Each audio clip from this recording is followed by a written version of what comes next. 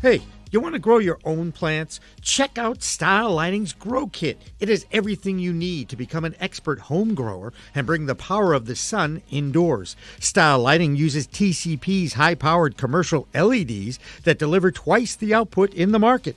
The Grow Kit has a grow bag, a timer, chains to hang the light, and of course the best in the business lighting system by TCP. Check out stylelighting.shop for more information.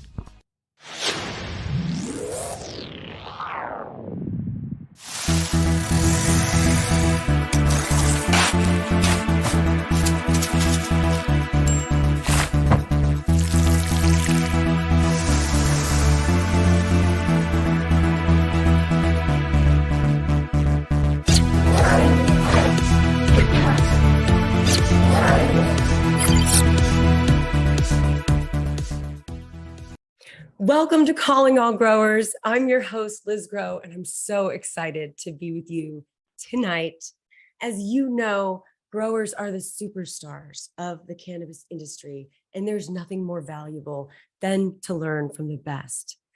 That's why I'm so stoked about tonight, you guys. I have two legends in the game, if you will, in the business of growing cannabis, in the love of growing cannabis, two Humboldt legends. First, we have Jason Gellman, the CEO and founder of Ridgeline Farms. And then we have Nat Pennington, CEO and founder of Humboldt Seed Co. Guys, welcome to Calling All Growers. Thank you so much for being here tonight. Thanks for having us. Yeah. So guys, if you don't know who Jason and Nat are, let me just clue you in. Jason Gellman is a second-generation cannabis farmer and owner of Ridgeline Farms in southern Humboldt, and he's watched the industry evolve since he was a kid. Jason has had 2 first-place wins for licensed sun-grown at the Emerald Cup and is widely considered one of the top growers in the most can-abundant region in the world. Nat Pennington is the founder and CEO of the Humboldt Seed Company, and he's been breeding cannabis and working to restore rivers and salmon populations in Humboldt County for over 20 years.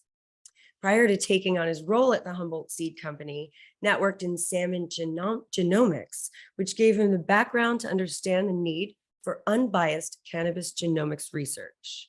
He founded Humboldt Seed Company in 2001 to provide strong cannabis genetics to his community that wouldn't require pesticides and fungicides. How did I do, guys?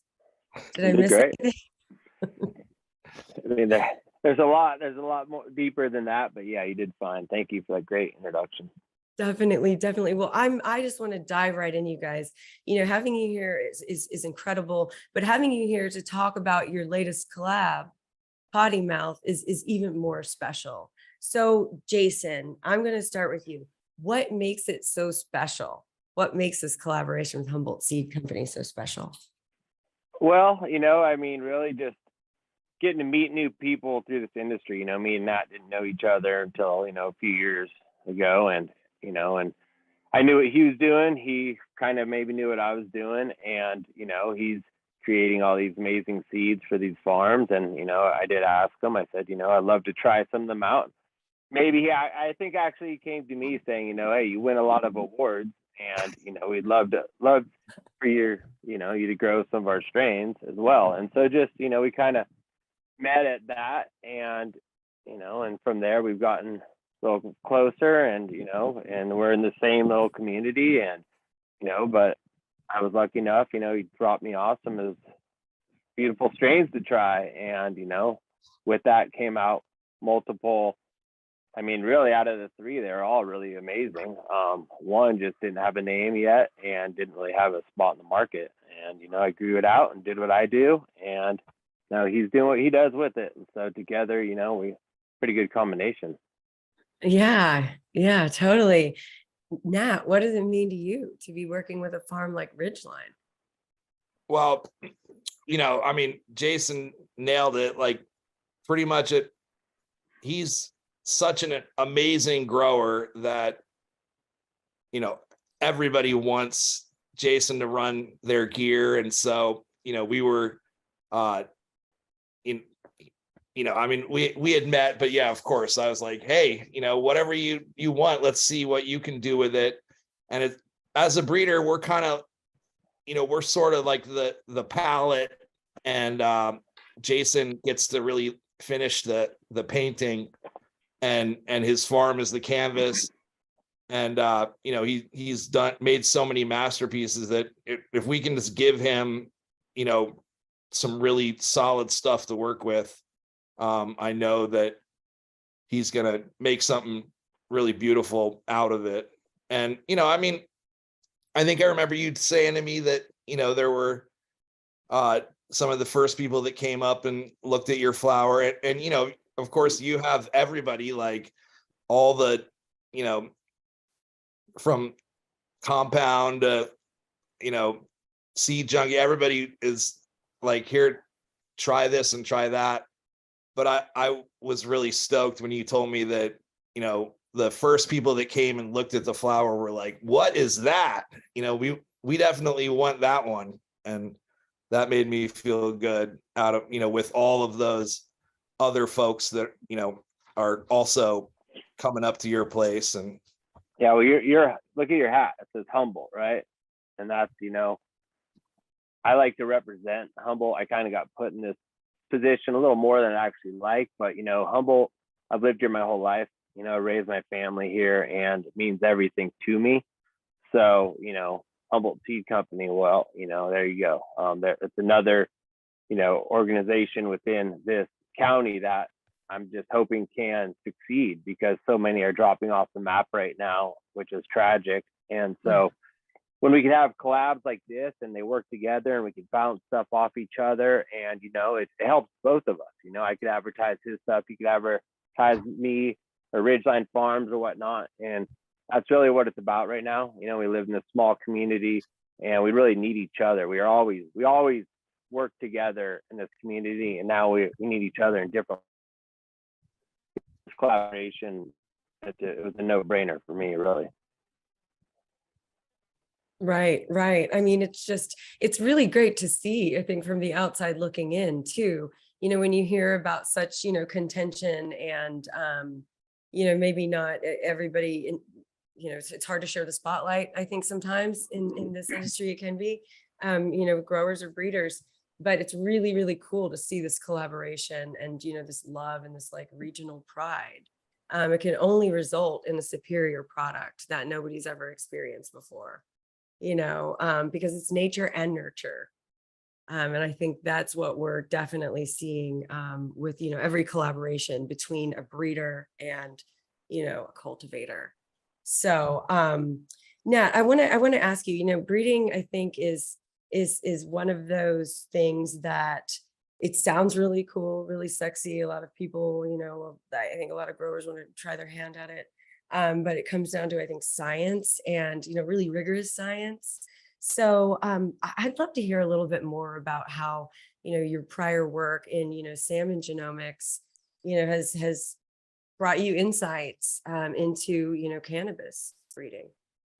Sure. Well, the Humboldt has this incredible ecosystem, and while of course we have like the redwood trees that are world famous, and it's such an incredibly beautiful place that whether you think of Humboldt as natural beauty, or whether you think of it as cannabis, really they both they have to go together for it to be truly Humboldt.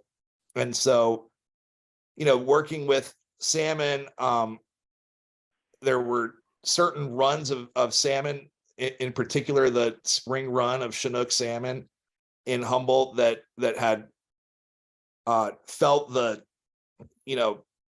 had really been impacted by like things like dams and mining and big logging and stuff like that.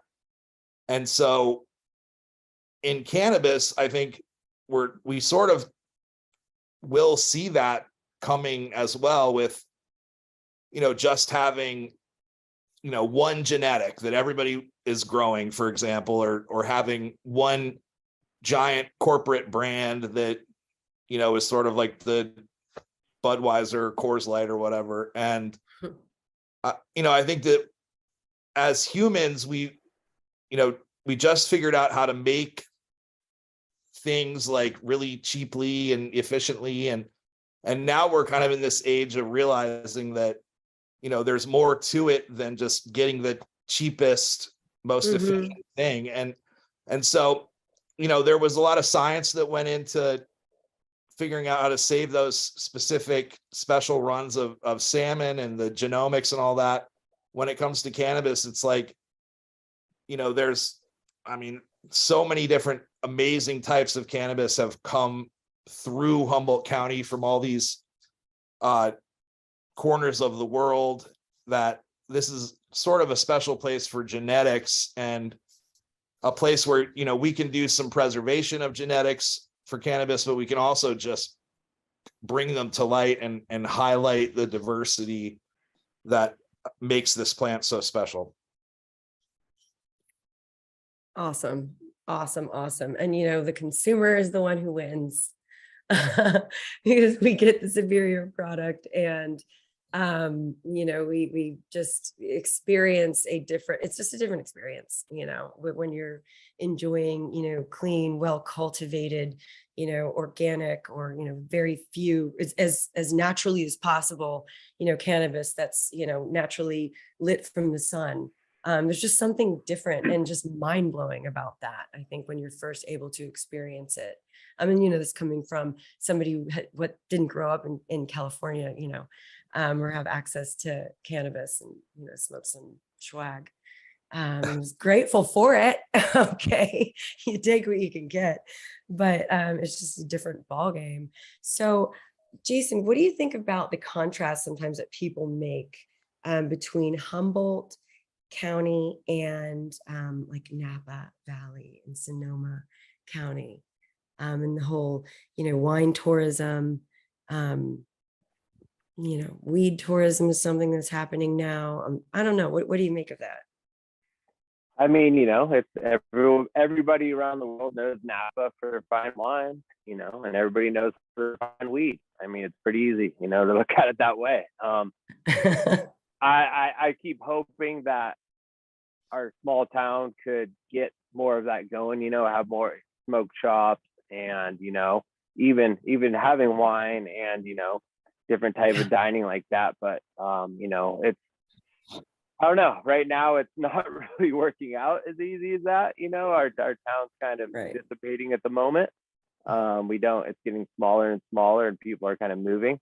So I don't want to get too down to the dumps on this, but in general, it is always been the talk, is like, we could possibly have something like that, but with that takes, money needs to come into our town, and, we need to have good restaurants and, spas and resorts, if you want to really it to be more like Napa. But definitely feel like we definitely have, we have tons of different strains. We have years and years, generations of amazing farmers, just like there's generations of amazing, vineyard, grape growers or whatever. So it's definitely similar. It's and I think it's, as time goes, it could, I really hope it does go to the route where people do want to come here to taste all the amazing strains of cannabis, see the redwoods, go to the oceans and the rivers, and it's just an amazing place in general, and it needs, the spotlight. We need the positive spotlight, and soon, talking to people like you and getting the word out. This is one of the reasons I know me and Nat do these podcasts we get asked to, because we know anytime we could talk and spread the word of Humboldt, really craft farmers, all of Emerald Triangle needs this right now, because Mendocino, Trinity, they all have their beautiful spots, and there's a lot of amazing farmers at all of them. So absolutely, definitely have similarities. The Napa and Humboldt, with the wine and the weed, for sure. It's beautiful to me to think about that future, that kind of future where you're traveling for a specific profile. I know, imagine stopping in Napa drinking wine, then you come a little farther north, and then you could stop and taste amazing weed. It's a pretty good little tour. You better get a room at all these places though, because I get a little buzzed up in Napa and a little high and humble. I love it. Oh my God, I love that. It will happen. It will happen. Nat, I'm curious. I'm curious. You've been in this space for over 20 years. Okay. Breeding. I'm sure you've seen, you've seen it all, and you've seen many trends. What trends are you seeing right now in breeding? And which trends has Humboldt Seed Co. driven, essentially, been responsible for? Sure. So I think that that's one of the things that can be a little, for farmers like Jason and I that have kind of been, we've seen a lot of different types of cannabis, and we have, probably a real appreciation for all the different terpene profiles. And of course, there's some that, are my favorite and some are Jason and so on and so forth, but nothing, I don't want to say nothing surprises me, because cannabis is amazing and it actually does surprise me all the time. But, right now there's like, people are saying purple fuel flavored strains are popular again. I mean, I remember 4 or 5 years ago and nobody wanted anything that was purple at all. And it was this, kind of ridiculous rumor that, based in no, not any fact at all, but that like purple cannabis came from a deficiency and it was like not as good. And now at least that's not, what's people think now. And I mean, I love purple cannabis, but I'll tell you this, like it doesn't matter. Cannabis is so diverse, and there's so much more for us to explore.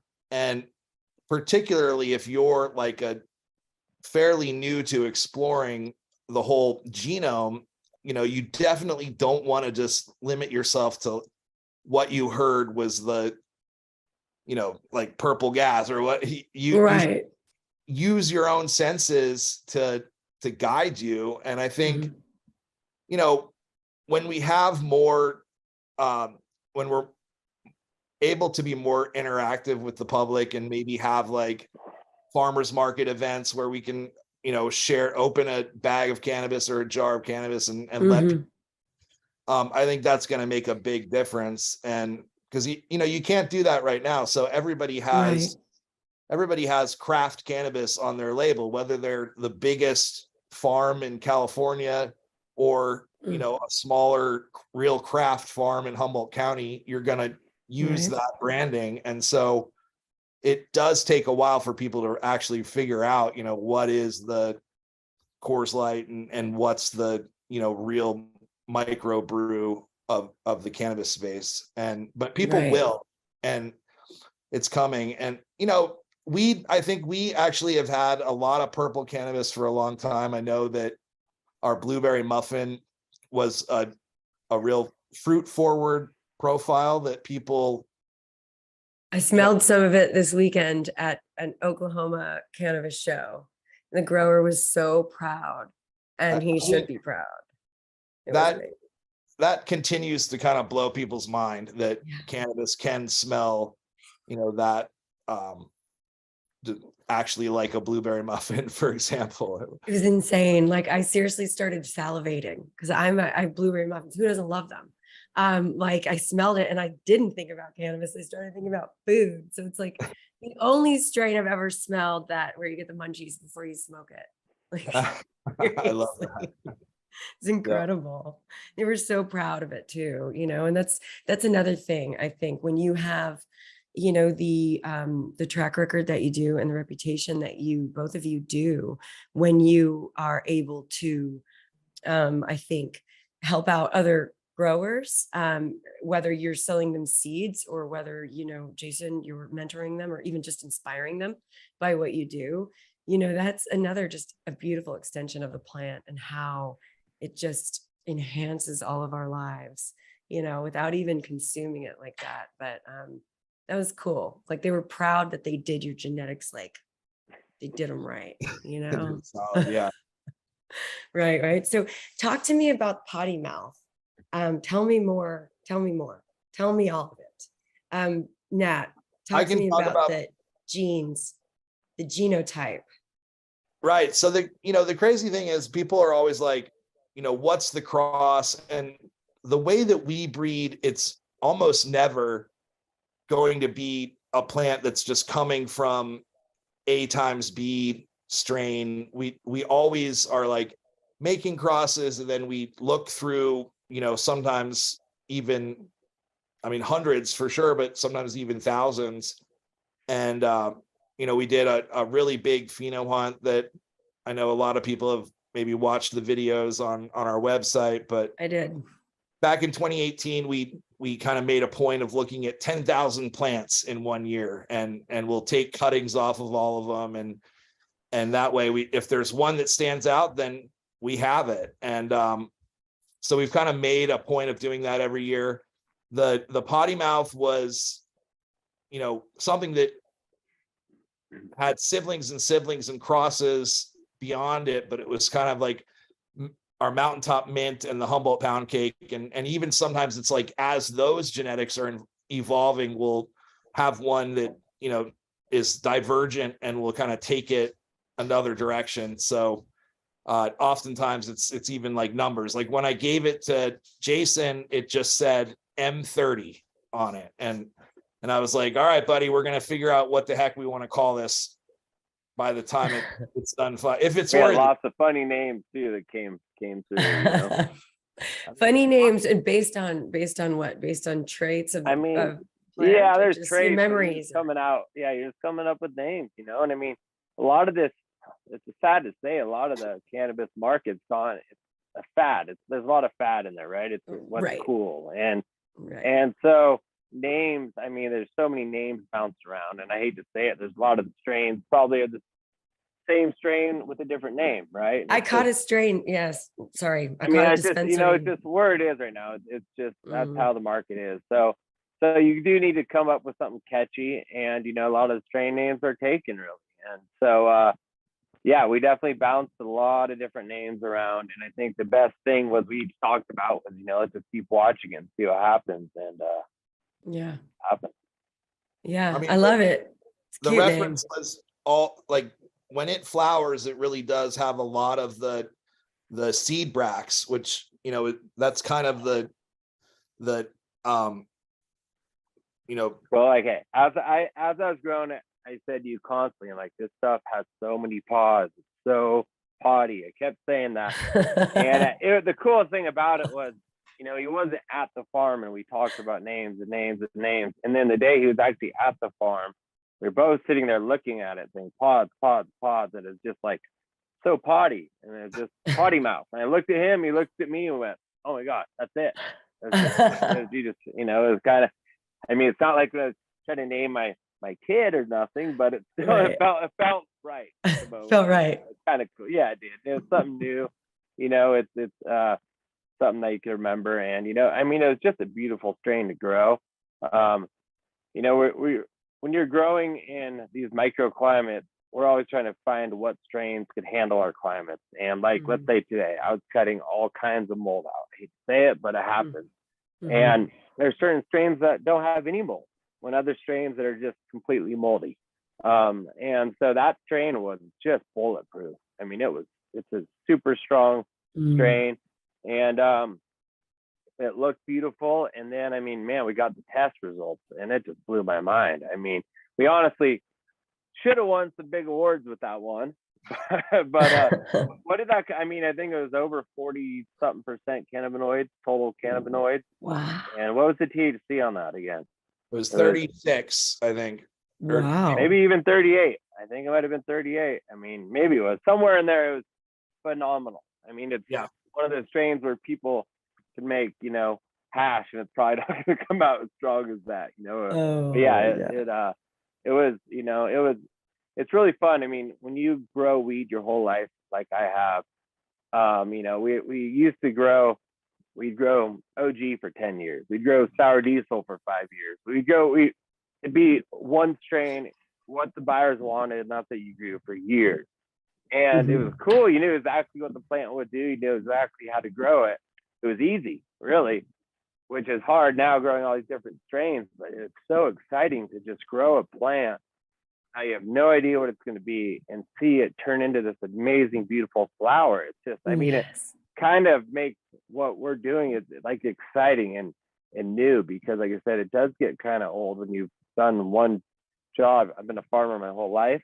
Yeah. Growing one strain their whole life, it's boring. So yeah, like seeing all these new strains, you know, and getting to play with them.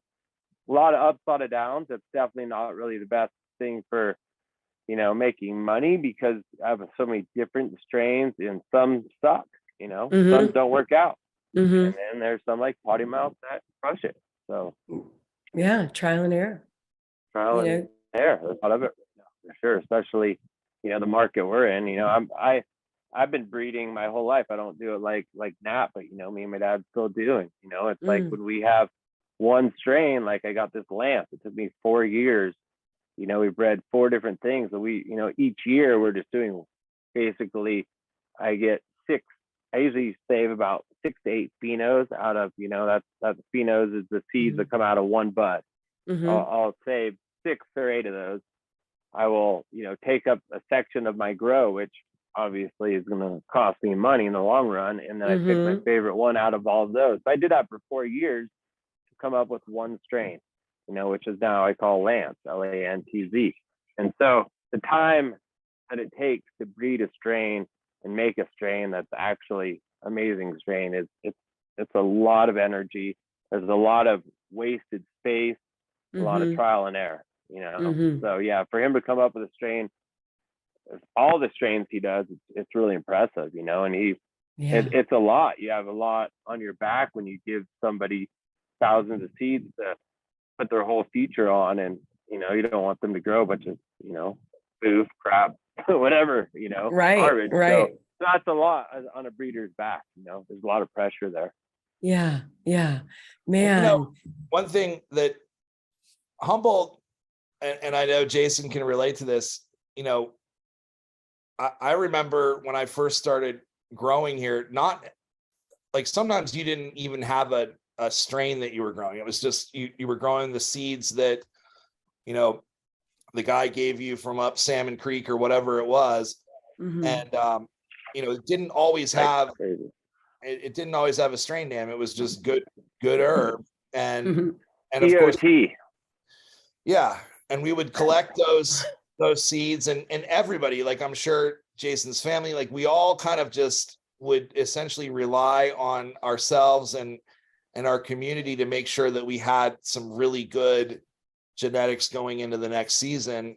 And you know, but then as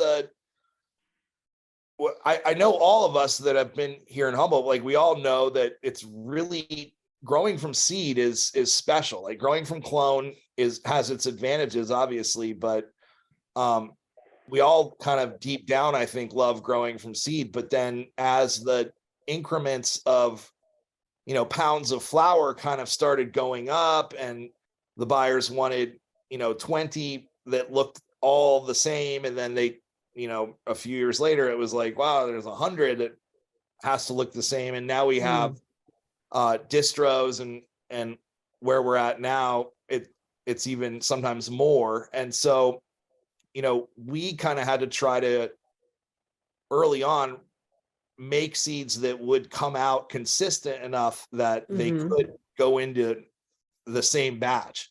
And that's like something that's not, you know, I don't think anybody in cannabis seed breeding could say that they have, you know, seeds that are 100% uniform, but that's been like one of our goals.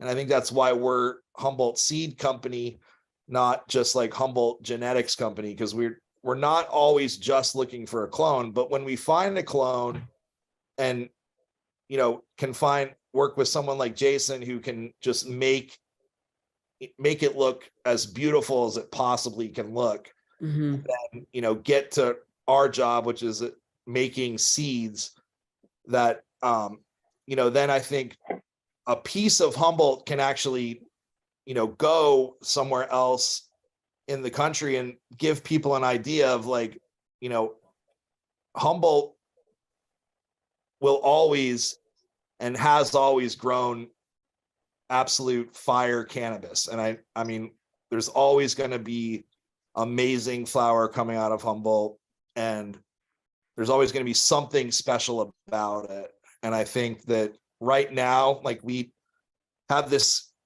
big responsibility of trying our very best to like represent that, because not a lot of, like, until we legalize federally, unfortunately, like, you can't try some Jason's unbelievable lance flower in Massachusetts. And, so Yeah. we're trying our best, but yeah, getting feedback from people that are as skilled as Jason, and it's a huge part of it. And yeah, I appreciate that, Nat. Like I said, being the breeder part is really hard as well, and it is. I've heard from like Highline saying, it's like the same thing with them. They're giving out clones, but if somebody can't grow it well, they get the backlash. And Absolutely. Seeds, like I said, seeds, I have piles of old seeds, and they're all different. It could be one bud. It could be all. I never have the same seed. So that's very impressive, And it's like my dad, I remember he would breed strains that would just be done early to beat the rain, or to beat the cops, whatever, And so it's like, get it done early. And so they were learning how to do stuff like that, manipulate it way before we knew about growing depth, and actually manipulating the time of growing the plant. So yeah, it's growing it is a pleasure. Breeding it is a lot of work. Yeah. It's a beautiful dance, I think. And again, it's the consumer who wins every single freaking time. The patient wins. The patient. I shouldn't say consumer. I mean, because what you're saying is, you're making medicine more consistent, and you're helping farmers to have a more predictable crop, so they can sustain their families. It's dope, man. What you do is really so important. What you both do is so important. But the genetic side is just, it's really like, whoa, kind of think of like mad scientists. But guys, we're gonna pause the conversation right now because we have to get in a message from our sponsors.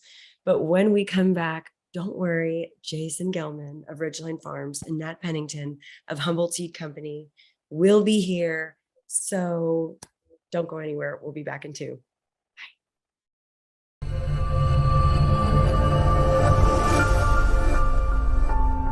It's the whole package. Not only is it the exclusion, we talked earlier about how experienced is the rep you're talking with. Do they do it full time? Do they do it 5% of the time? Do they have a dedicated back office? How long they've been doing it? There's a lot of people trying to cash in the insurance. The forefathers, like my company, we've been doing it for 3 years, and now they're trying to cash in. It's okay. We like competition, but we know that we're going to come out on top most of the time.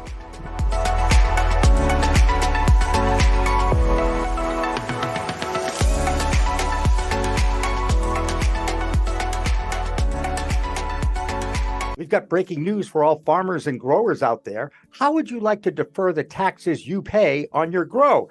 Now you can legally, thanks to a discovery by agricultural tax attorney Michael Berwick of the law firm Greenspoon Martyr. I have been working with tax deferral for 20 years, and my team at Greenspoon Martyr in the tax area got together with our team in the cannabis area. And putting our heads together collectively, we have determined that this major tax deferral clause includes the growing of cannabis.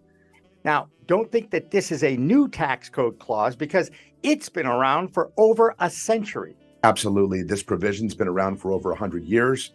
It applies. It was designed for agriculture. It was put in force at a time when we had a much more agrarian economy, big lobby for agriculture and farming, and that definition of agriculture has grown and expanded over the years. And again, it now includes cannabis. How does it work?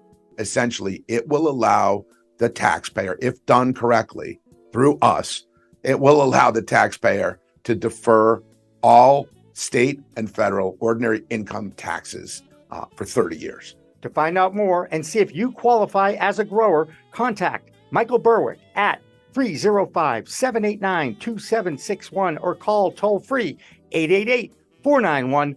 1120 and ask for Michael Berwick's office, or just email him at michael.berwick, that's BURWICK, at gmlaw.com.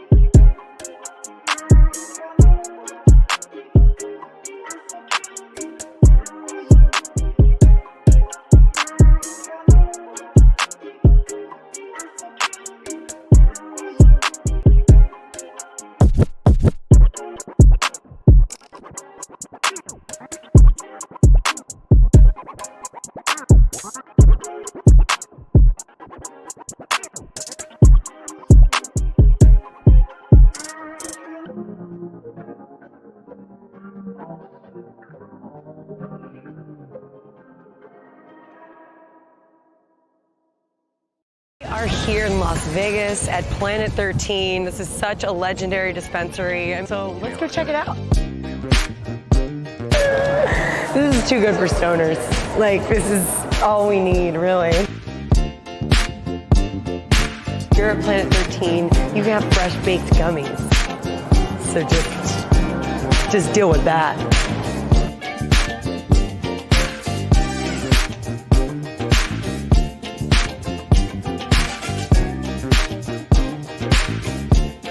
My aim is to get more people buying weeds. I would love some specialized shopping. Yes.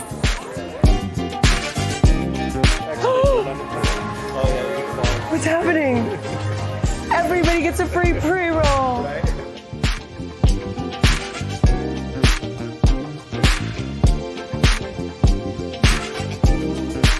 All right, so what do you suggest? Honestly, I would do baker's cake. Okay. Yeah, just the mercy level's so high. So I always tell people, like, if a name jumps out at you or like the way it looks jumps out at you, 9 times out of 10 you're gonna like it. Okay.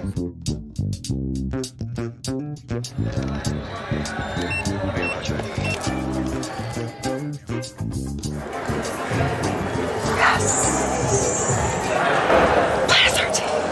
It's like a playground for cannabis lovers. Hi, everyone. Welcome back to Calling All Growers. I'm your host, Liz Grow, and I am here tonight with Humboldt legends, Jason Gellman of Ridgeline Farms and Nat Pennington of the Humboldt Seed Company. Welcome back, guys. Thank you. So let's talk a little bit about regulation and what farmers and brands in Humboldt are dealing with right now. Not just Humboldt, but California in general. I mean, sometimes I kind of like to compare it to a pendulum where, the regulations, I don't want to say they were loose. They were actually, still probably tighter than they should have been. I mean, this is just a plant.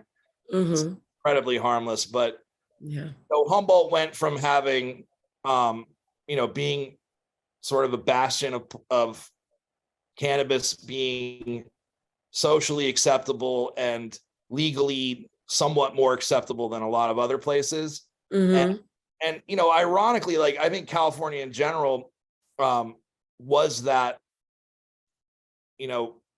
looser place with the medical and everything, but definitely we've seen the pendulum swing the other direction. And now, to be honest, I feel like we have some of the most strict,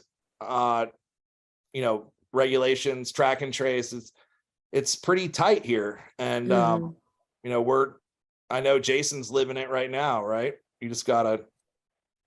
Another inspection, we have these tiny farms, there's giant farms out there, like really big, 100 times the size of my farm, and mm-hmm. multiple inspections every year. I'm not by a endangered watershed, so I have it. And I'm not getting these crazy surprise gnarly inspections that a lot of farms are getting. Mm-hmm. But I mean, we have so many things that we have to go through, from water boards, it's just, they always are throwing new things. I mean, I have to replace culverts on the main road. That's nothing to do with me. They're really trying to I feel like they're really trying to push the cannabis out of the hills and, put it into the flat lands and, and just have big massive farms, or where they can just check one farm and that's it. And we have more regulations in these small hills than I've seen of anything else, honestly. And you know, it's pretty brutal. Pretty brutal. Yeah, God. So what do you think needs to happen to change that? I'm sorry, please, Nat, go ahead. No, that's a great question. But the bummer is that that's where the great cannabis has always grown in Humboldt. And I feel like you need this, like, you know, the dichotomy of cold nights and hot days that the mountains give the cannabis. And there's this, you know, essentially there's this recipe that has made Humboldt, you know, world famous for producing cannabis. And, you know, a farm like Jason's is the epitome of that, because it's, you know, got all of those ingredients. Now, if he were to be forced to move down onto the flatland, he'd have a whole another suite of issues to deal with, and, you know, may not be able to work the magic the way he is. And there was a time, certainly, where, you know, the green rush, let's just call it, the people flooding into California and thinking like this is a way to get rich quick. And of course that those folks were spoiling it for everybody. And the environment definitely needed to have checks and balance. And I've been a fish biologist and definitely a conservationist my whole life.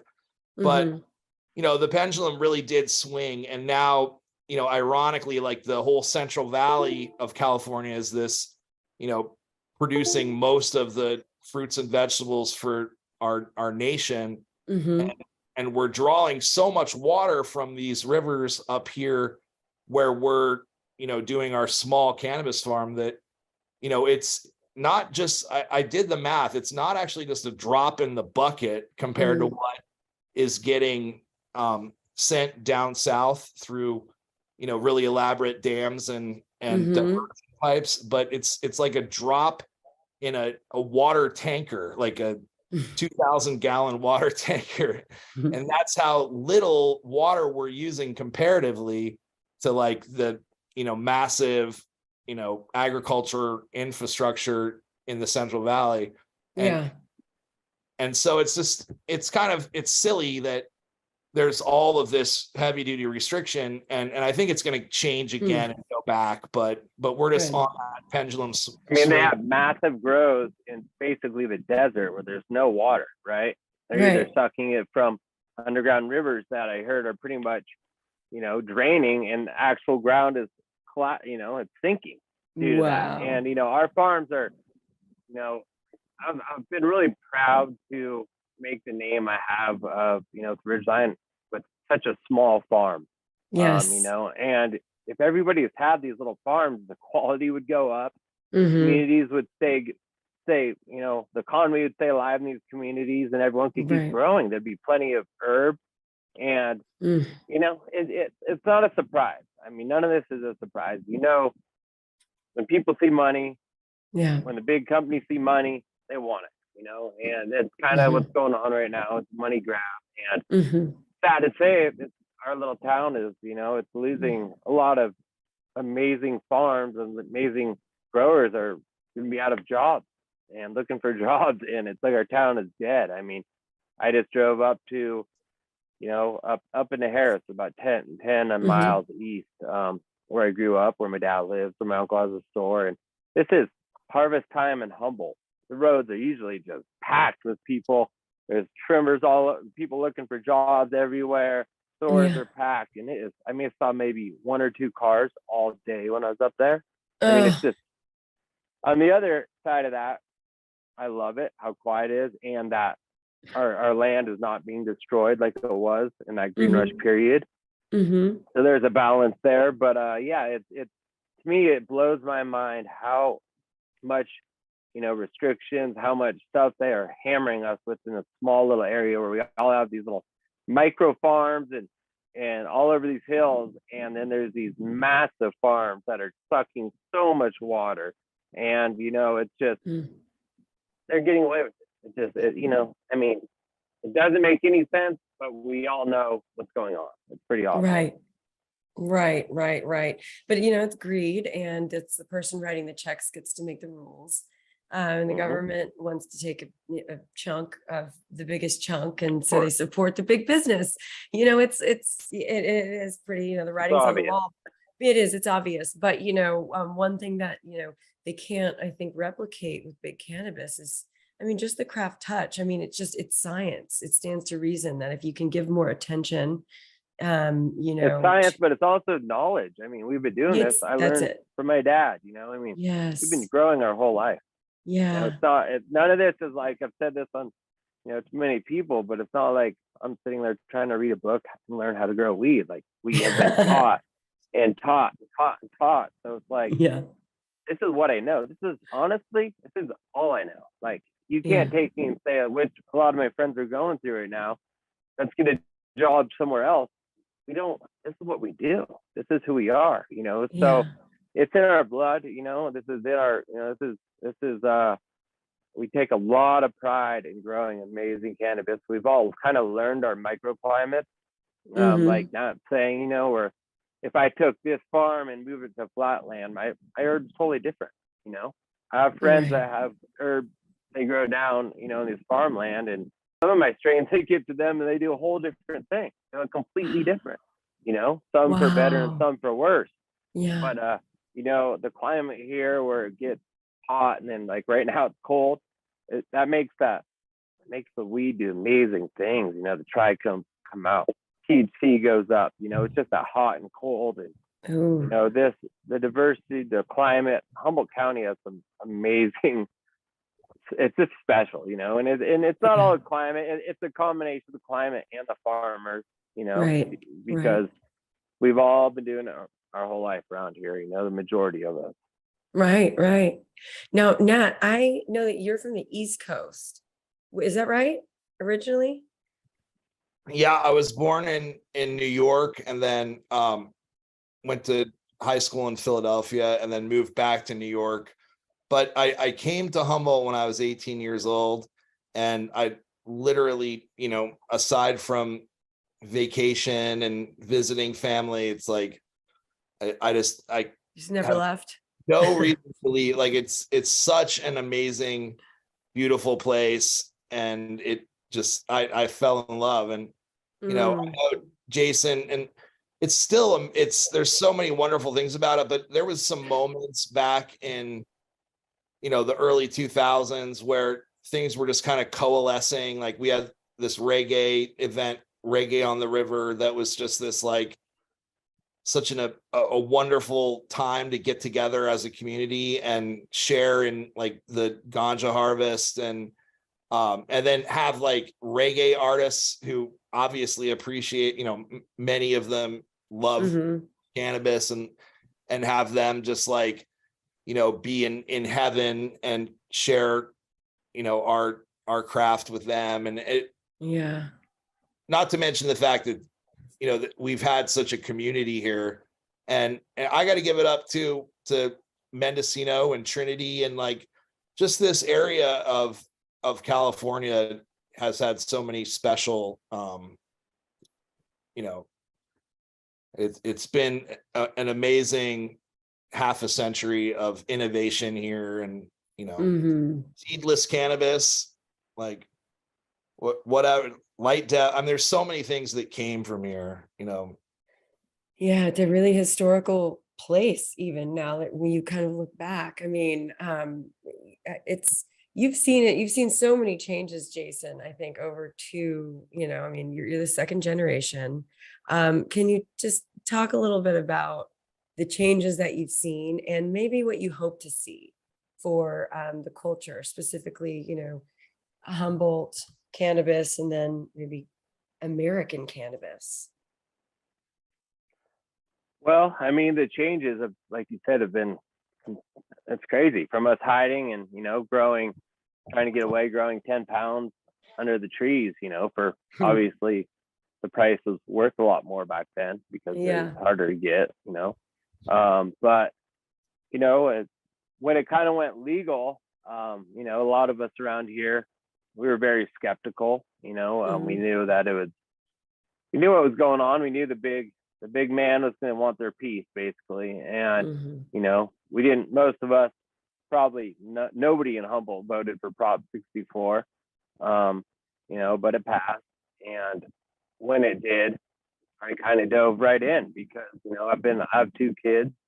Mm-hmm. You know, I was always, you know, I had family members went to jail and I was lucky enough not to. So, Mm-hmm. you know, but always worried about getting raided, and we've had a really good life, you know, and I just didn't want to put my kids, you know, and so Right. I did, you know, I took that big step and basically, you know, right away started Ridgeline, and kind of got lucky enough to win a few big awards and kind of boosted me right into the spotlight. I always kind of felt like there's more in this for me.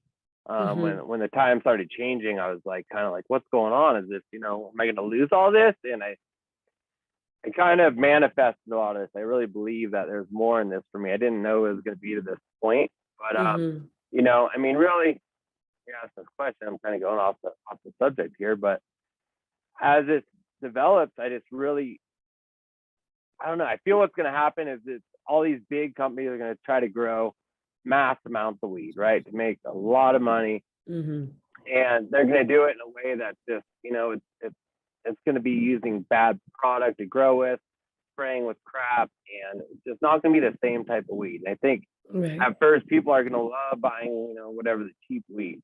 Well, now some of the best weed you could ever smoke is cheap too, right? We're selling our product for you know, we aren't really making much money, but at the same time, you know, I think a lot of these big companies are going to crash, and consumers are going to start learning, you know, hey, why spend the same amount of money when I could be getting this amazing organic, you know, product that's actually, you know, it's grown with love, and it's grown, you know, to the highest quality, and you're supporting community, you know, you're supporting, you know, schools, and, you know, and all the people around this area that it was always kind of, you know, there's the people that didn't like the dope growers, right? They're all against us.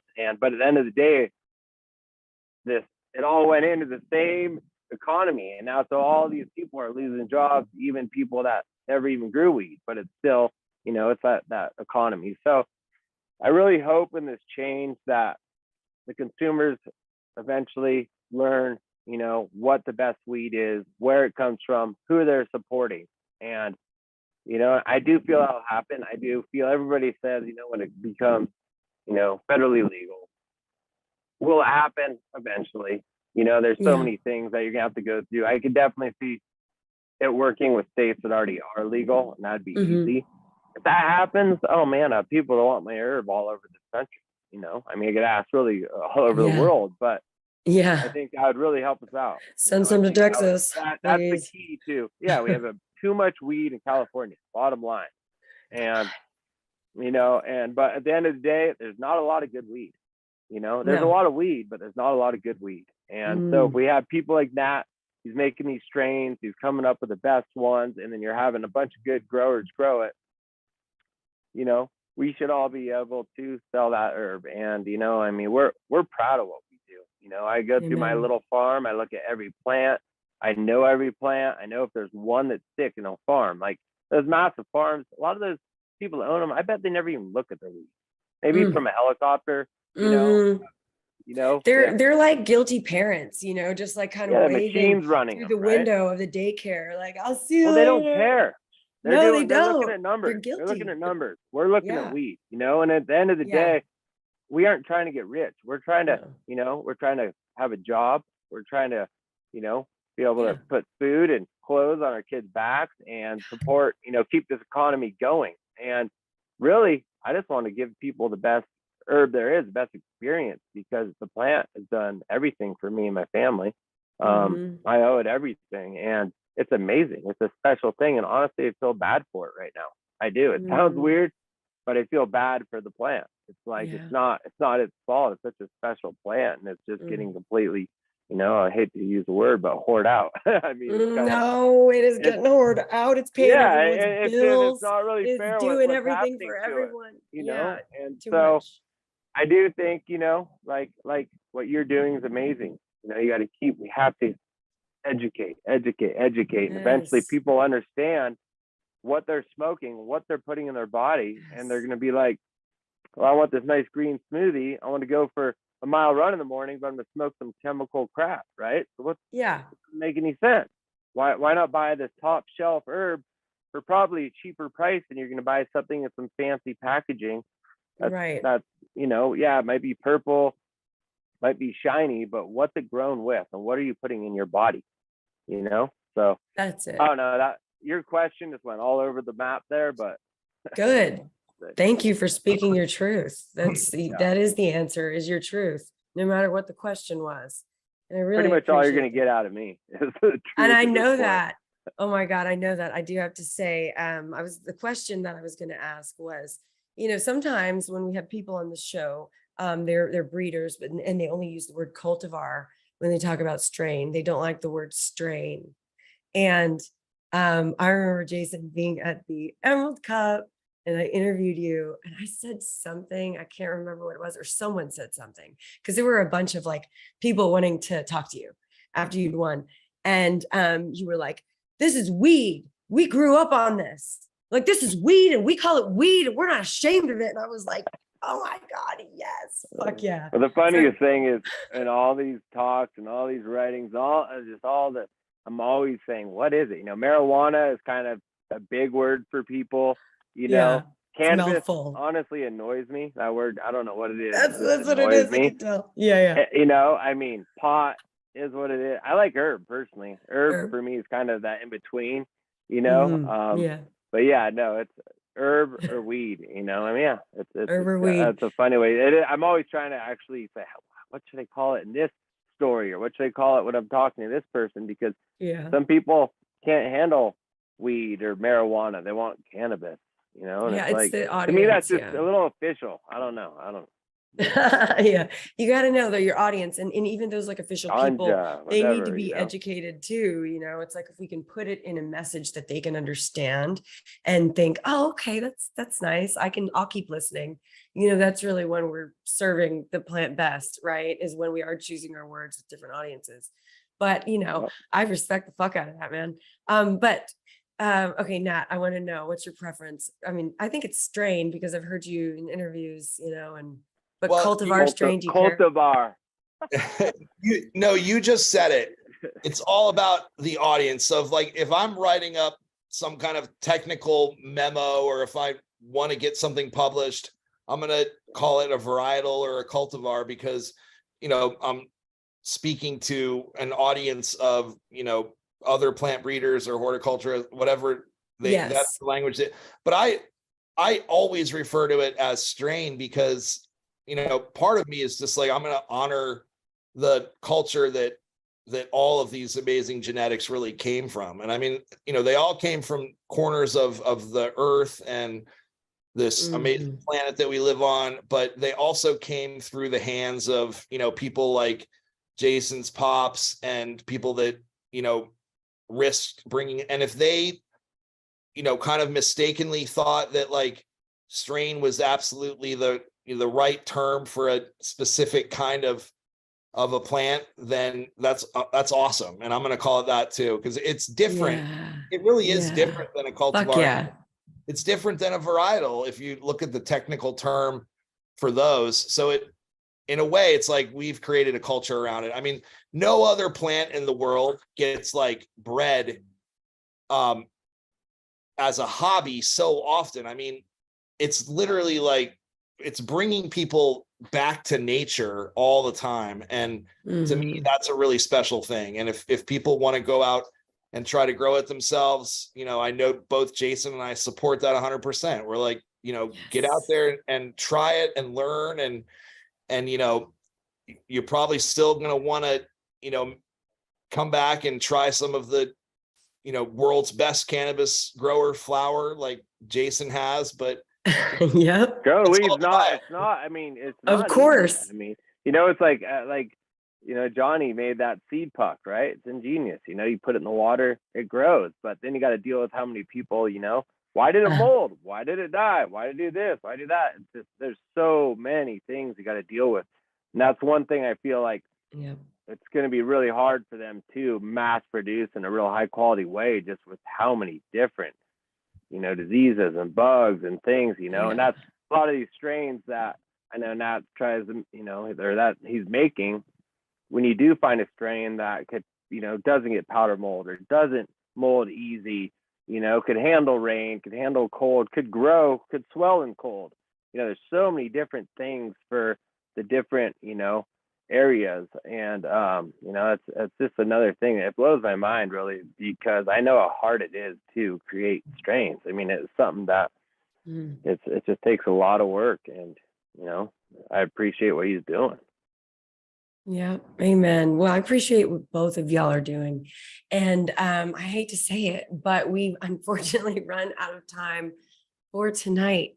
You guys, I could go on and on just learning from you. And I know that our audience can as well. So we'd love to have you back just to continue the conversation and check in to see how you're doing and what you're up to. And most importantly, how we can support the work that you guys are doing at Ridgeline Farms and Humboldt Seed Co. Whether you're in California or you're a grower, or you're just thinking about growing, or you just, you're into the culture, whatever, there's ways to support, I think.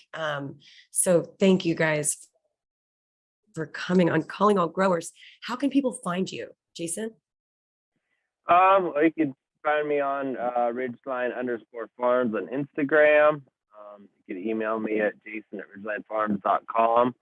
And that's basically where you'll find me. Awesome. Yeah, same thing. We have the Humboldt Seed Company is our Instagram, and then we have HumboldtSeedCompany.com. And people will find that, folks like us are a lot more accessible than someone might think. And we always like to hear from people out across the world that are, we can't guarantee we'll always answer, but, definitely, I know, like Jason, he never intended to be this, like, sounding board or representative of a county, but like sometimes those are the best people for that job. And so this guy, the ones who don't want the job, is really, it's hard. Yeah, it's hard. And people sometimes think that it's this like glamorous thing, but it's like, we're doing it because we love, and especially someone like Jason's doing it because he wants to keep his way of life and the way of life he's always known alive. And that's incredibly respectable, and a good person, a father, a community member all the way. And that's, I think, what it's about. Dude, geez, Nat, you're hired. You're working for me now. It sounds like. I'm buying the merch. I appreciate that. I know you're trying to end this, but I do appreciate it. I do want to say, this is so much farther and so much bigger than me and Nat. This is really about our whole community and a whole culture that's getting pushed out. And so we need people. I mean, if anything, people need to just, when they go to a dispensary, look for that craft grown weed. And a lot of these bud tenders have no idea what they're doing, but to say we want some sun grown, we want to actually look into where we're getting our herb from, and who we're supporting, what we're putting in our body. It's the time right now where there's a culture getting pushed out. There's a dying culture right now of amazing people, amazing families, amazing farmers, and we really need people to give us the support. And, with that, they're going to get the highest, best quality weed. So it's a win-win for them, Amen. Thank you. Amen. And then, like I said, I appreciate you helping to educate these consumers. That's really what we need. And smoke that potty mouth, man. It is delicious. Be careful. It's pretty strong, though. My last name is really Grow. Okay. I can't wait. I go in and I go hard. So I'm ready for that. I'm ready for it. And next time I'm in California, I'm going to look for it at the dispensary. So, guys, again, thanks for coming on the show. We want to have you back on, and we want to support you in every way that we can. Calling All Growers is produced by Pro Cannabis Media and Grow House Media with generous support from our sponsors. Thank you, guys, and we love you for your support. We'll see you in 2 weeks on Wednesday, October the 12th at 8 p.m. Eastern Time with another legendary grower or growers. I don't even know who's up next, but I know it's somebody who's going to be totally mind-blowing. So you have to tune in. But until then, I'm Liz Grow, and I'm calling all growers. I'll see you next time. Something. Hey. I said, do you like cannabis oil? Hi, I'm Betty Crocker Bakes. I'm in West Hollywood, where I am showing people how to make dabs with the Source by Extract Craft. You look like you cook a good meal. I do, I'm Greek. I infuse everything, the pasta, the infused butter. I also put it in the sauce. Before I know it, it was 3 days later. What would be the first thing that you made with the oil from the Source? Chocolate-covered coffee bean. And do you like to get your eyes low? Yes. How low? So I can't see. You just use this machine. It's like 5 easy steps and boom, your eyes is low. Wait. It's like an at-home kit for extraction. And you can infuse your food with it. And guess what? A party every day, because we can infuse our breakfast. Do you like dabs? It's in a gut. Well, guess what? You can have an event in your house. Can I put lavender in there? Oh, yes. Let's jog over here to the Source. What's that? If you were using the oil, what would be the first thing that you would make? And you guys know me, I love me some Mexican food. The first thing I would make would be some enchiladas, with a lot of extra oil. This is the Source by Extract Craft. You can make oil and you can make your own dabs right at home. How you feel about that? I have a rosin press. You like to squash your nuts? Well, guess what? You can still use this too. You squish them there. You can come here and you can get it popping too.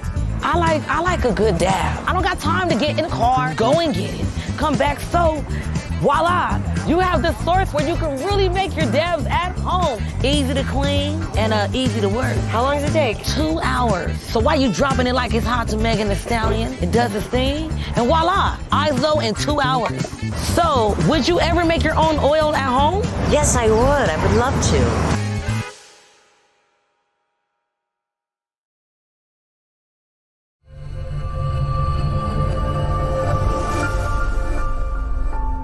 As a broker, we have access to many cannabis carriers. So I will go in with 2 or 3 quotes for people. The quotes might be $20,000 for one, $22,000 for another, $17,500 for another. Pretty close among the 3. What I tell people is it's not the pricing, it's what's included and not included, meaning exclusions. An exclusion in layman's terms is just something that's not included. It's not on the menu. So it's just not included. But if you don't know that, if no one shows you that on page 71 of a 150-page policy, you're not going to know. No one knows. I never met one person that says they read an insurance policy. If you do, I got some property in Florida for you.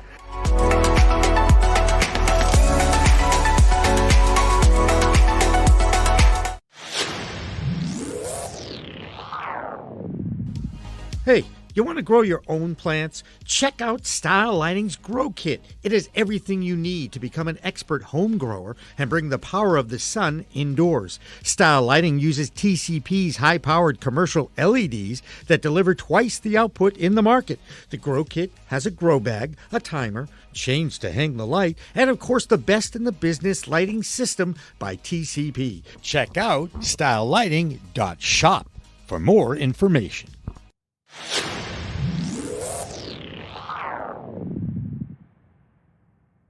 We've got breaking news for all farmers and growers out there. How would you like to defer the taxes you pay on your grow? Now you can legally, thanks to a discovery by agricultural tax attorney Michael Berwick of the law firm Greenspoon Martyr. I have been working with tax deferral for 20 years, and my team at Greenspoon Martyr in the tax area got together with our team in the cannabis area. And putting our heads together collectively, we have determined that this major tax deferral clause includes the growing of cannabis. Now, don't think that this is a new tax code clause because it's been around for over a century. Absolutely. This provision's been around for over 100 years. It applies. It was designed for agriculture. It was put in force at a time when we had a much more agrarian economy, big lobby for agriculture and farming, and that definition of agriculture has grown and expanded over the years. And again, it now includes cannabis. How does it work? Essentially, it will allow the taxpayer, if done correctly through us, it will allow the taxpayer to defer all state and federal ordinary income taxes for 30 years. To find out more and see if you qualify as a grower, contact Michael Berwick at 305-789-2761 or call toll-free 888-491-1120 and ask for Michael Berwick's office, or just email him at michael.berwick, that's BURWICK, at gmlaw.com.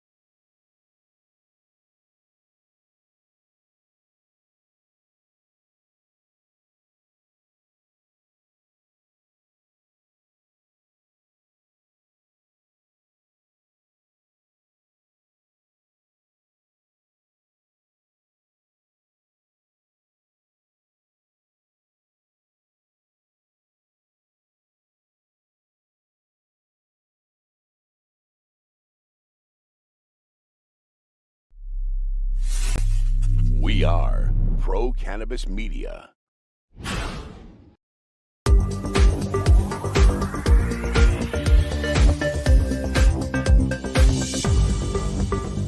Hi, everyone. Welcome again to a very special edition of In the Weeds with Jimmy Young. You know, this is a show that I get to talk to some really interesting people in the cannabis space. And when you go into trade shows or you go to conventions, you meet a lot of people, okay?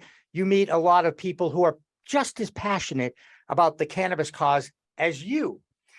Now, sometimes you meet smart, beautiful women at these conventions. And I might add that it's great to surround yourself with people like that. And I have two of them on the show with me tonight for obvious reasons. One, of course, is a friend. No, doesn't need an introduction to Pro Cannabis Media, Dr. Mary Clifton. Always good to see you, Mary. How are you? I'm doing great, Jimmy. Thanks for having me back. You bet. And then the reason why we're all together, and Tanya, I think, is going to explain this.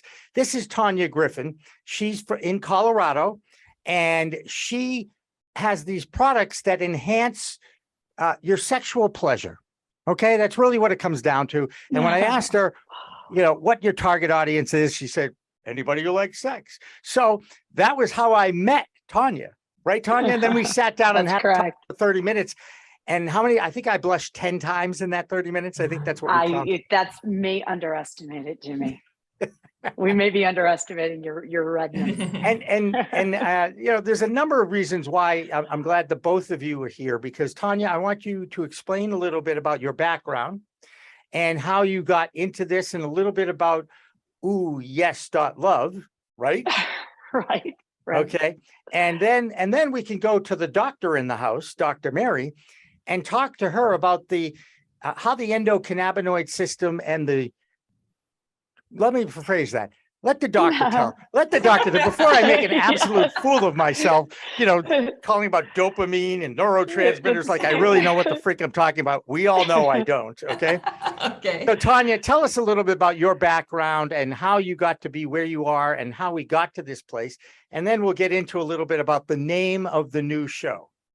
Wonderful. I always jokingly say that I went from, Dr. Mary will understand this, from colostrum to cannabis to come. So my journey really started in 95 after the birth of my my first son, soon to be 4 kids. I am a lactation consultant, and I had stores throughout the US and in Europe where we helped women breastfeed, where Dr. Mary understands that one of those magical endorphins is prolactin, which is released when you're breastfeeding. I ended up getting into the cannabis industry and building the first vertically integrated national cannabis franchise. So the idea of marrying sex and cannabis just was a no-brainer. It came very easy, Jimmy. That's sort of pushed me forward now in my mid 50s, 4 kids raised and out of my house. So I get to have lots of sex. And yes, my goal in life is to help people have certainly more and better sex.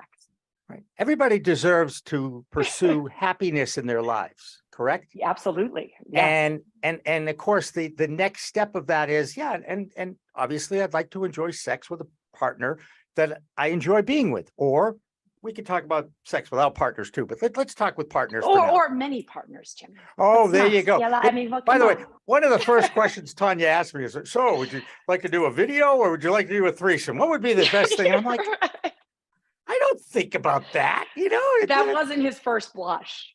No, that wasn't.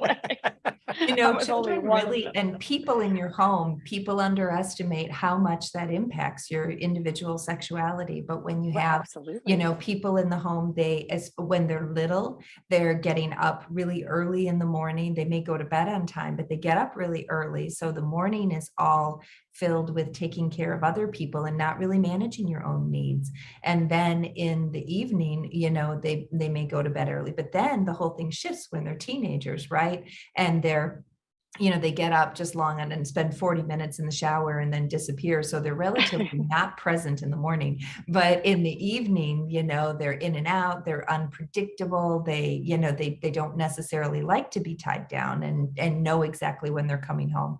So it gets in the way of just being able to relax with a partner because, you don't want to be put in a situation where you're, imprinting something you don't want to imprint on somebody who's too young, so it does make people always think that young, beautiful people in their 20s and 30s are having a lot of sex. They're just having a lot of sex because look how gorgeous they are. But actually, when you look at the studies, nobody in their 30s is having any sex because everybody is working and taking care of the children and holding a grudge. And there's just not a lot of really real intimacy in that decade. Yeah, Doc, I have to agree with you. And it leads to the point where you have to carve out time. Like you have to make a place for it and you can move that, relationship, that sexual relationship from routine to more ritual in a very, very positive way. And, whether it's kids or animals or walking the dog or just really probably the most devastating is your own mindset, where it's not a priority. If you're thinking about sex all day and that is your focus, one, I guess that can be quite distracting, but that's going to get you into that place where you want to do it more. And like anything in life, the more you practice, the easier it gets. And the more you want to do it. Listen, when you're raising those young kids, you and I have both done that. Not only is it distracting, but you're tired. Everything gets in your way. Like it took me 2 marriages to get through fucking awesome sex, where you're just daily, twice a day, where that is your focus. And you and I, we're now, I think we're relatively the same age. This is the new 30s, right? So now is the time where we get to, you too, Jimmy, you too, where we get to have lots of sex, right? We've created a space for ourselves. I think there's plenty of time to do whatever you want to do in your 50s, and you think things are going to be in, there's what's happening when you're in your 50s. When you're in your 20s or 30s, you're like, what am I going to be doing when I'm 50? But then when you're in your 50s, you're like, dang, it's so much fun. It's like being in high school again, in terms of your level of responsibility, and then, and just after all of that responsibility has moved on with raising the kids. So you're back in high school, except you have a little extra money and a passport and some wisdom. Like you have a little wisdom that you bring to the table. And I think you have a voice too, where you can say what you want. I mean, you're so fledgling as you navigate through teenage years and the 20s and the 30s. And I would say even the 40s, you've got the baggage of children. Yeah. And once you can and you release have the that, body image issues that young people tend to have, where they feel so just sorry, my dog has a little cough where I just put him on some antibiotics. So if you hear some sort of hacking and gagging in the background, that's my dog. That's why Zoom calls are so much fun.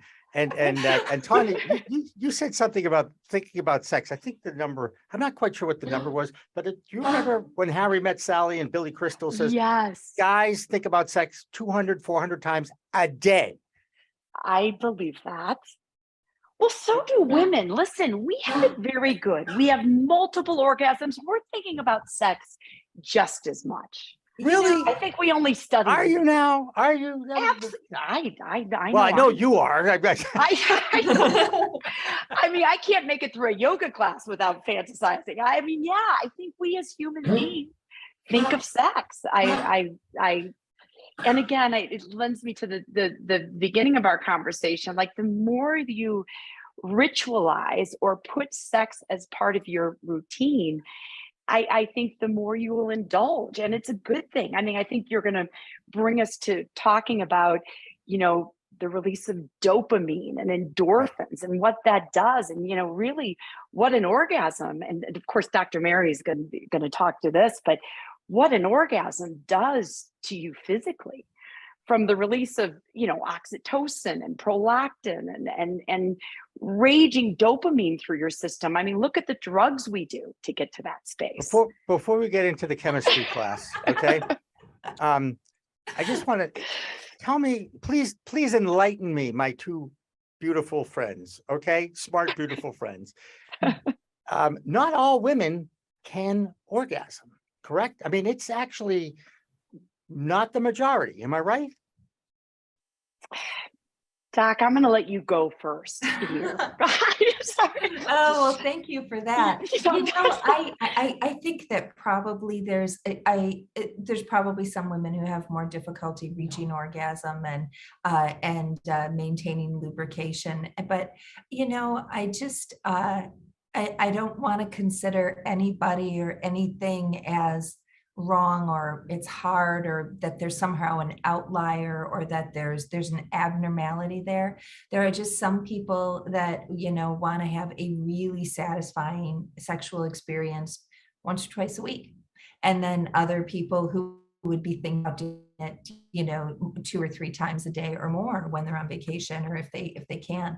So and then the response is is variable and dependent on so many things. I mean, if you're on like medicines for your allergies, or if you're taking blood pressure medicines, or if you're dealing with any kind of heart condition, then things become really tricky with couples. So everybody's bringing a lot of challenges, and I will say there's a lot more time, but there's also considerably more arthritis in our age group, and little problems like back pain or a stiff knee or something that everybody has to accommodate. So there's challenges with every age group. All right. So if I could, I'm going to add to that. Go Timmy, ahead. If I can, just because I'm going to lose control of this show very quickly. You've anyway, lost control, my friend. I think we need to, there's an argument to starting with ourselves. If you can, and of course, a good orgasm is really, pretty heady. It starts in your head, so it's around fantasy. But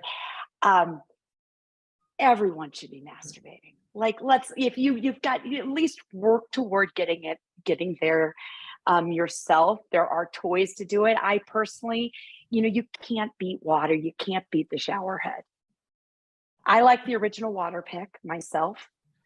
Throws down a lot of water, but I think we need to, I don't know, Doc, if you agree with me, but I think it's back to that practice and putting your head in that space and finding, finding that relationship with your sexuality. And we all have things that are just pounding at us, whether it's the dogs or the kids or, medical conditions that, persistent pain. But the one way I think that we can forge through that is by starting with ourselves. Right. I read Cosmo. I read Cosmo back in the day. Did you, Jimmy? I did. Back in Especially the when it was day. about sex, because I was interested in what goes through a woman's mind, and Right. how better to relate to them. And the individual, let's not make it male or female, the individual, okay, has to figure out what arouses them Correct. first, and then communicate that to a partner in order to really enjoy the experience. Is that accurate, guys? I mean, it's pretty hard to be mind reading, I think that's so much, but there's that joke that when an Islamic person gives up their life, for the cause, they get 76 virgins or something when they go to heaven. And then the inside of the funny card says, I'll take one 50-year-old woman over, you can keep your 76 virgins. Which is really, you really do have to talk to your partner and tell them what you're thinking or what you want more of or less of. And then people are astonishingly, really reliable in delivering, or maybe they're not. They may say, this is, I'm super, super good at this. And I know you're really going to love it. Even if you don't think you love it with other people, well, it probably that is not going to happen. But some people just really have a particular skill they want to bring to the table, so that that's fine. We can, so you always want to be a little experimental too, and just, give but plenty of communication is really going to be key to all of this. There's just so many little funny details all through life to enjoy and be. It's such an important part of the intimacy to really share what that person is thinking, or what music they'd like to listen to, what kind of fun they like to have. Because I always joke around that it's a private party, that I'm having a private party tonight, or I bought that to wear to the private party, and then that's so that's how I communicate around it. And then you can talk a little bit about costuming and what the drink is going to be and stuff, and it's and then it just elevates the whole experience to just a really special party for two. I love that. Or three. Guys, or three. That's all of that is really interesting and fun for a lot of people. By the way, this is the closest I've come to a menage a trois. I just want to say. How many miles apart are we? 500, 700, 800, whatever it is. Tanya, tell us a little bit about, you and I have been going back and forth about the name of the show that you'd like to introduce to our audience at Pro Cannabis Media. And you opted out of one, which is fine. Tell us about the one that you have picked and why, and what we can look forward to that. Yeah. So the name that really touches my heart is Yes to Sex, Drugs, and Rock and Roll. Now we rewrote that to Weeds. So we sort of took away some of the psychedelics and the MDMA that I am so fond of. But I think, the brand that I built, Oh Yes, that you mentioned earlier, really centers around that 60s, 70s sexual revolution and ties inextricably to rock and roll. And obviously some of my heroes, whether that is Mick Jagger or Keith Richards or Paul McCartney, have had their ride with drugs, survived it. All of my friends there have survived it and have leaned into that sexual revolution. And I think we are, decades ebb and flow and they change, but I am hoping that we are coming back into a space where we are open in our communication about sex. We are somewhat free about sex. Certainly, my children are between the ages of 21 and 28. And those generations are so different than when the three of us were growing up. It's so fluid. You can have sex with girls and boys and multiple people. But to Dr. Mary's point, we're having less sex than we ever had. And I think, what was really behind me creating Oh Yes and really wanting to do this Yes to Sex podcast is really about our previous conversation, which is about opening communication around sex. I think it's very important. To that end, I built a sex quiz, believe it or not, the Oh Yes sex quiz, where there's, you have about 100 different sex acts where you get to all discreetly and all through your phone say, oh yes, oh no, oh maybe so. And then you're able to share that with your partner or partners, and we'll share what you're willing to do together. But the whole point of a podcast or bringing props into the bedroom or, anywhere where you're having sex or opening that communication, it's really the focus to me is not about products. It's about showing up, obviously staying present and opening that communication. So whether that's the ability to ask for what you want or to explore something that you are, Jimmy, fantasizing about, this particular 5,000-mile threesome, it's all the same. But it's important. I love all those points you made, but you said, it's not really about product, but at the same time, it is really about product. I mean, you need to make sure that you have what you need and that you have good tools to do everything that you need to do. And I mean, really great lubricant is super important. I mean, I told patients for years that Astroglide is the best lubricant on the market.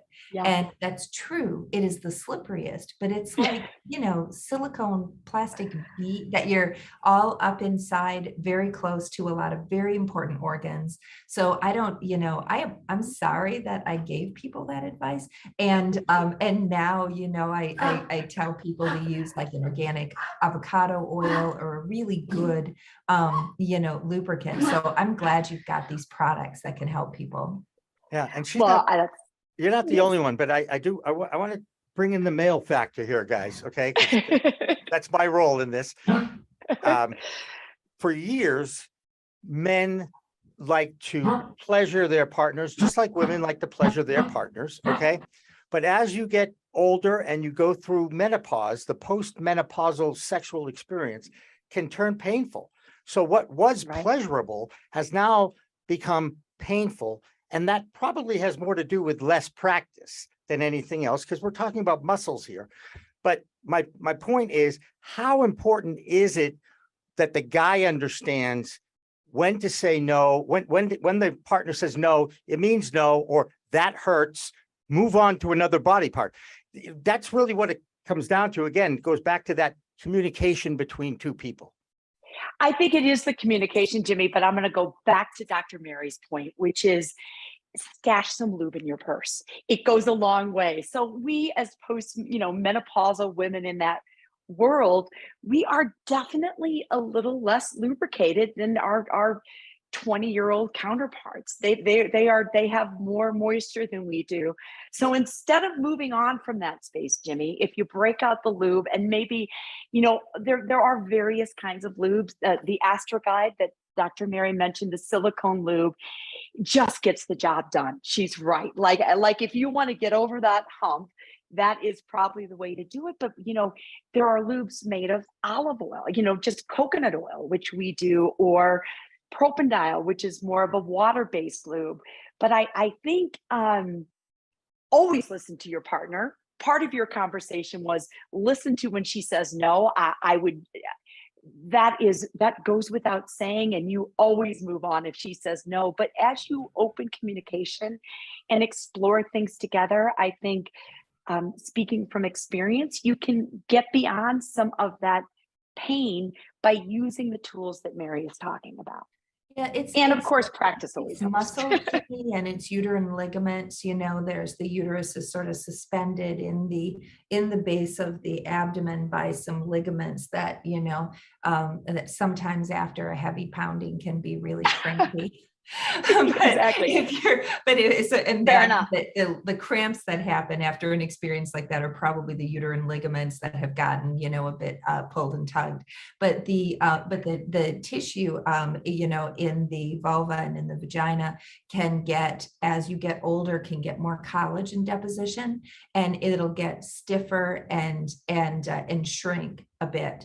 And in some ways that's good because those women don't tend to have much urinary incontinence as they get older, but it does really get in the way of being able to, the tissues just don't really relax. So you may have a woman who's very receptive and would love to, to have penetration, but the area has just gotten so narrow.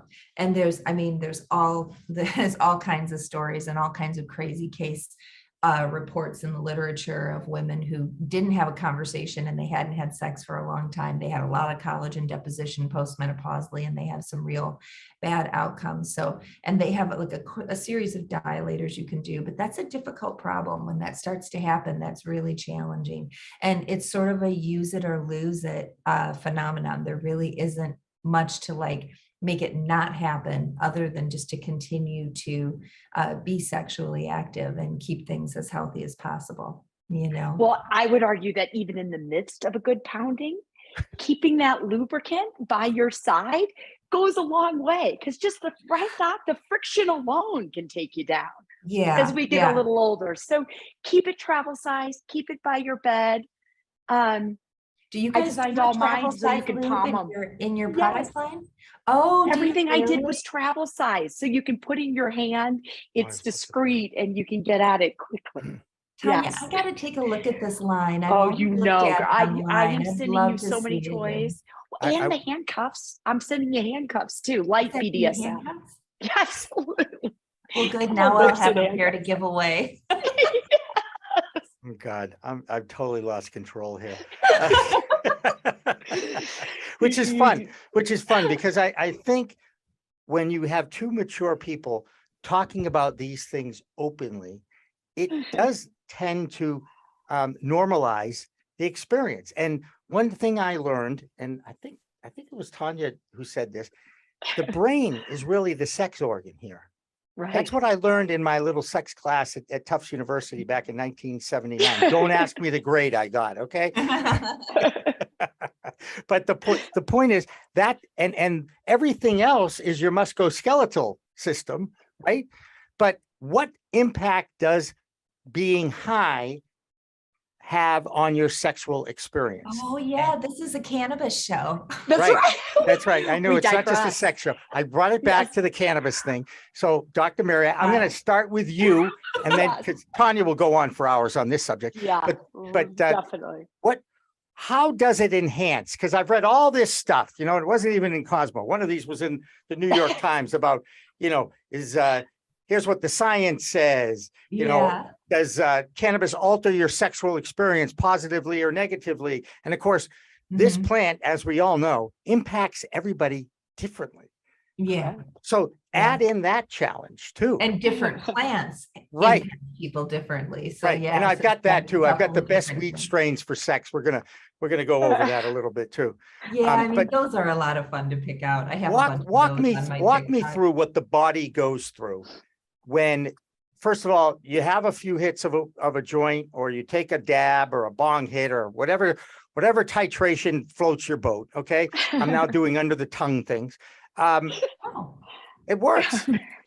It does. And it leads to a very intense relaxation and calm and a nice flow, a rush of heavy, beautiful emotions. And that's usually it's a result of feel-good hormones being released in your brain, serotonin, norepinephrine, dopamine, just helping you to relax and sort of feel more in the flow.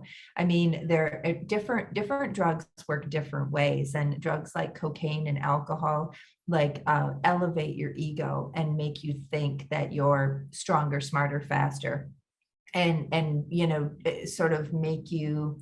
They don't really bring you into community, but cannabis is one drug that gives you more of a sense of being in a community or with other people. So interestingly, the studies show that if you are using, it's more of an ego destroying drug, like mushrooms. It's it's not ego elevating, and so you can really communicate with somebody or have intimacy. So the studies show that even even if just one partner uses cannabis, not even both partners, they both will say that the experience was better. More girls have orgasms when they're using weed, and people describe just a higher level of satisfaction with their sexuality in general. So also can potentially help men who have issues with premature ejaculation with PE, again, with just helping to really bring that relaxation forward. So it appears to be, by some small studies, a powerful new tool for helping people who want to have improvement in their sexuality. And Dr. Mary, I think it's particularly, I recently wrote an article and referenced a 2019 study that really looked for, because we don't study women nearly enough, as you know, but really looked at women. And we particularly have an increase in our libidos when using cannabis. And of course, if we look back, decades back, certainly even in the 1930s, when we demonized cannabis, lock up your white women, they're just going to be sexual freaks if you get them near this plant. Well, hopefully that is the case, by the way. So I think we've learned some lessons around what cannabis does. What we do know, I mean, all of us use cannabis, I think, at this table, and we know that it has an element of freeing your mind and opening community and letting your ego, sort of, as you mentioned, contrary to cocaine or alcohol, letting your ego somewhat step aside. And we know that that's very important to sex, right? So if you just suddenly relax and stay in your body and allow that presence to happen, to allow you to stay present, that's very important to female sexuality and getting in that space. And I think if we, not that we should ever lean on any drug as a crutch, but we can learn from drugs, whether that is, LSD or MDMA, Molly, or absolutely cannabis. We learn your ketamine clinics, just even those kinds of things.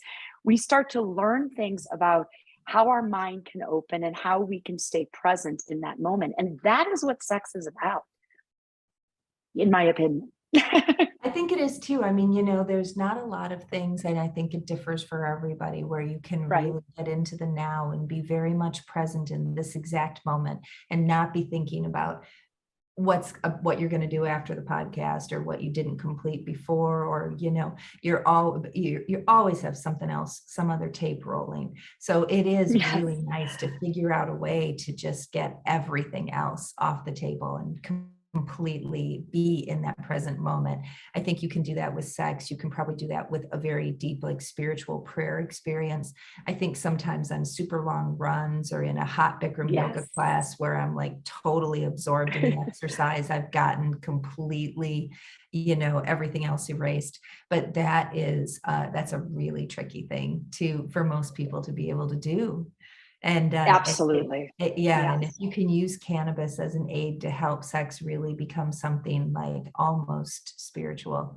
I mean, I would say almost spiritual, but I actually think that sex was given to us by God so that we would actually just see just a tiny glimpse of heaven. If you're not an atheist, I'm kind of 50% atheist, except I just can't completely go. God, I love that. You're dabbing in and out. I'm thinking you're gonna about roll the dice, but I still, all of that imaging is really powerful from my childhood. So yeah, I've always thought that there's just nothing better than when you're completely 100% in the moment, and that's fun to do when you're right.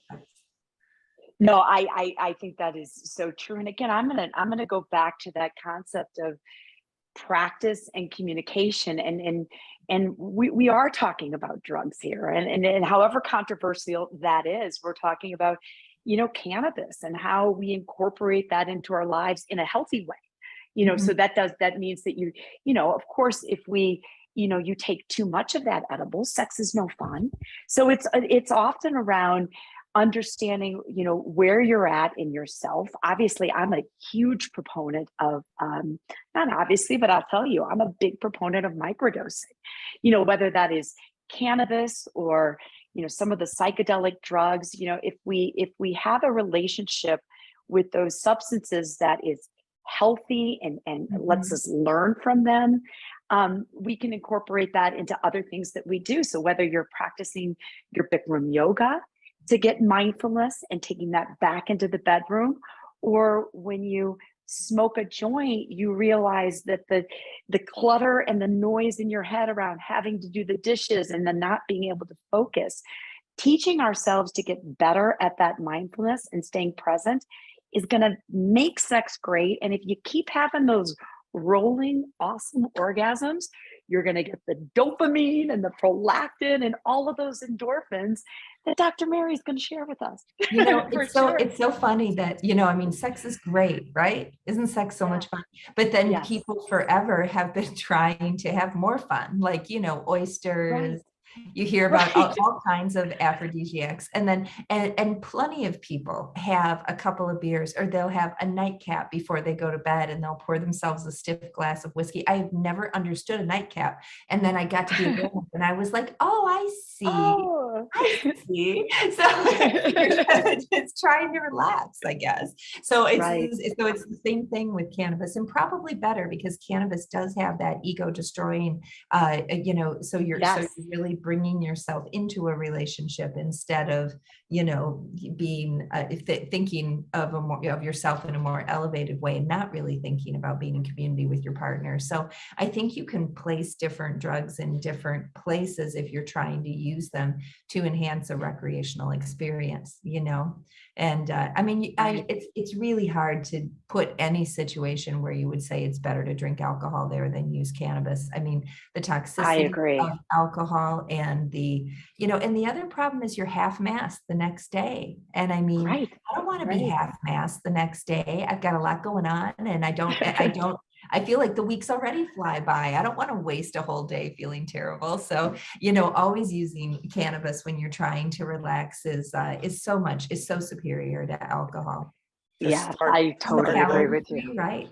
The mantra is start low and go slow, especially. Right. I agree, Jimmy. Yeah. Right. And even to this day, someone that may be experienced over many, many decades, okay, I try to hold off until my chronic pain becomes so bad that I need something to take the edge off.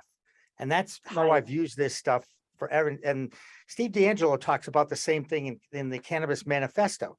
It may not get rid of your pain, but it'll help your mind deal with that pain so much better. And of course, if you're in pain, you really don't want to have sex. I just want to say, you just don't. If it hurts, you don't want to do it, right? Yeah. Right. So, hey, listen. Hey, pain control is really important, and that was one of the points on one of the articles you sent. Was really, thinking about making sure that there's no pain issues, if there's hip problems or any limitations, and who doesn't have an orthopedic limitation or two after you get? Right. I swear. I mean, sleeping or one or two or five. Yeah. I do want to go through this list. I'm going to do it fast. We'll do it rapid fire, okay? And I'll say this is what this is from Best Weed Strains for Sex, okay? It's an article. I believe it came out in 2019. A study was done in 2019, and they've laid out some of the weed strains to try for different types of sexual experiences and needs. More libido. So they suggest wedding cake and do-si-dos. Now, I've had wedding cake. Have you guys did you have sex that night? You think I remember? I can't remember what I did yesterday. I did not have sex yesterday. I remember. One of my patients always says his favorite strain is wedding cake because he had it the night he was married. And it really added to the romance. That's awesome. Cute, isn't it? So here we go. To ease anxiety. This is quite the lineup. Bubba Kush, Kosher Kush, Skywalker OG Kush. Who is this guy Kush, by the way? Anyway, and Blueberry Lamb's Bread. Never heard of that one. But the other 2 out of the 4 there, I definitely have tasted that. And did it ease my anxiety? Yeah, sure it did. I don't know. But did it get me high? To me, it's like, did that work? Did that get me high? Am I high? All right. Any of those cushions ring a bell with either one of you two, as far as anxiety goes? You know, it's funny. I mean, when I'm working with patients, and I think a lot of the dosing calendars are going to say similarly that everybody has their personal preference. I mean, there's some great recommendations out there, but the best thing to do is really, get a product that works for you and use it, because we don't have that much data that if the CBD is less than 1% or greater than 3%, that it's going to have like a remarkably different impact. And we know for sure that that's the cannabis that you should be using to enhance your sex. You should, just work with different products and see which one works. And if you have one that you like, there's no reason to shake that up if it's working for you, unless you just want to experiment and have fun. Yeah, so I agree with Dr. Mary. And I think we have to not forget things like, the terpenes that are in there. And that what you said, Jimmy, which is that you've got to kind of learn your own body. We build up a resistance to THC over time. So we're constantly sort of needing more to get to that same high. And to Dr. Mary's point, finding something that gave you a good experience previously, jumping away from that and thinking there's a magic bullet in wedding cake, I think could be disappointing. Right. Exactly. I don't think it's not a one size fits all. Correct. Where I thought we saw that more than anything was in the sleep research. They were collecting data on sleep and trying to, they figured it was going to be an indica, that was high in what's, all of a sudden I'm blanking on the terpene that comes from like limonene. Limonene is pretty clarifying, and humulene. Well, in any case, what it turned out was that half of the people that are using cannabis for sleep are using a sativa, or what's considered a more stimulating strain. So everybody's brain is a little different, and and when we keep thinking we're going to dial it into a particular product for a particular problem, and that probably isn't going to be the way it's going to settle out. Yeah. So terpenes steer the THC and CBD and the other cannabinoids in the plant. And I got to tell you, as someone who kind of prides himself as being a sportscaster and teaches young people how to speak properly, pronouncing the terpenes is one of the most challenging freaking things I've ever seen. Myrcene I can handle. Humulene I can handle. Beta caryophyllene. Beta caryophyllene. There you go. That's from black pepper. That kind of a very spicy, very powerful. That's a very powerful. Again, with the black pepper, I remember when I first did these podcasts and I was asking all these doctors about what do you do when you get too high, and you have that wives' tale. Well, you chew black peppercorns. I'm like, I am not chewing black peppercorns. I don't care how I am. Yeah, that would really give me a lot of heartburn or something. I can't imagine chewing a peppercorn. No. I always tell people to make a pesto, because then you're like chopping up basil and squeezing lemons and putting and by the time you get it done, you won't be right. You've waited it out. Yeah. That's smart. Yeah. What do you think about the timing of administration, for having really great sex with cannabis? Do you think that it's something, it's nice to have in place, like if you're going to go out and have a drink, if you're going to have a drink before, or if you're just going to be hanging around talking and sharing about your day? That's a great question. I think we have to remember that we're dosing it in different formats. So you can smoke it, which comes on very quickly, and edible, can have a lead time of, as much as an hour, probably 30 to 45 minutes. But we forget that when especially for women, when we're leaning on more lubes, that our vaginal area is just a wide open mucous membrane, like your mouth. So you can sort of take you there. Like, I have an oral sex elixir that is all edible. It's flavored with limonene, with terpenes, and you can lick it off of each other. But I think if we don't overdose any of these things, so don't start dabbing when you're not used to dabbing, don't take too much, but there's a place for maybe the edible, leading up before, dinner. I would argue have sex before dinner. Sex after dinner. I mean, sex before dinner is so good because then you're super hungry. So take an edible, fuck the shit out of each other. That's awesome. You can use some lubes and then do that after sex, joint, and maybe go for round 2. That would be my advice. And the other advice I think we need to really remember, really be serious about and remember is that if you're using a consent tool, like the one that Tanya has put together or whatever consent tool you choose, but make sure you have a consent tool and you have a conversation with the person that you're with. Consent is really complex, but all it boils down to is ask for what you want. And make sure that you get consent. But you can't ask for what you want from somebody who has just taken a dab and isn't used to dabs and is really, really loopy. And then you're asking them if it's okay. You're at that point talking to somebody who's, decision-making capacities are at like high elementary school. It's not fair to ask them to make complex decisions about their sexuality at that point. So well said. So I think it's a really good idea, like you said, to just talk when everybody's sober. And because we are talking about incorporating mind-altering substances into this relationship. And wow, to Dr. Mary's point, that requires good communication. It really, really does. Mm-hmm. Especially with newbies, in the mix who are with a first partner or have not done this before. I think that we need to learn how to communicate as best we can. And that is, we talked about it earlier and we sort of rode over it a little bit. It's very difficult to communicate with another person. It's very difficult to ask for what you want. Even the people that have been in your lives for years. Okay. That's right. It's hard. Right. Yes. And I get it. Hey, listen, this has been great. I feel like I just, I need to have a cigarette, right? I need to relax a little. Go for it, Jimmy. No, I'm not going to have a cigarette. The point is this was stimulating conversation, okay, amongst two wonderful people that I've met over the years in the cannabis space. And Tanya, I'm so looking forward to seeing who you bring on to your show to talk to about these issues. We were lucky that we have a great relationship with Dr. Mary, which was great. But I definitely think, I'm looking forward to seeing what else you might come up with as far as guests go.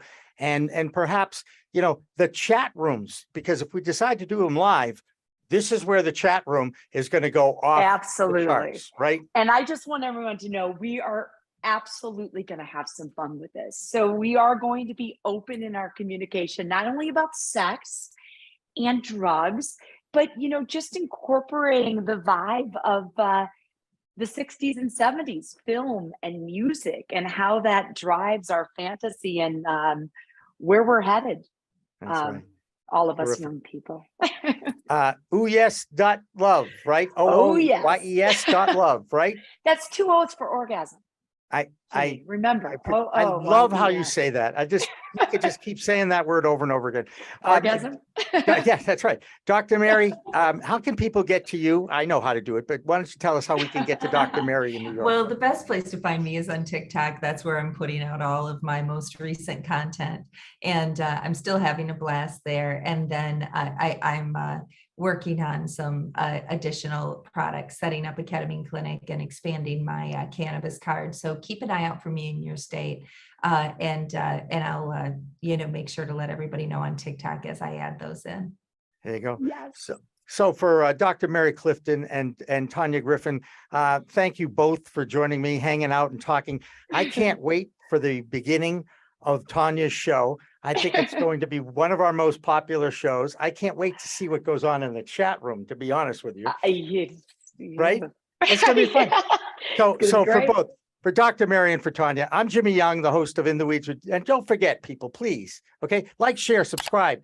And remember, it's a whole new world of weed out there. Use it responsibly. Educate yourself.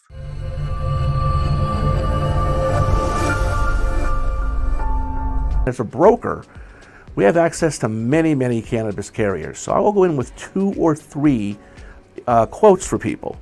The quotes might be $20,000 for one, $22,000 for another, $17,500 for another. Pretty close among the three. What I tell people is it's not the pricing, it's what's included and not included, meaning exclusions. An exclusion in layman's terms is just something that's not included. It's not on the menu. So it's just not included. But if you don't know that, if no one shows you that on page 71 of a 150-page policy, you're not going to know. No one knows. I never met one person that says they read an insurance policy. If you do, I got some property in Florida for you.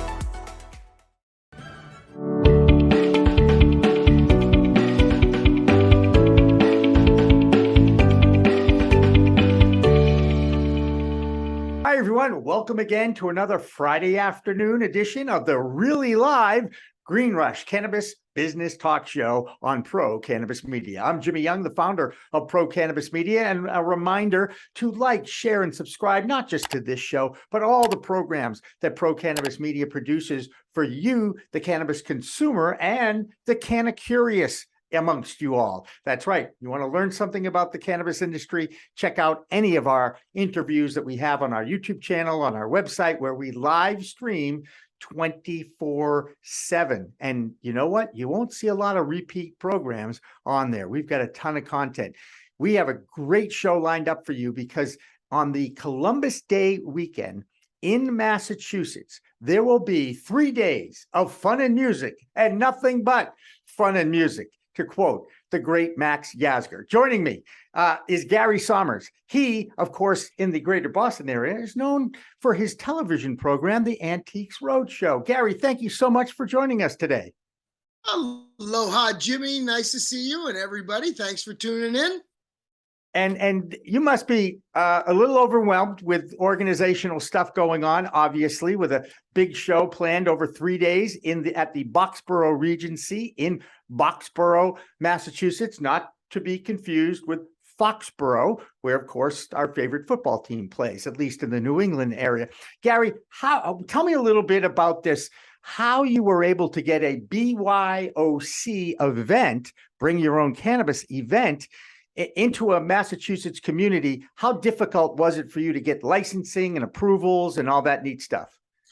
Well, what's interesting about this type of event is we followed in the path of the craft wine and the craft beer industries, also controlled 21 plus, very strict and very moderated by the government. So we just followed in their path where you can have a wine tasting event and you can have a beer tasting event. So we thought about, why can't you have a cannabis tasting event? And then that evolved to see and read the laws in Massachusetts. And the way the laws are written, as long as we are on private property and we keep anyone from that's under 21 with an ID from getting on property, then the open consumption was okay. It was legal. You can't sell, you cannot buy, but you can consume. That gave the opportunity for the exhibitors, the businesses, the brands, the dispensaries to use this as an opportunity to network with consumers that today are choosing where are they going to purchase their cannabis, and to turn those curious, those consumers into brand loyal participants in their business. So we've gotten over 50 exhibitors that are brands, dispensaries, growers that are wanting to make sure that they can capture these customers and turn those customers into brand loyal. And that's really hard in this marketplace, because think about it. You got to walk into a store, not see it, not smell it, just hear somebody talk about it and read a description, and you have no idea what you're buying. So that model is now an opportunity for brands and consumers to merge in a good location, like a hotel that's comfortable, now completely sold out of hotel rooms for Friday and Saturday night, and give you a bunch of entertainment and the opportunity to network. Consumers, businesses, brands, all network together in a comfortable place, not a convention center, but a hotel, a resort hotel with an indoor pool and live music and a Broadway show and stand-up comedy. This is what I think that the model of what we're trying to convey is, that you can do business in a comfortable environment and also meet consumers. Yeah, I think look, if I'm flashing back to, Woodstock 1969, 3 days of fun and music and nothing but fun and music. Yeah. You've got a great lineup. Obviously, I think the biggest name that you have coming in is someone that everybody remembers from the days of the Up in Smoke movies that both Cheech and Chong were involved with. Cheech Marin is going to be making an appearance at your event. When is he coming in, and how did you get to Cheech Marin? So interestingly enough, I had been working for months trying to find the right keynote speaker, the right celebrity guest, because as you know, I produce Comic Cons, and Comic Cons are a combination of culture and celebrities, and we always bring in celebrity guests that people go and they buy their autograph and they get their photo taken with them. So to find somebody that was great for the Cannabis Con, just like a Comic Con, but for weed, we talked to numerous people. And luckily, I met one of the creators of the Cheech and Chong comic book from Z2 Comics. Now, they have a great line of celebrity comic graphic novels. So Josh from Z2 introduced me to the reps for Cheech. We worked out a deal. He'll be signing autographs, doing photo ops. You can bring your camera or your phone and take selfie photos. It costs money for autographs and photo ops, but Cheech is also going to be doing a keynote speech, short one, but he's going to do a keynote on Saturday night just for the exhibitors, the VIPs, and the hotel guests. And that keynote will also have a bunch of comedians doing weed humor, Matt Berry and Mona Forgione and Ian Stewart, and myself doing stand-up comedy for your entertainment. But also on Sunday afternoon, Cheech will be doing a 45-minute retrospective where he'll talk about Chicano culture and his evolvement into art culture and how he has created a museum in his hometown for, Chicano art, Latino art. And so it'll be an in-depth into his comedy, into his new cannabis partnership with Tommy Chong. And they've now got their brand and they're evolving that. So he'll be talking about that. And of course, he'll probably be pretty funny because, guy's got a good sense of humor. So there's a lot of activities with Cheech all weekend, Saturday, all day, Sunday. And so the interaction will be, let's just say, you mentioned Woodstock. Well, let's look at this as a festival without mud and mosquitoes. We're in a hotel. We're going to have fun. It's for us older guys who no longer want to go camp out and muck around in the mud. We want to just have a nice, comfortable experience, get to meet our idols, dance to some really good music like the Wailers and Roots of Creation and everybody else we have lined up. So it's that next evolution in what a cannabis business to business and business to consumer event can be. Yeah, I know that Cheech and Chong have gotten back together again, and they are talking about creating a nationwide brand or a franchise that would be social clubs, basically, like sports bars. This would be the Cheech and Marin Cannabis Lounge, if you will. To me, this is where the industry is eventually going to go, but it's still so new. People are still very wary about the use of cannabis. Everything that you're talking about is going to be outside. Am I right? All the consumption is outside. We have a big giant parking lot with the room for over 500 cars, and we're sectioning off about what would be 100 cars. and we've got about 70 exhibitors out there. We've got a giant outdoor stage. We have a tent for Boston Baked Bingo and the Weed Game Show and some other comedy things sponsored by the Summit Lounge and Dig, the Talking Joint Memo. Yep. So we've got good entertainment and distractions. And indoors, we have a giant exhibit hall with more vendors, artists like Mark Arminsky and Joey Mars, and other celebrities like Jon Provost, Timmy from Lassie, and Lori Jacobson, author of Hollywood, Cannabis People's Use in Hollywood. There'll be more entertainment. We have a Broadway show called Cannabis Viper Vaudeville. They just premiered in July off Broadway.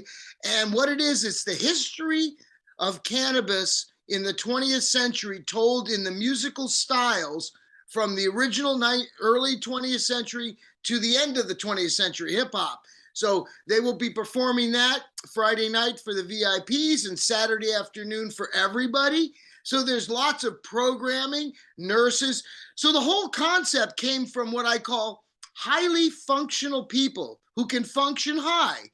Jimmy, me, everybody we know in business, in the entertainment industry, we function high. We're not stoners. We're not Spicoli. We're not the Furry Freak Brothers.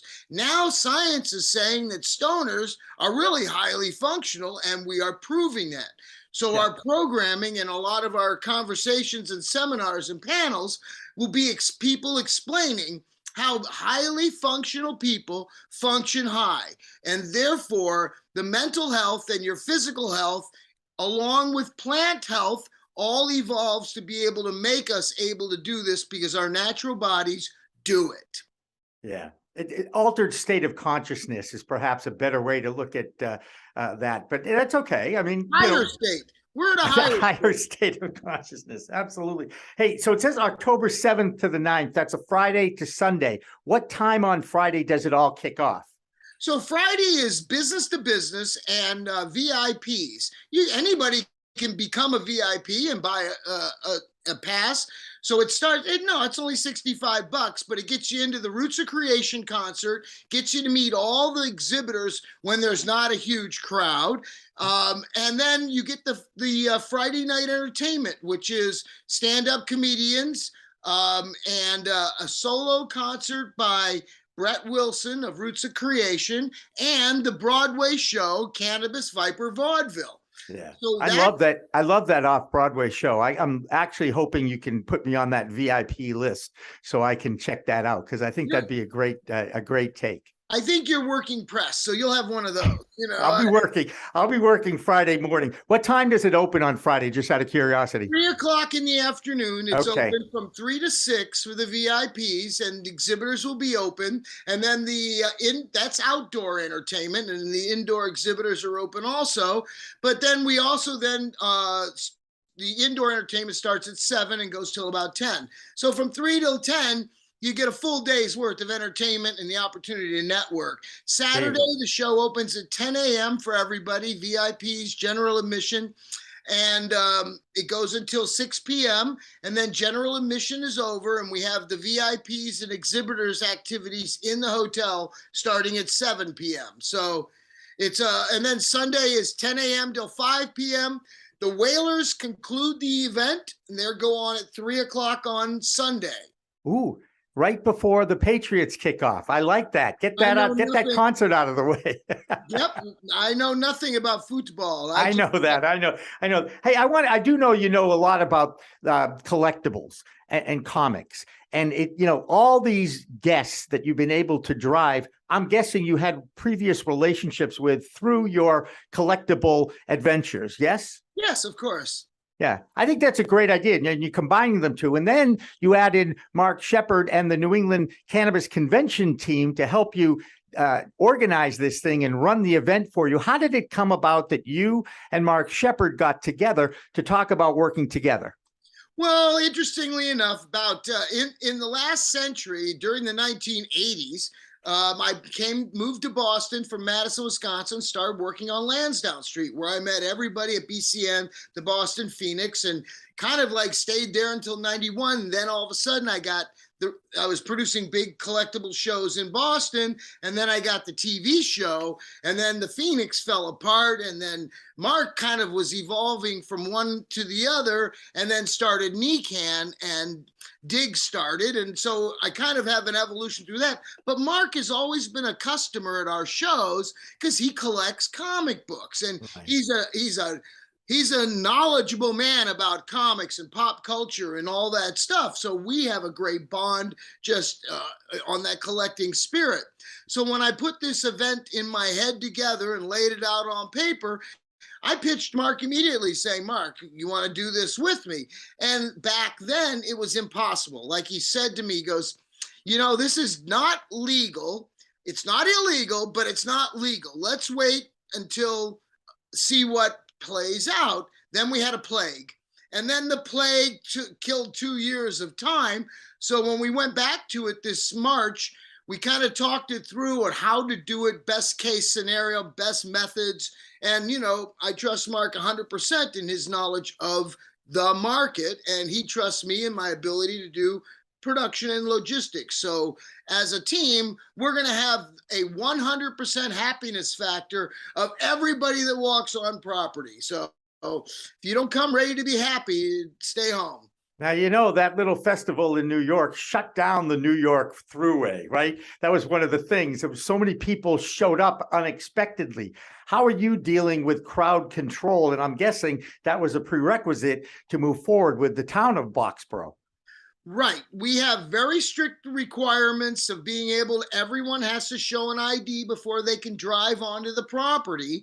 So if you're showing up and you don't have an ID, one person in the car doesn't have an ID, the whole car gets turned around, and you have to go either get rid of the person who doesn't have an ID or go get an ID. So we want everybody to know, I don't care if you look like you're 107 like me, you still need an ID, and you have to show it.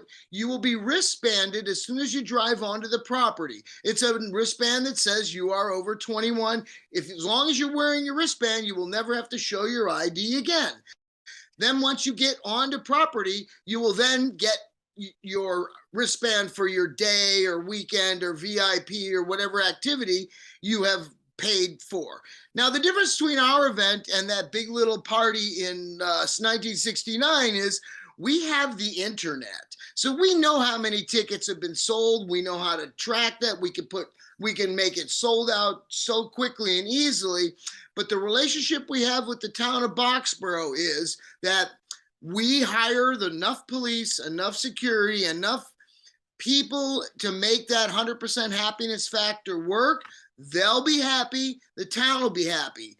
It's private property. The hotel, we have bought out the entire hotel for 3 whole days, which means from Friday morning until Monday morning, no one can drive on property that's not 21, and it's all our people. So please, I'm just gonna ask everybody, if you're planning on coming, get your tickets in advance, because once we hit that capacity in our heads on the computer, we'll have to throttle back. And it's selling really well now. The hotel is completely sold out Friday and Saturday night. And we just put some Sunday packages available where you can get a Sunday night and 2 VIP passes for $150. So you can't check in until the rooms are empty and cleaned, but you can come walk in and enjoy the day and then have a place to crash at night. Right. So there's a 1-day ticket too. You said sold out. Do you have and you hinted that there's a number you have in mind. Can you share the number? Do you know how many people you want to keep it under just to control the crowd? No, I don't have a number. I mean, realistically, we could fit, several thousand people in there each day, but I don't think it's going to hit capacity. This is a first-time show. You have to remember that we're testing this out. So we're not Live Nation, and we're not trying to make this overcrowded. So those who are in the know will show, and they will then next year probably overwhelm us. Hey, I got to ask you, when you approached the Boxborough Regency Hotel, which is the site for this. What was their immediate reaction? Did they say, "Oh, cannabis, sure"? Well, initially they said, "Tell us everything about what you want to do." And it took, probably 6 months to get upper management that owned the hotel to say that this sounds like an okay thing. So that was back in 2019. So the hotel was already in. The next step was, how do I make the fire department, the police department, and the building inspector happy? So learning about, where the fences have to go, how many porta potties I have to have, how much police presence. And I just absolutely did exactly what they asked. No questions. It was the right thing. Life safety is first, so realistically, they understand that. As a producer, I produce like 4 or 5 weekends a year on property. In fact, I have a collectible show this weekend, October 1 and 2, at the Boxborough Regency Hotel, followed by 5 or 7 days of setup, and then the High Lifestyle Show. So they already know. You're getting a twofer, Gary. But they already know. The hotel knows that I deliver. I do what I say I'm going to do. I pay the bills. I make sure that everyone is happy. So I like that. That's what got the hotel on our side. Then when we laid it out for the police department and the town, we said everything that we're doing is 100% under the law. If you can tell us what isn't under the law and legal for us to do on this property, we will make that, concession to make it work. I got to ask you the question about the elephant in the room that I haven't asked about. What are you doing with people who might bring alcohol onto the property? Nobody's bringing alcohol on the property. There'll be a bag check coming in. People who are staying overnight in the hotel and have alcohol in their room, there's nothing we can do anything about, but they can't carry it around the hotel. Right. The good news is the hotel has a great bar, fully staffed, and we'll have food concessions in the outside area for all the exhibitors and attendees in the outside concert area that the hotel's providing, along with alcohol and a place for alcohol to be, to be consumed. Yep. And, worse than alcohol is cigarette smokers will not be tolerated. Wow. I don't think that, just because we're outdoors and we're smoking cannabis outdoors, that tobacco users should be allowed to mess up our environment. So I'm anti-tobacco. I'm anti-cigarettes. So I would just say my staff will be asking people that smoke cigarettes to go smoke them out in the parking lot. Their wristband will get them back in. But if you want to smoke cigarettes, just go out in the parking lot next to the carbon monoxide from all the cars and suck it all in you want. But here, we want the environment of a nice smell of quality cannabis coming from all the great brands and dispensaries that are on property. Yeah, it sounds like an amazing time. I mean, look, I was 12 in 1969. You were 17. Am I right? Something like that. Yeah. Something like that. Yep. So walk me through your own cannabis journey, if you don't mind sharing, Gary. When did you first experience it? Where was it? How was it? And tell me about the role it's played in your life over the last 30, 40 years, or however long you've been part of it. So in high school, I had severe migraines to the point where I would be, dry heaves and lose all my sight. And so in 1970, I discovered cannabis, kind of resolved a little bit of that migraine. And so I smoked cannabis, weed, starting in 1970. And in 1973, I moved to Madison, Wisconsin, and pretty much had a little business of buying and selling weed. And also involved with the normal, and we produced at least a dozen pot rallies on the Madison, Wisconsin state capitol and on the bottom of State Street, and was really involved in an organization called American Cannabis Society, with the same logo as the American Cancer Society until they got sued. So anyway, it was just the attempt to try and educate people that here it's helping me with my migraines. I now do not have seizures. I do not have migraines, and I can solve and cure when I have a migraine from an ocular glint of light. that migraine goes away in 20 minutes because I smoke enough weed, just enough, a little bit of the right weed, because I've tested them all, and that makes my migraine go away. My doctor knows, it's all reported for the last, 25 years of consistent use to do that. Right. So my joke. weed life. Hang on, I'm going to interrupt you. I joke a little bit about the various substances that have been put in my body, that I will be leaving it to science with a list of all the things that went in, so they can then test and see, oh, look at what it did to his liver, look what it did to his lungs, look what it did to his brain. I mean, that's what I'd really like them to do. That being said, these days I'm using it responsibly, medicinally, for chronic pain that I have from my arthritis. Gary, let's sell some tickets. Where can people go to find out about your show? I know you have a website. That's right. Go to HighLifeStyleShow.com. HighLifeStyleshow.com. At the website, you can find out a list of all the entertainment, the schedule of entertainment. You can read news articles on all the exhibitors and talent that's going to be there. You can buy tickets, and there's many different levels of tickets, from single day general admission and Friday and Saturday at only $45, or you can buy a weekend pass for Saturday and Sunday for only $75. And then there's also the VIP level, which gets you into the indoor activities and out and nighttime activities that general admission is not included in. Cheech Marin is going to be there signing autographs Saturday and Sunday, meeting fans, taking photos. There's a fee for all of those services. Plus, we have Jon Provost, Timmy from Lassie, Bill Diamond from the Muppets, and Dark Crystal with all his puppets. We have a museum of cannabis stuff, all kinds of vintage cannabis stuff on display in a museum style setup. We have artists Mark Arminsky, Joey Mars, authors Sam Miserandino of the Addicted Animals series, and Laurie Jacobson of the Hollywood book series. And so I'll be there.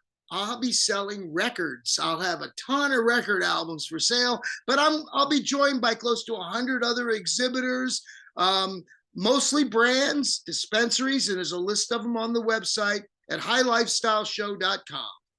That's fantastic. It does sound like a great time. I'm going to tell you the one story I know about Cheech Marin, and we use this clip on our Calling All Growers show with Liz Grow that we run twice a month on Pro Cannabis Media. Liz is sitting next to Cheech, and you know how everybody has a favorite strain of weed that they use. So Liz asked Cheech, "So Cheech, what's your favorite strain?" He looked at the camera and he said, "The free one." And I thought that was absolutely the perfect answer. I have adopted that myself. So there'll be gifting and sharing. And that's part of the culture, isn't it, Gary? It is. When you can taste something after you see it and smell it, you're more likely to become a brand loyal customer. There you go. So he's Gary Sohmers.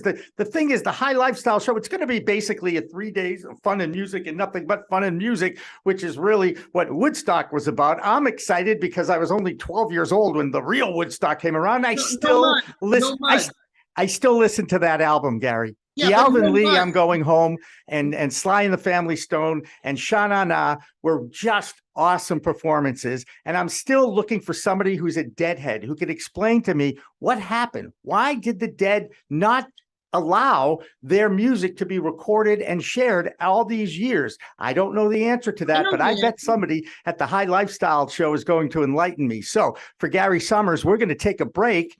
And we're going to come back with more of Green Rush Live and a preview of the High Lifestyle Show with some of these celebrities. So don't go away.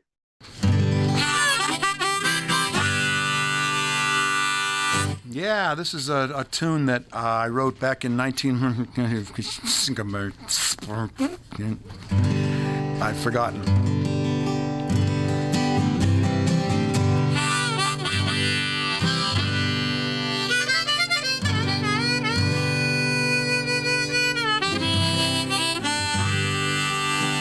We had a saying in our old band, one of my first bands in 1966 or so. What are you going to do tonight? Oh, just, like every other night, just going to lay around the shanty and put a good buzz on.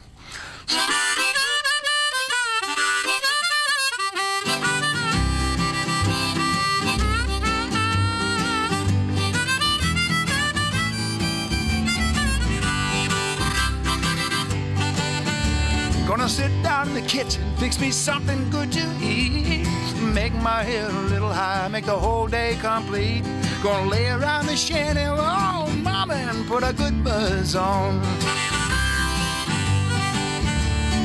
Pass it to me, baby, pass it to me slow. We'll take time out to smile a little before you let her go. We're gonna lay around the shanty, oh mama, and put a good buzz on.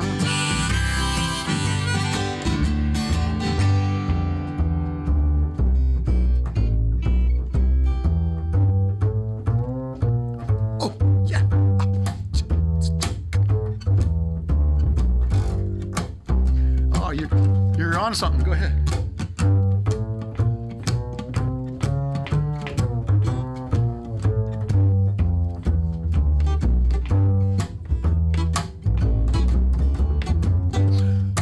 Rick Brodsky, everybody.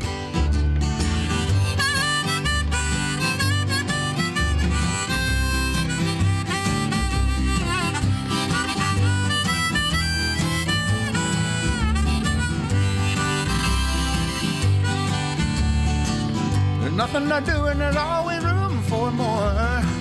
Fill it, light it, shut up and close that door, baby. We're gonna lay around the shanty, mama, and put a good buzz on. Take it, okay.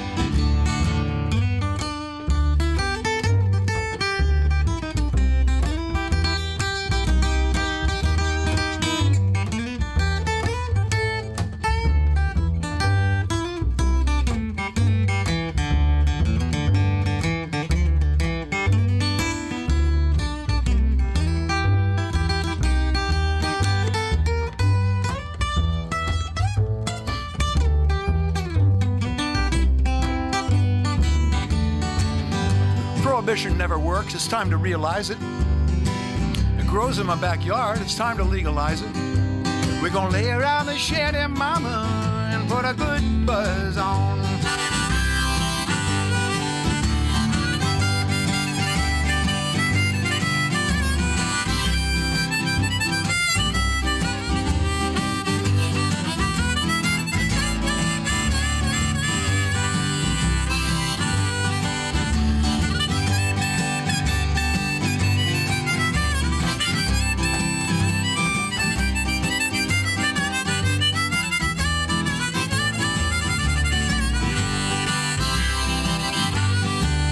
I'm going to sit down in my rented car. I'm going to jam it into drive. I'm going to head on out and play at WSCA with Sean. I'm glad I'm alive. We're going to lay around the shanty, mama, and put a good buzz on every night and day. We're going to lay around the shanty, mama, and put a good buzz on.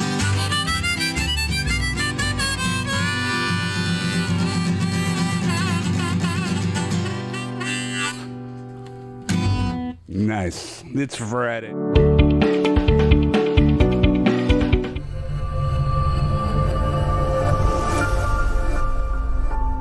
As a broker, we have access to many, many cannabis carriers. So I will go in with 2 or 3 quotes for people. The quotes might be $20,000 for one, $22,000 for another, $17,500 for another. Pretty close among the 3. What I tell people is it's not the pricing, it's what's included and not included, meaning exclusions. An exclusion in layman's terms is just something that's not included. It's not on the menu, so it's just not included. But if you don't know that, if no one shows you that on page 71 of a 150-page policy, you're not going to know. No one knows. I never met one person that says they read an insurance policy. If you do, I got some property in Florida for you.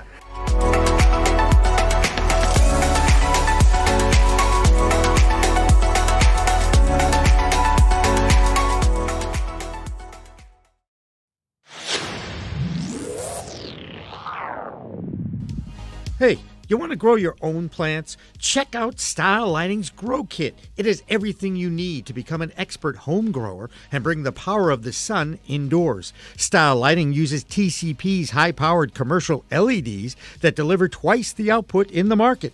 The Grow Kit has a grow bag, a timer, chains to hang the light, and of course the best in the business lighting system by TCP. Check out stylelighting.shop for more information.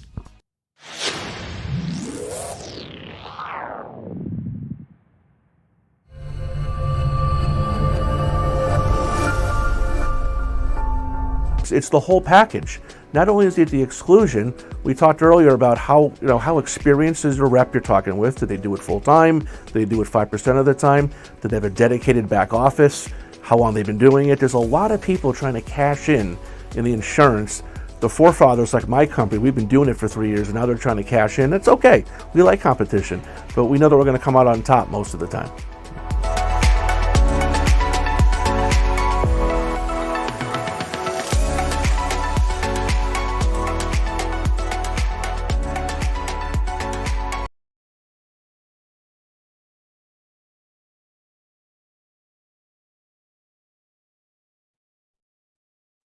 Aren't you glad it's Friday, everybody? Hi, everybody. I'm Jimmy Young, the founder of Pro Cannabis Media, and this is really Green Rush Live.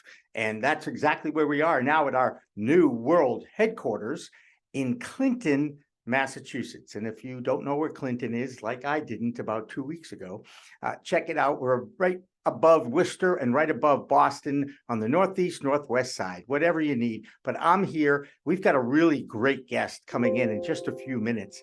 I don't know if you grew up like I did in the 50s and 60s and 70s, but you might remember a TV show called Lassie. That's right, that beautiful collie. And little Timmy, his name is Jon Provost. I believe he made his television debut at age 3.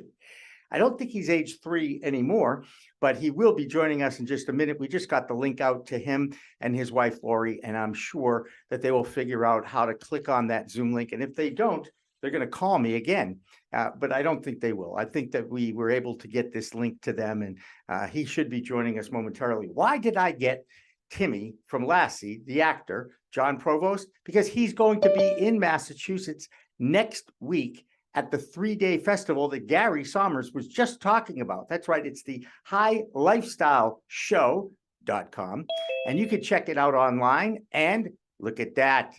That's how we do it magically here at Pro Cannabis Media. You could go on again at the HighLifeStyleShow.com and find out all about the 3-day cannabis celebration that will be happening in Boxborough. That's Box, not Foxborough. Boxborough, Massachusetts, next weekend, the weekend of Columbus Day weekend, because I don't know if you're watching this really live or watching this on demand, but I do believe I have Jon Provost in the waiting room, and now we're going to bring him in and say hello. Hello, Jon. Do we have audio? Do we have audio? Hello. Do we have Wi-Fi?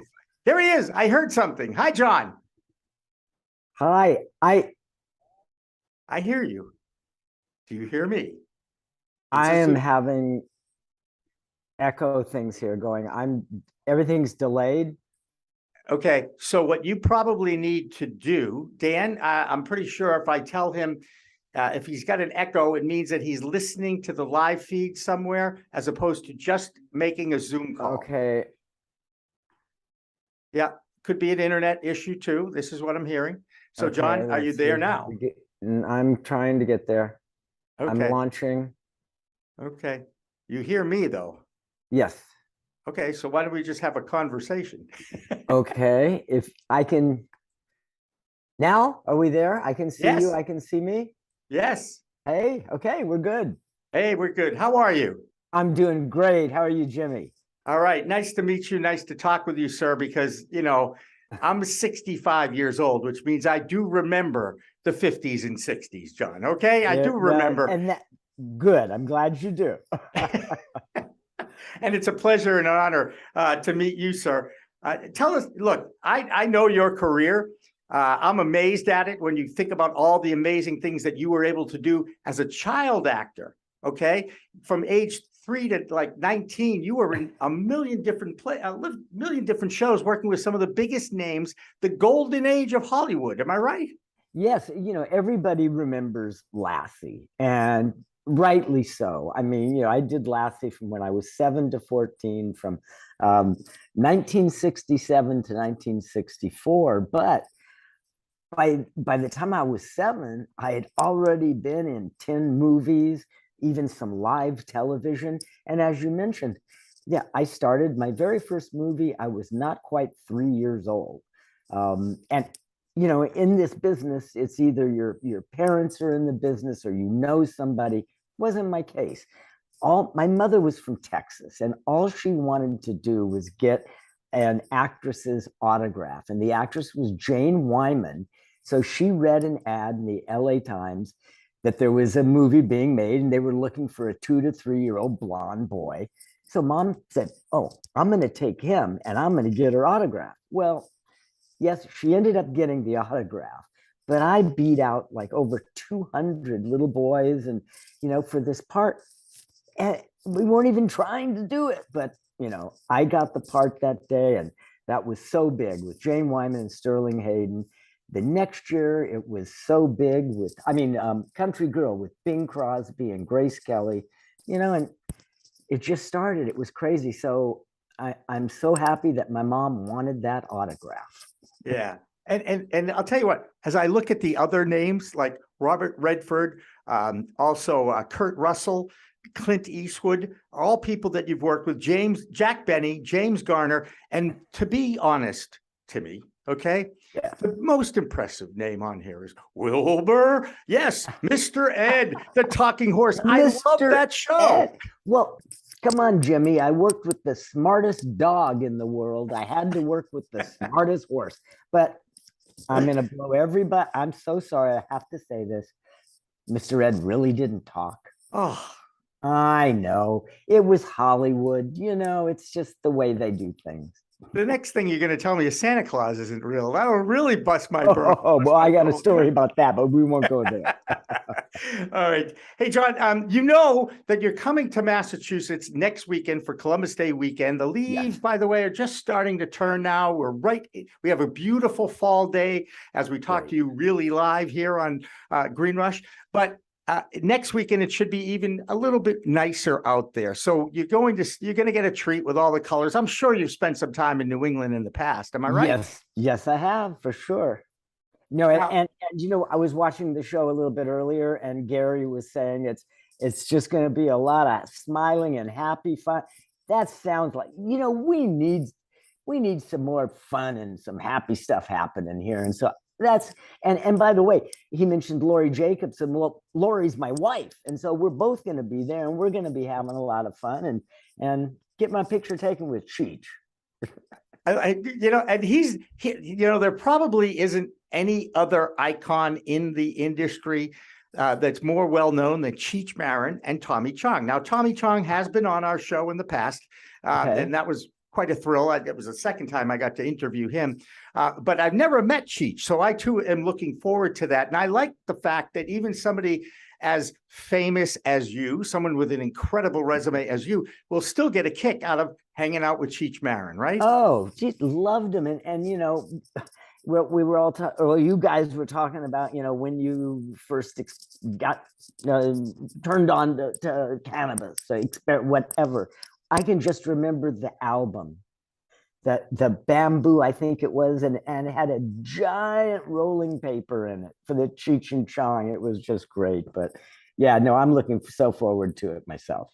And it's just going to be a lot of fun, as I've been saying to Gary all the time, and also to Mark Shepard from NECAN. It's basically Woodstock in Massachusetts in a lot of ways. 3 days of fun and music and nothing but fun and music. I think that's going to be great. And some of the groups, the music that's going to, love reggae, and oh boy, it's going to be so much fun. And then comedians and everything else. And I can't wait to see this museum that he was talking about. Oh my God, there's so many. You've got the Wailers, Roots of Creation, John Butcher and the Axis. John Butcher's coming on in a little while on this show too. And I've met John before, and that'll be fun. Michaela Davis. This is really, granted. Yeah. Let's face it. There are two distinct groups in the cannabis world. Okay. The 21 to 34s, right? They're out there. They're going to actually grow up with cannabis being legal, and they don't understand the fight and the advocacy. And then there's those that are, well, let's definitely say over 50, the canna curious, we call them, the baby boomers that did grow up watching Lassie and hey, look, my personal favorite, no disrespect, was the Wild Wild West. James West, Artemis Gordon. Dude ever. Oh, love that show. Love that. It was almost like steampunk, it really was. It was great before steampunk. That's right. And I'll tell you what, we used to do this at the whenever I go out with other age appropriate people. I just want to say we used to sing the old TV theme songs, or at least the tunes, right? And you had to identify what that was. So I'm sure they did it. Jon, can I ask you your cannabis story? I mean, I know you're out in California. Am I right?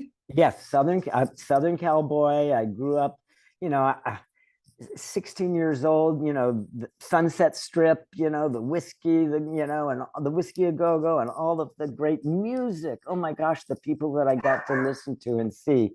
But I smoked, the first time I smoked cannabis, actually my brother, who's he was 6 years older than I, he gave me my first joint. The first two, I was 16, the first two, nothing happened. I thought, what is this? This is nothing, But the third one, whoa, this is pretty nice. And so, yeah, grew up in a different time. But now, it's not just, for getting a buzz on and enjoying music and being happy. It can help you. It can help you sleep. It's like I heard Gary said he had migraines. And I know people the same thing. And so, with the CDBs and all the things that, we understand now that when we were younger, we didn't. Right. It just shows, what an incredible herb it is. Yes. And how good it can be for us. And, people like to alter their state. Well, there's alcohol, which is legal, right. But boy, it can really cause a lot of problems for a lot of people, And I don't know anybody that's ever overdosed on THC. Well, 100% right. However, as we do on this show on a regular basis, we do preach responsible use of this plant. 100%. Right. And it's like, now I know they're working on it here, and I'm sure they're working on it everywhere, but, they have breathalyzer for alcohol. And, yes, we do need something. Yes, you have to be responsible. It doesn't matter what it is. You can drink too much coffee and be a problem. So, you just got to regulate it. And it should definitely be, well, it is regulated, and I'm 100% for that. Have your ID. Makes a lot of sense. You can't buy booze. Well, in California, you have to be 21. In other states, I know it's lower, but it should be, cannabis. And I agree with all of that. Yeah. I believe that about the age limit over 21, and back when I grew up, the drinking age was 18. I was 18 when I moved into my Tufts University freshman dorm in 1975. And amazingly enough, when I turned 21, the law went up to 21. So I've always felt I should be using some of these things because God has made it that way. That's the way I look at it anyway. Okay, there you go. Do you think if we can get young people educated, and I'm going to say young people, pretty much anybody under the age of 30 to me is a young person. Yes, I agree. Anybody is half my age or more is a young person. All right. I'd like to see it come back to 18, but only if the 18-year-olds agree to 1 year of public service to the United States of America, and they have no choice. Wow. Similar to the draft. I am a member of the tribe, so I follow what happens in Israel. And Israel basically tells you for 2 years at age 18, you're giving it back to your nation. And, right. And I admit it, I spoiled my child. I don't think timeouts work. Corporal punishment is not good either. So my feeling is lead with education and explain to people, look, here's the cannabis product. Here's the adult use product that we call alcohol that's been around now for the hundreds of years, or 100 years anyway. And there is big differences between the two, and bring them up understanding what those differences are. Because in Europe, they accept their young people to try alcohol, wine with dinner at age 13, or maybe even a little younger. Mm-hmm. Don't tell them it's taboo, because if you're a child, if your parents tell you it's taboo, you're going to go do it 10 times more. Exactly. I agree with you 100%, Jimmy. But we're fighting it. We fight this stigma. We fight this prejudice and stereotype all the time. And I was at an event. I give you Aaron Smith, the executive director of the NCIA, credit for this. when he was talking on a membership drive at an open house at the NCIA, he talked about how everyone in this industry has an obligation to educate those around you about this plant. I mean, it's a big charge. I mean, I feel responsible to do that. You must feel the same. You're in California, though, Jon. It's a different planet in California, isn't it? Things are a little bit more progressive here, I think you might say. Absolutely. And by the way, we're going coast to coast here. And when you talk about progressive, there's another word with an L that I don't like to use, because this is half the problem in our country is labels and prejudice and stereotypes. And that goes for our two political parties. Okay. Oh, you're a Republican. Oh, you're a Democrat. That's not good. Whatever happened to you're an American. You're an American. That doesn't happen anymore. Right. And that bothers me. Yeah. I just have to throw this in there. My parents, my father was a 100% Republican. My mother was 100% Democrat. Yet they celebrated over 50 years in marriage before one of them passed. Yeah. So if they could make it work together, why can't we? Absolutely. You've had a lot of thrills, but you've also dedicated your life to animals, right? I mean, you've won incredible awards, the Alan Ludden Humanitarian Award. I think that is, first of all, I know who Alan Ludden is. Second of all, anything that is a humanitarian and you get noticed for that, you give back. Your charge. I'm going to guess since you were on with Lassie, you want to protect the animals. Am I right? I've fought in the United States for animal rights and gotten laws changed in different states. I've always been involved with animals even before Lassie. One thing I'm real proud of is my service to an organization called Canine Companions for Independence, where I served on the board of governors for over 25 years. And we supply service dogs to people free of charge that have disabilities other than blindness, because Guide Dogs for the Blind takes care of that. What can I say? Lori's really into the DNA thing, and she did mine and found out I have some canine DNA in me. I don't know. Well, we all have canine teeth. That's right? A couple of teeth in there, right? There Absolutely. You go. Hey, I understand you're not completely out of the business. Your voice now, you're going to be doing some kind of an animation with your voice. Did I read that right? You're never out of this business. It's crazy. June Lockhart told me when I was doing Lassie, I was bugging her. I was being a brat. And she took me aside and she said, Jon, you are a professional as I am. You must act like a professional. You are playing a child now. Someday you will be an adult and play an adult. Well, at 72 years old, I just got a job. I'm the voice of a robot in a new science fiction movie coming out called Colonials. And, June Lockhart left the farm and then went and got lost in space.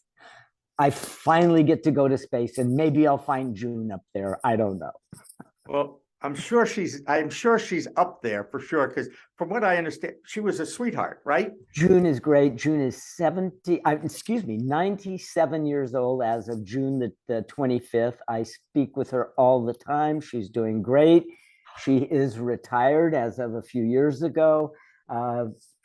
June is super, and we'll go on. We've kept in touch the entire time, for 60 years. Oh. There's a phone call. Somebody's calling you with your autograph or picture. They've got to go to the High Lifestyle show in Massachusetts next weekend so that they can actually meet you for sure. Right. Do you, when you go to these shows and you sign autographs and take pictures for people, which I think is a great thing, does anybody, how many people, what's the percentage, of the people who actually remember the show and you as a child? Is it 50%? Oh, it's big. Well, for one thing, the show is on in over 12 cable networks in the United States, 24 hours a day, whenever. It's on in over 50 countries still in reruns. I get fan mail from all over the world, my website. And the best thing, Jimmy, is no one has ever come up to me and said they hated Lassie. You can't. So, come on, no. There you go. And if they did, I'd get Lassie to bite them. I don't know. No, you wouldn't. You're No, too you're nice a right. guy I to wouldn't. do that. Well, I know Lassie that. wouldn't do that anyway. Yeah, exactly. I know that. I want to get back to your work with service dogs, and I want to talk about the challenges of mental health in this country. I think we finally realize that there is issues with this, whether it is caused by concussions, whether it's caused by the biological chemistry in each one of us, similar to the endocannabinoid system that's in all mammals as well. I've always wondered what the world would be like if in 1937, when the Marijuana Tax Act went into effect and our friends, Mr. DuPont, Hearst, and Carnegie, funded the DEA and brought in a racist leader named Harry Anslinger to vilify this plant. What would have happened if they used this plant regularly as a medicinal product instead of banning it? And I talk to doctors about this all the time, and they said, not only would we have less cancer, but we would have less mental issues. We'd have less epilepsy. We'd have less, all the medical things that this plant helps with would be lessened.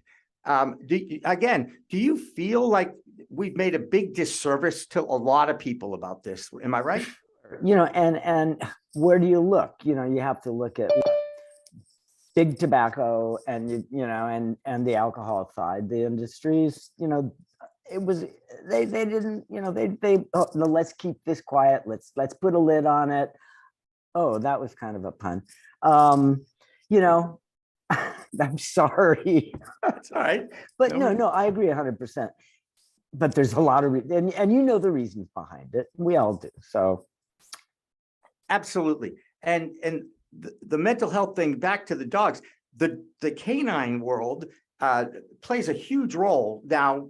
Even businesses are saying service dogs allowed. I think that's a big step. And when I see that, I'm saying to myself, wow, they actually understand the importance of mental health and the job and the role that these animals play with their adult masters. When this, I have to digress 1 second here, but when I was doing the show, 7 to 14 years old, when we were on hiatus, we would travel the country hitting all the big markets. So we'd go to Dallas, to New York, to Chicago, to, wherever, Kansas City. Red Weatherwax, the owner of Lassie, would insist if there was a children's hospital in those towns, Lassie and I would go visit the kids. Well, Jimmy, there was no service dogs then. They didn't let dogs in hospitals, right? But they would let Timmy and Lassie in. Now, I'm a young child. I'm looking at children that have polio. I'm looking at kids that were disfigured in a fire. But Lassie and I walk in their room, and it's like their world was filled with a little joy for a few minutes. And it's I think Lassie was the first service dog. And yes, it's amazing how it helps. And certainly within the cast members who the Lassie worked with, right? I mean, you guys were all tight with the dog, if you will, right? I in the 7 years I worked with 3 Lassies, all related, all males. But I worked with my last one for 5 years. So he and we grew up together. I loved that dog. He loved me. And he was just a huge part of my life. Well, Jon, we know that you're going to be in Boxborough, Massachusetts. You know it. And this is my very first cannabis themed show. So this is going to be great. And Gary and we go back a long ways, and I haven't seen him in a long time, but he sure let his hair grow. I love Gary. He's kind of a big personality in the Massachusetts area because everybody remembers his show, The Antiques Roadshow. Oh, yeah. He's a collectible guy. And this weekend, I'm going to give him another plug. This weekend, because we're really live, October 1 and 2 at I think it's the same location at Boxborough, is a collectibles show, which is really what he's known for. He's a collector of comic books and all sorts of memorabilia and what have you, and has always celebrated that because there are quite a few enthusiasts of that particular trade and hobby. Sure. Yeah. Hey, Gary, how do people get to you? Because, I mean, you have a website, right? Yes. All they have to do is just Jon Provost, JonProvost.com. and everything's there, a little memorabilia. They can find out where I'm going and what I'm going to be doing and all of this. And I've got a little exciting thing. I'm in the process of getting into this business. So this is going to be a lot of fun. Is it going to be a Jon Provost line of pre-rolls? Well, I'm not at liberty to throw it all out there yet, but it's coming, I must say.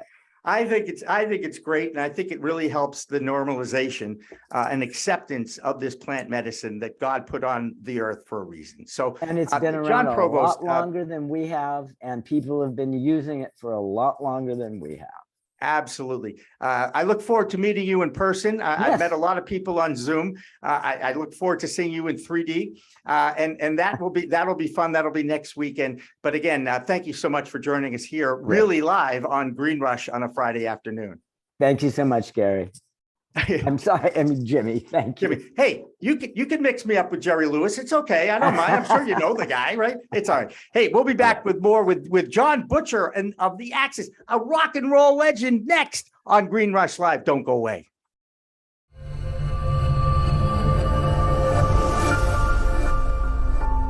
As a broker, we have access to many, many cannabis carriers. So I will go in with 2 or 3 quotes for people. The quotes might be $20,000 for one, $22,000 for another, $17,500 for another. Pretty close among the 3. What I tell people is it's not the pricing, it's what's included and not included, meaning exclusions. An exclusion in layman's terms is just something that's not included. It's not on the menu, so it's just not included.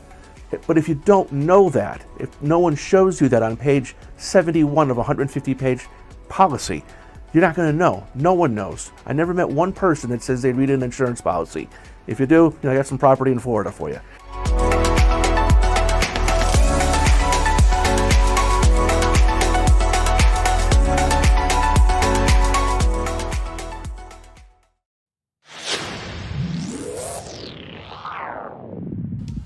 Hey, you want to grow your own plants? Check out Style Lighting's Grow Kit. It is everything you need to become an expert home grower and bring the power of the sun indoors. Style Lighting uses TCP's high-powered commercial LEDs that deliver twice the output in the market. The Grow Kit has a grow bag, a timer, chains to hang the light, and of course the best in the business lighting system by TCP. Check out stylelighting.shop for more information.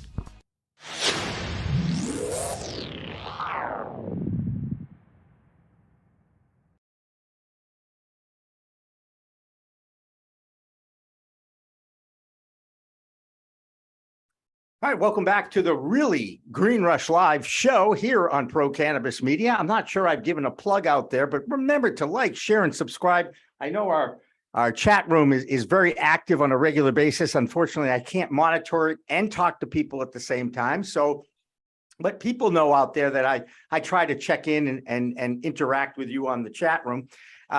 If you don't know, this is the really live Business of Cannabis talk show that we do every week here on a Friday afternoon. I think it was last week. I think it was Jeff Finkel, actually, who gave me a little bit of a, friendly little jab in the ribs for having a talk show, a live talk show on a Friday afternoon. And I said, people want to come on a Friday afternoon and talk about what we're talking about, which is the business of cannabis. Another guy who's going to be at the HighLifeStyle Show next week in Boxborough is a local, if not international, legend named Jon Butcher, a rocker from way back. Jon, great to see you, sir. How you doing, man? I'm glad to be here.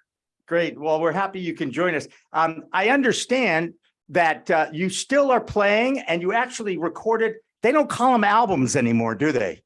I still do. Damn the torpedoes, Jimmy. I'm going to call them an album. You know what? Hey, check it out, man. I had no idea when I first started at like 20 years old that I would be where I am now. I guess I imagine some sort of retirement on a desert island and sort of, exotic drinks and servants. I don't know what I pictured. But here I am still making music, still recording and still touring. So what are you going to do? Enjoy it. Enjoy life, right? Yeah. That's what you have to do. as you know, Jon, I mean, there's certainly a lot of stereotypes out there and that sort of thing, but musicians and cannabis have grown up together, haven't they? I think so. It has been a facet of music creation since I remember reading about Paul McCartney and John Lennon smoking pot, or Jimi Hendrix for that matter. That's right. And you know, it's funny. I grew up. I spent my childhood in Alaska, and so I wasn't really exposed when I was younger to city stuff. You know, that's how we used to see it. And my parents moved to the East Coast, and it was a cultural awakening. You know, for me, I had no idea what I was missing. I quickly found out.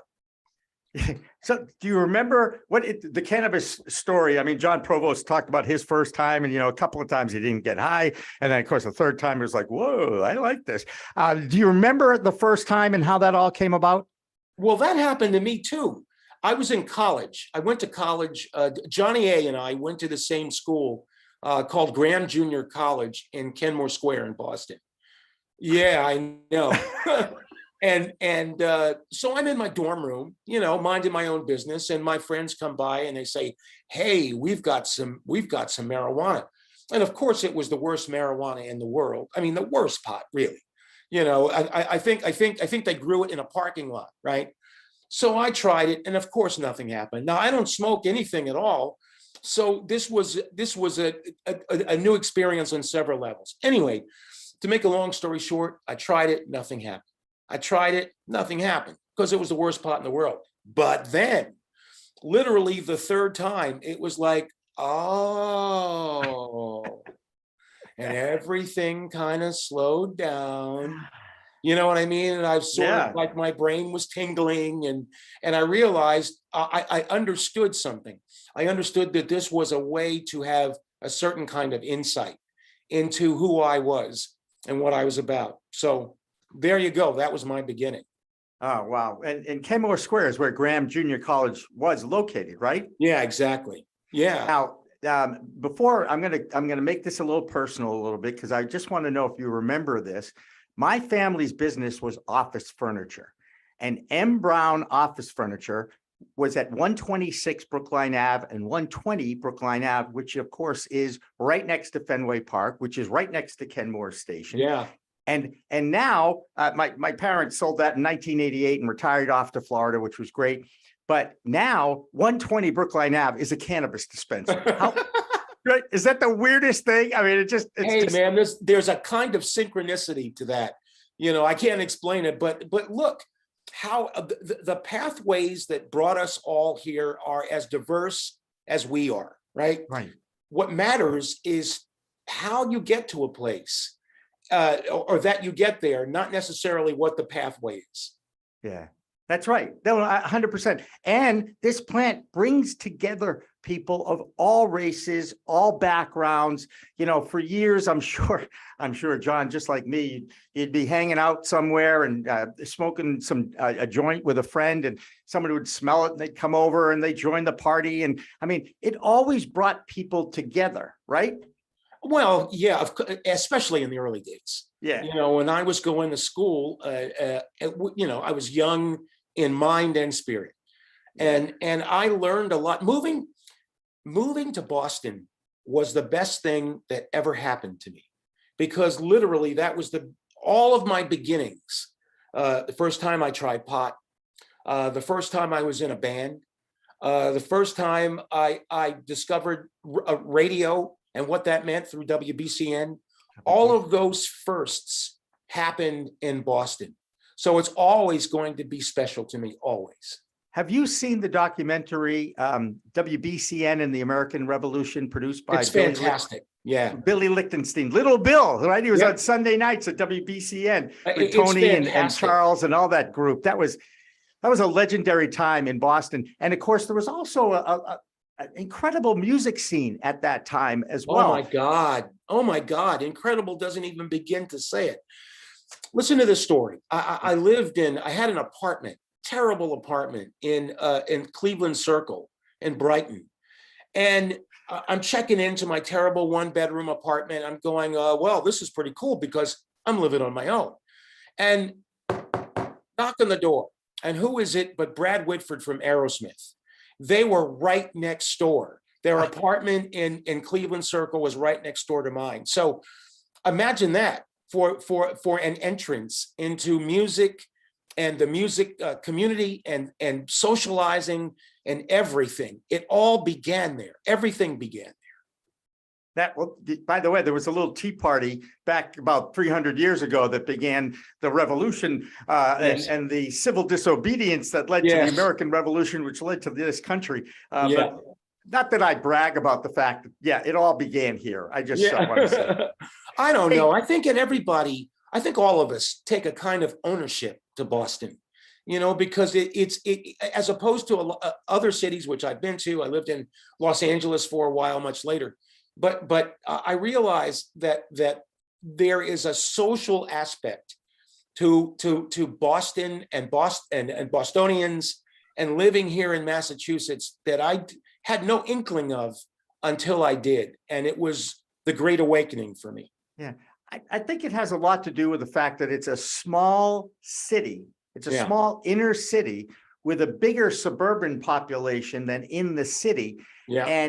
And yet, as you probably know, people on the South Shore think the North Shore is on the North Pole. The North Shore thinks the South Shore is at the equator. Yeah. Metro West, doesn't even know that South and North exist. Everybody gets comfortable with where they are. Right? I think so. But this happened to me. Okay. So I had been living in Boston for a number of years. And Axis had formed, and we were about to sign our first record deal. So we were beginning through WBCN. We're beginning to become famous and get some notoriety. So I flew to Los Angeles to tape a show, and I came back through Logan. Got off the plane. I had my luggage, and back in those days, sometimes they had state police at the gate. So I had a little canister of pot of Acapulco Gold, just a little bit, and I had it in my bag. Listen to this. So I get off the plane and I'm going through, and I had to put my bag on the table for the state policeman to inspect. Of course he finds it, right? He brings it out and he shows it to me. He says, "Jon, what's this?" And I went, humana. And then he goes, "I know who you are. I love your music. Wow. Be careful." And he put it aside. I don't know whether he wanted me to take it back, but I didn't. I left it on the table and went on my merry way. And that's when I knew this was my city. Yeah, that's mine. And I really hope that law enforcement person enjoyed the Acapulco Gold. It's still one of the best strains I've ever had. Yeah, a lot of red. I had some red from Panama, and I had some red from Colombian. Those were the 70s, right, Jon? You don't even see that anymore. Or tie sticks, right? You don't see that anymore. But having said that, marijuana is more potent now than it's ever been. Ever. Right. Oh, no, because you know what? It's being recognized through science and research as a plant medicine. And again, this is what we preach here a lot, is to, start low and go slow, learn about it, use it responsibly. It can improve your life in some capacity as long as you control it as opposed to it controlling you. And that's really the most important thing that we preach on Pro Cannabis Media, and a lot of people that I talk to about the new stuff that's out there. Yeah. I used to call it one-hit weed, Jon. I don't know about you. But, sorry. Because that's all you needed. That's right. Why.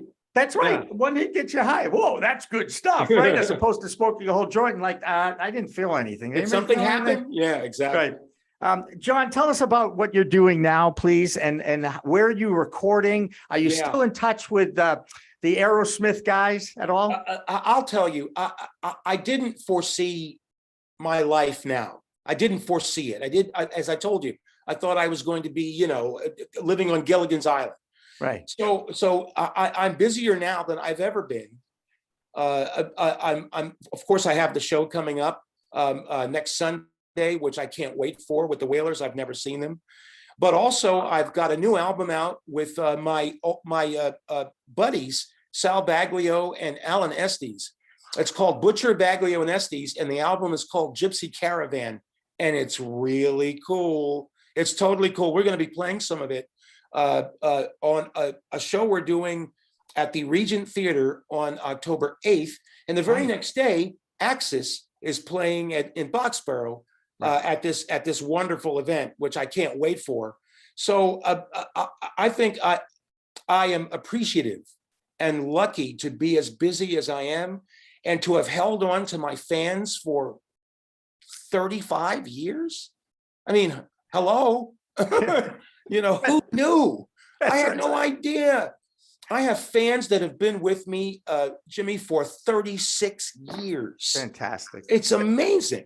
I'm still in touch with everybody. I talk to Steven now and again, Tyler, and I see James Montgomery regularly, and I see Sal, and I see the whole crew, and we're tighter now than we've ever been.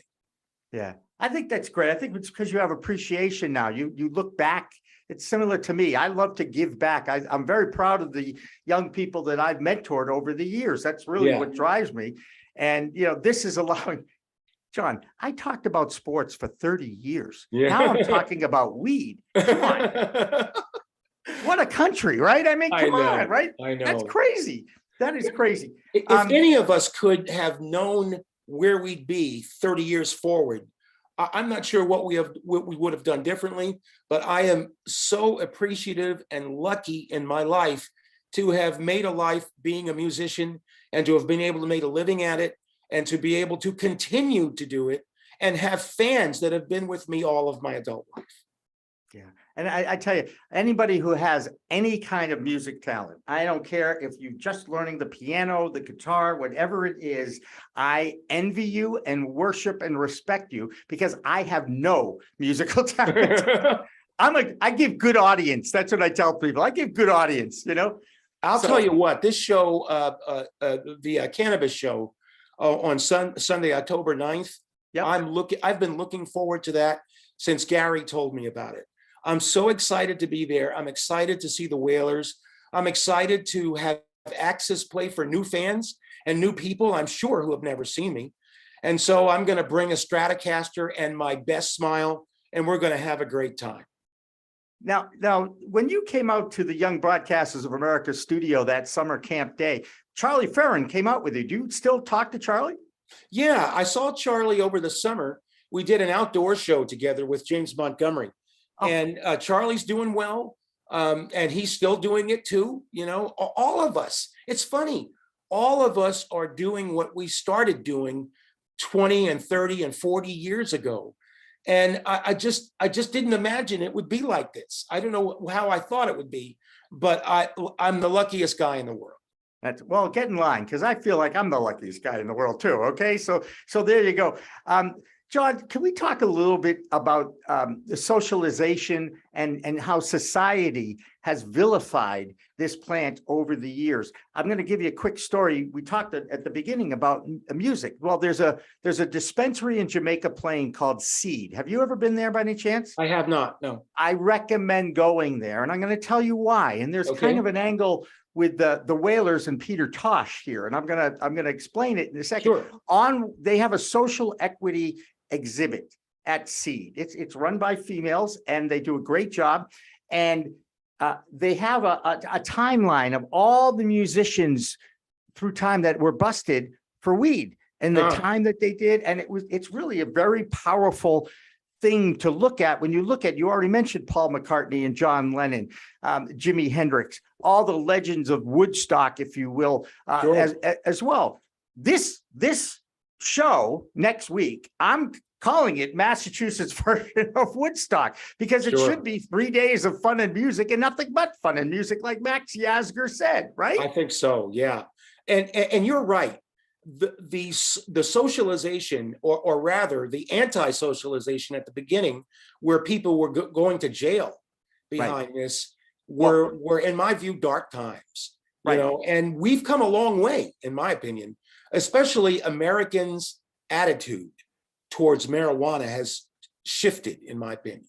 Oh, 100%. It's getting more and more accepted. Yeah. Certainly, we're in a legal state. You know, I know they're not talking about this in Idaho, which No. has the worst laws for cannabis. But I want to get back to Peter Tosh. Okay. Peter Tosh had a family here in Boston, and Naimbe, his daughter, Naimbe McIntosh, okay, is part of this Seed Social Equity Museum. I'm pretty sure she's an advisor to the business people. And she tells the story. It's a heartbreaking story. I've interviewed her, and the story is about her younger brother, who I'm pretty sure in 2012, between 2012 and 2013, he got busted for possession of a few joints on him. He went to jail, and he got beat up in jail, suffered a head injury, and two summers ago, he ended up passing away because of that, all because he was carrying a few joints for his own personal use. He wasn't going to harm anybody. And this story that Naimbe explains and talks to people is played, it's in a loop at Seed, the dispensary in Jamaica Plain. Oh, how cool. You know what's really cooler? It's inside a real jail. Wow. There's actually a jail cell in Seed that you could go in, sit in, listen to the story. You know, you go to museums all the time and they have videos playing.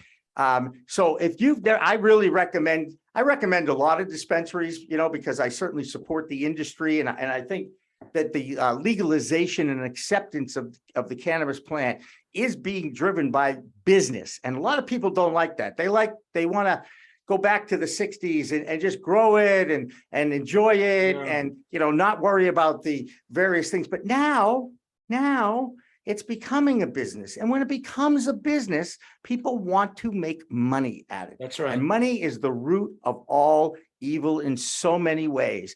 It's like a drug. Too much of it could be dangerous to your health. Now, a lot of people say, well, I'd really like to have that opportunity. Well, you do. It's a free society, and you could do that. But the multi-state operators are getting vilified. Okay, the big marijuana, they call it, John, right? Yeah. And they're easy targets because they're the ones who actually plowed millions of dollars into this industry to at least get it started, right? And now, but all I care about is the fact that I can go into a store. I know that it's tested. I know what's in it, and I can enjoy it based on whatever the terpenes are in it that'll steer the effect with everybody. That's what the terpenes do. Just to say. So anyway, I pontificate a lot. What do you feel about the business of cannabis? Are you in it at all? Have you entered into any? No, I'm not. But I'll tell you, it's a mixed bag. And what I mean by that is, on the one hand, as you say, it's a business that's money driven. On the other hand, we can be sure what's in it. Like you just said, there's a certain amount of oversight that didn't exist, when I first started. And I think I'm glad for it, to be honest with you. I'm happy to know that I can go to a legal place and buy this product and know that what I'm buying, the place I bought it from stands behind it, and the state stands behind it. And it's that kind of regulation, I think, imbibes a little safety. And so I don't mind that aspect of it, to be honest. No, and the people that are in the business have to work so hard on being compliant and following the rules, and then tracking every single penny that comes in and out of that dispensary. Right. And it is very, very difficult. And I tell you right now, there's a lot of people. In fact, last Friday's show, Green Rush Live, we talked about the fact that, there are a lot of people out there who are saying the cannabis industry is dead. It's going to die because they've become oversupplied and overgrown, and it's supply and demand. And, the price of the cannabis pound goes up and down and up and down.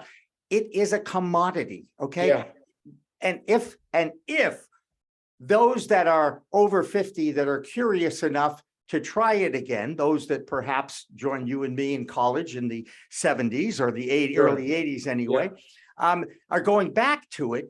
And, I just want to, again, get to the point where we can accept it as part of our world. And, Massachusetts, I give them credit, they voted it in, just like a lot of New England states did as well. People see this as it's time to come out of the cannabis closet. It's time to accept the fact that there's a plant medicine out there that can improve your health in whatever ails you. And I don't think it's a cure for everything. I'm not preaching that. I preach responsible use. That's what we do here. We want to educate that group of people about what this plant can do. I want to get back to music, though. I wanted to ask you a question about who were your influences when you were growing up in music? Oh boy, that's easy. John Lennon, Jimi Hendrix, Paul McCartney. As songwriters, I was heavily influenced by those three individuals. Bob Dylan, I almost forgot to mention him. And from those masters, I learned how to do what I do. I learned it at their feet, especially John Lennon. I liked the way he lived his life. I appreciated how he took ownership of his life after leaving the Beatles, which from my perspective was like, are you crazy? Who wants to leave the Beatles? Well, he took ownership of his life. It was his life, and he lived it in the way that he wanted to. So these guys loom large for me. They're the precursors for every note I've ever played and every song I've ever sung. I hope that answers your question. No, it definitely does. And look, I can relate to those guys. Trust me, there are people out there that are probably under the age of 30 that have no idea who those people were, but they should look at the Rock and Roll Hall of Fame because there's a guy named Richie Havens. I do he was in Woodstock. I do several acoustic shows a year, and Richie Havens completely blew my mind. He made me understand that acoustic music wasn't just Michael row your boat ashore. It was incendiary. Richie Havens was an incendiary performer, and it really made a mark on me, very much so. I think that he's the answer to a trivia question. I'll play Cannabis Jeopardy with you. Okay. You have an idea? I think he was the first act to play at Woodstock. First one on stage. Am I right? He was the first act to play. His job was to come out and sort of warm up the crowd. And nobody expected him to do what he did, which is take over the crowd. Right. He had them in the palm of his hands. By the time he was done with his set, he had written himself into rock and roll history. Absolutely. And I think the song was Freedom, wasn't it? Yes. Yeah. I'm not going to sing it, though.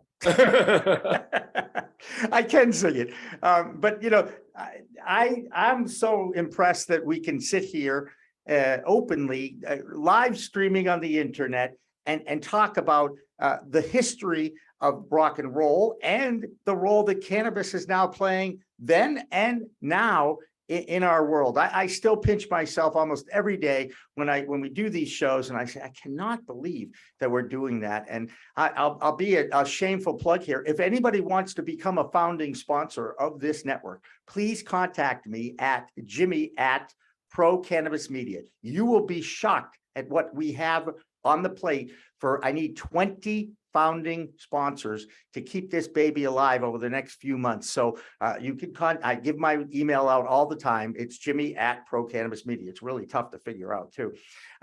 John, what's the most exceptional thing, the best show you ever played, your biggest memory, the biggest crowd? What is it that you played at and you come off stage and you must have said, wow, that was the best?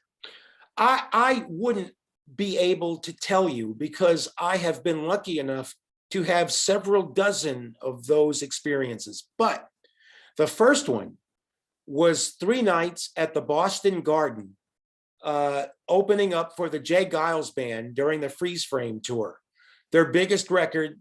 They were playing there. They had 3 nights at the Boston Garden around the holiday between Christmas and New Year's Eve. And it was the first time I ever played in front of that many people, ever. And I was scared knobless. I mean, I just shaking. And Peter Wolf came into the dressing room before I went on, and he calmed me down. He said, "This is yours. You got this. You can do this. That's how you got here. That's how you came to our attention. Just be yourself." I never forgot that. It was the beginning of a career that has been the most wild ride I can describe. Those 3 nights at the Boston Garden have to be that for me. That is awesome. And you know, it's funny. I have a story about the Boston Garden too. It was the Fleet Center, my story.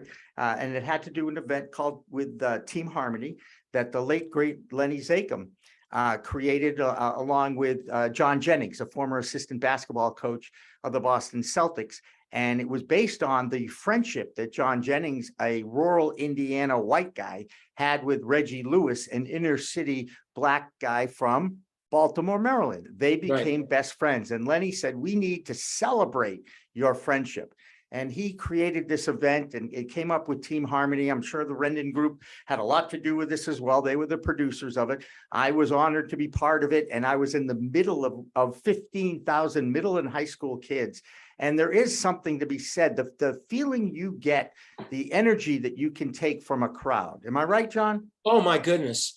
It's hard to describe in words. I know musicians try, but that connection that you have with, I don't know, 500 people, 5,000, 50,000, it defies description because it's physical and it's cerebral and it's all of those things happening at once. I actually feel something akin to an out-of-body experience when everything is clicking and you're communicating to people who are waiting for the next note or the next line or the next word. It's electric, and I wouldn't trade it for anything. No, and I got to tell you, I've interviewed a lot of athletes that describe that feeling from the crowd very similarly to how you do, John Butcher. Hey, how do people get your DVD, album, disc, whatever the heck you call it? Sure. I can be, I'm easy to find.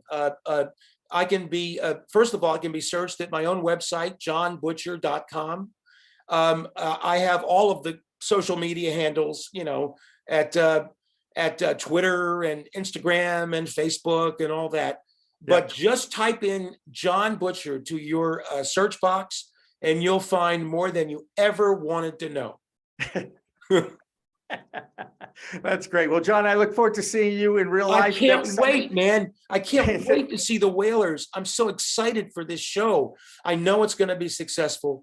I have to send a little love out to Gary for including me. I'm so grateful to for his friendship and our relationship over the years. I'm excited to be there. That's next Sunday for me. Of course, the festival is 2 days. Saturday. No, it starts Friday afternoon. It starts Friday. Friday afternoon. I'll be there on the last day. I think our set starts at 1:30 in the afternoon. I hope to see everybody there. We're going to have a great time. Just get it done before the Patriots kick off at 4:30. Okay, no problem. Jon Butcher, End the Axis. And Jon Butcher, great to see you. We're going to have more of Green Rush Live and no more Johns. Now it's Sandy Bernier from Irie Bliss. I'll explain after this. Don't go away.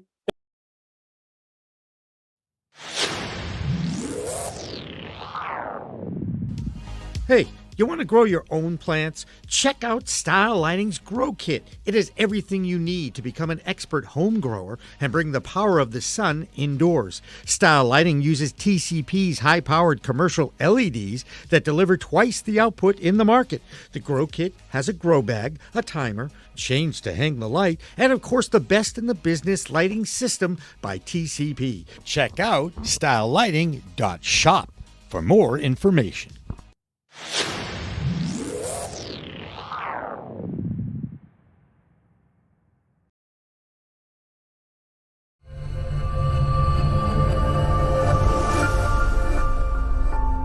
As a broker, we have access to many cannabis carriers. So I will go in with 2 or 3 quotes for people. The quotes might be $20,000 for one, $22,000 for another, $17,500 for another. Pretty close among the 3. What I tell people is it's not the pricing, it's what's included and not included, meaning exclusions. An exclusion in layman's terms is just something that's not included. It's not on the menu. So it's just not included. But if you don't know that, if no one shows you that on page 71 of a 150-page policy, you're not going to know. No one knows. I never met one person that says they read an insurance policy. If you do, I got some property in Florida for you.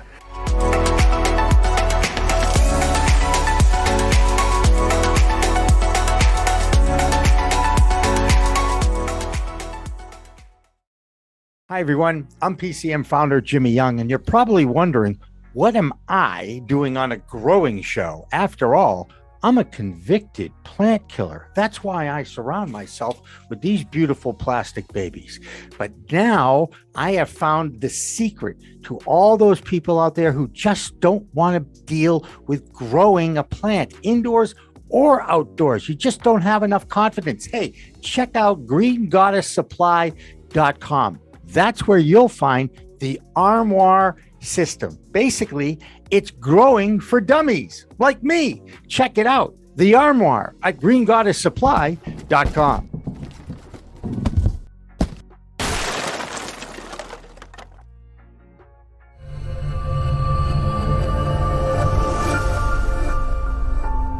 It's the whole package. Not only is it the exclusion, we talked earlier about how experienced is the rep you're talking with. Do they do it full time? Do they do it 5% of the time? Do they have a dedicated back office? How long they've been doing it? There's a lot of people trying to cash in the insurance. The forefathers, like my company, we've been doing it for 3 years, and now they're trying to cash in. That's okay. We like competition, but we know that we're going to come out on top most of the time.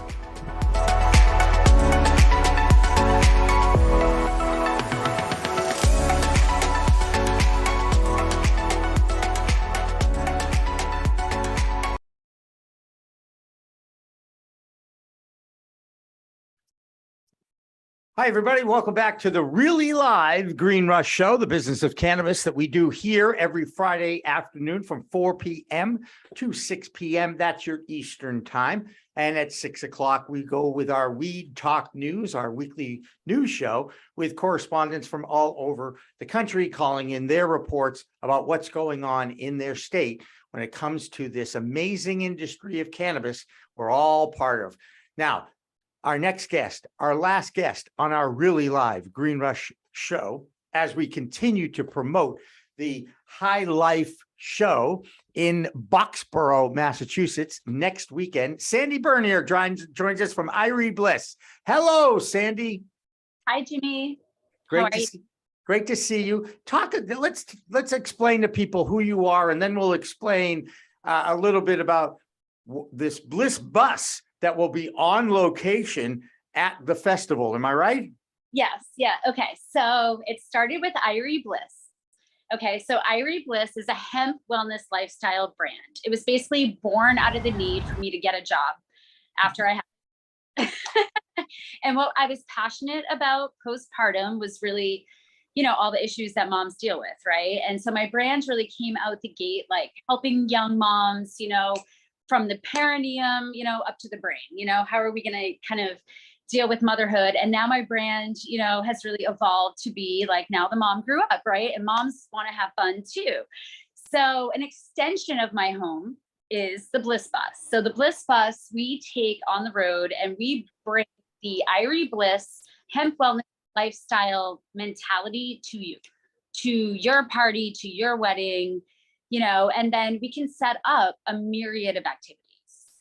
We're actually showing, Sandy, I'm going to interrupt you just because we're actually showing that little tour you gave me of your facility as you talk. So we'll get back to the bus in a second and where it's going to be, but go ahead. Yeah. I want you to tell us what goes on at Irie Bliss and your congregation there. Yeah. So in 2017, I incorporated and I opened my first store. In 2019, during the pandemic, we started a church. It's called the People's Congregation of Shakers and Movers. It is also a concept space and it is nestled behind Irie Bliss. So when you come to my CBD store, I always ask, are you here for CBD or are you here for Soul Saturday? Or are you here for an event? Or are you here to learn more about our other services? So we essentially are a group of really concerned community members who are really wanting to make sure that plant allies stay part of the conversation in wellness and health and healing. So we offer free yoga, free breath work, And we offer this thing called Soul Saturday, which is, we believe in raising the vibration. That's all our church worships, is anything that raises the vibration. So we bring a different DJ to the altar to match the frequency of the congregation, to teach us about music, different genres of music. We believe in finding joy in just everyday, activities. So we've turned it into a church. It's a private area. It's a private house or whatever. We are a private club. So essentially there's a membership agreement between us and our members that we abide by these 10 commandments. So I call them the high commandments because we're a church, right? So it really comes down to being, giving and thankful and sharing our knowledge, sharing our medicine, hosting workshops, having circles. Tonight we're having a cacao ceremony. So I grew up in Maine, Jimmy. Okay. Nobody was having, energy healing, Reiki, cacao. So I didn't even know any of those words growing up. Okay.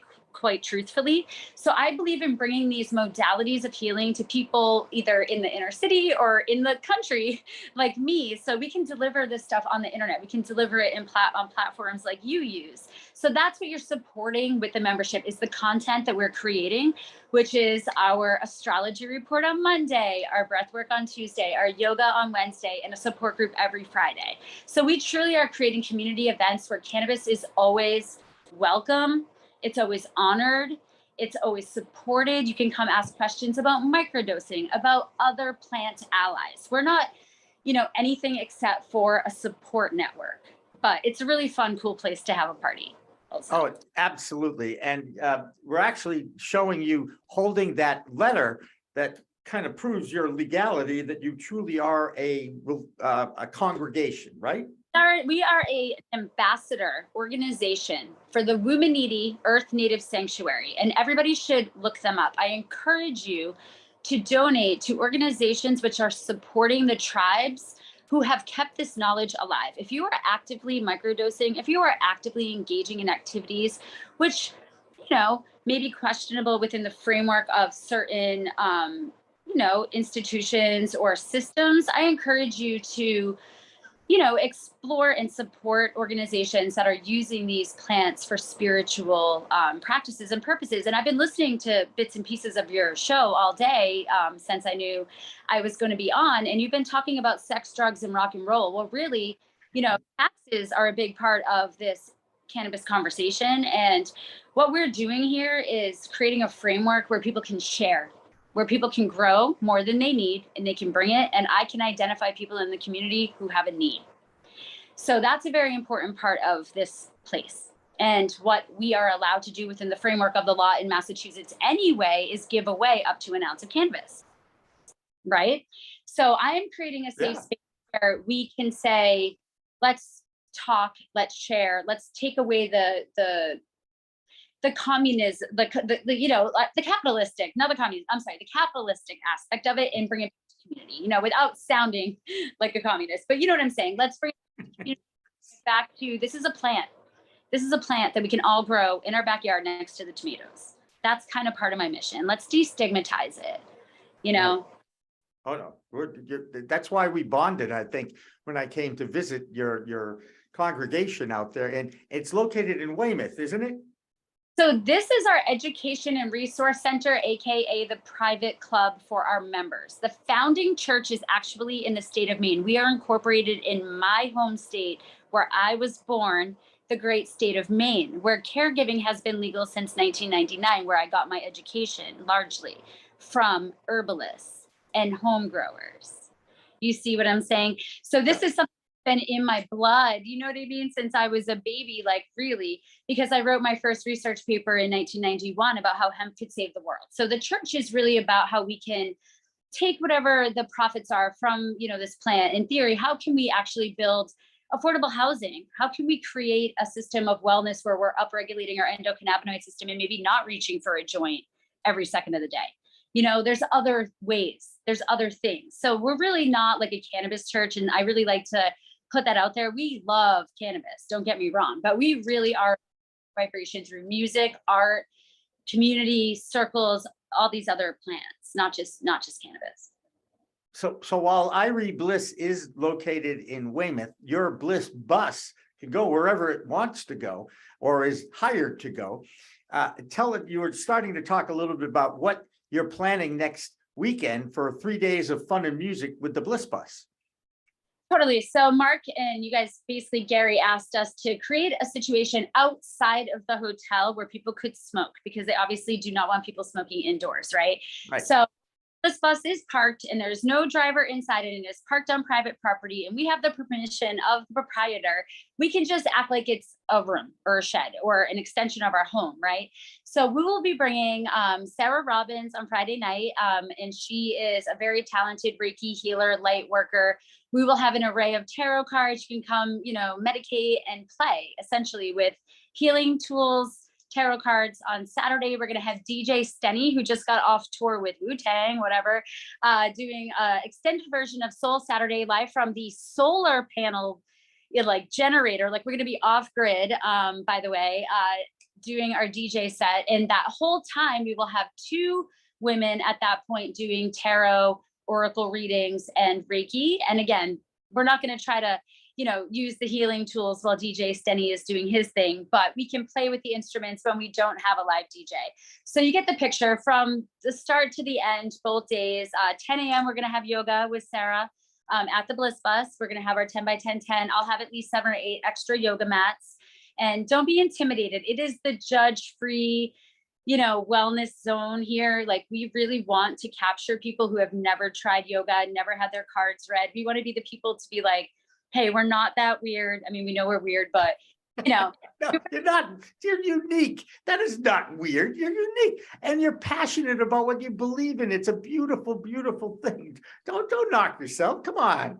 Well, so I guess you get to kind of get a taste of the whole vibe. If you come check out the bus at the high, I keep calling it it's the High Lifestyle Show.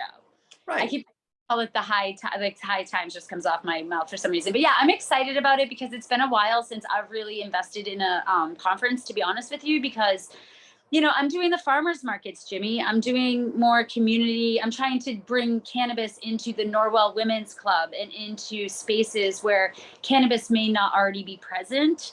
That's a big part of Irie Bliss, is ending the stigma as a mom, as a sexually active human, just to tie into the earlier shows today. My brand is very much about how cannabis can be integrated into your life from birth through death, essentially, but we'll go there with the church later. But yeah, so we've done ceremonies involving cannabis, weddings, ring blessing ceremonies. I'm thinking I'm going to be doing a divorce ceremony soon, which I really do believe should have a nice little, ribbon tied on it, for the children, if nothing else. But, we're really open to bringing in just all different people who want to share their knowledge of, plants and anything that is fun. It is all about sharing. It's what this plant, the history of this plant has brought together different types of people, different backgrounds. I'm always amazed when I talk to an age-appropriate person like moi, and how, their history of it. It's like, oh yeah, I used to do it all the time, and I don't do it anymore, but I used to do it. And I said, well, try it, because you're going to find that it's not like it used to be, and you can actually go very slow when you start low. And that is the theme that a lot of the nurses out there preach, and the doctors, and all the bud tenders, and all the educators that are a part of this industry. And I can tell you right now, I'm going to say this live on our show, that if anybody comes up to me on Friday afternoon or evening or Sunday, I'm still haven't sure about Saturday just yet. It's homecoming at Tufts University, and I'm not quite sure I'm going to go there either. But bottom line is, you come up to me and mention Green Rush Live, and I'll treat you to the Bliss bus. We'll go in that Bliss bus, and we'll bond a little bit. So I'll be available to partake back then, and it'll be an interesting 3 days. Isn't it amazing though, Sandy, that Gary Sohmers and Mark Shepard from Decan were able to put this thing together? I mean, it's, to me, I'm looking at it like a 3-day flashback to Woodstock, 3 days of fun and music, and nothing but fun and music, right? Well, except for we get to sleep in a hotel. That's a good point. That's a very good point, because I think there was a lot of open sleeping and tents and mud and all that stuff that happened in New York at that time in 1969. And you know, I really feel obligated to share what the 60s and 70s were about with others now, because you know, there are really two distinct groups that are cannabis enthusiasts: the 21 to 34-year-old, the culture, the diversity, all that it exists. It's here to stay. I know there's a lot of hip hop culture. There's a lot of cannabis acceptance in the LGBTQ community as well. And, you know, I have always felt it's important to talk about what it was like back then, because I don't think these kids know how amazing it is that it's normal and legal in your backyard now. It's just amazing to me how that works. Yeah, I'm very excited for my children that they won't remember a day when cannabis was illegal, at least in our state. That's a beautiful thing, because I did live in that fear. I mean, my parents, you know, were involved in the industry, and I mean, you know, we all had that fear, right? Even like up until the first time I went to the, you know, the hemp fest, you know, in Boston on the Boston Common was 1996. And the first thing I did was run and call my mommy and say, "You're not going to believe this. There's like thousands of people smoking pot on the common. Like, where, like, I'm home. Like, what is happening right now?" So I really, at the beginning of the end of Prohibition, you know, and my kids are going to be like, "What? I can't believe," like the way that we think about alcohol ever being illegal in the 30s. Like, we're like, what? I mean, in the 20s, like, we're like, are you serious?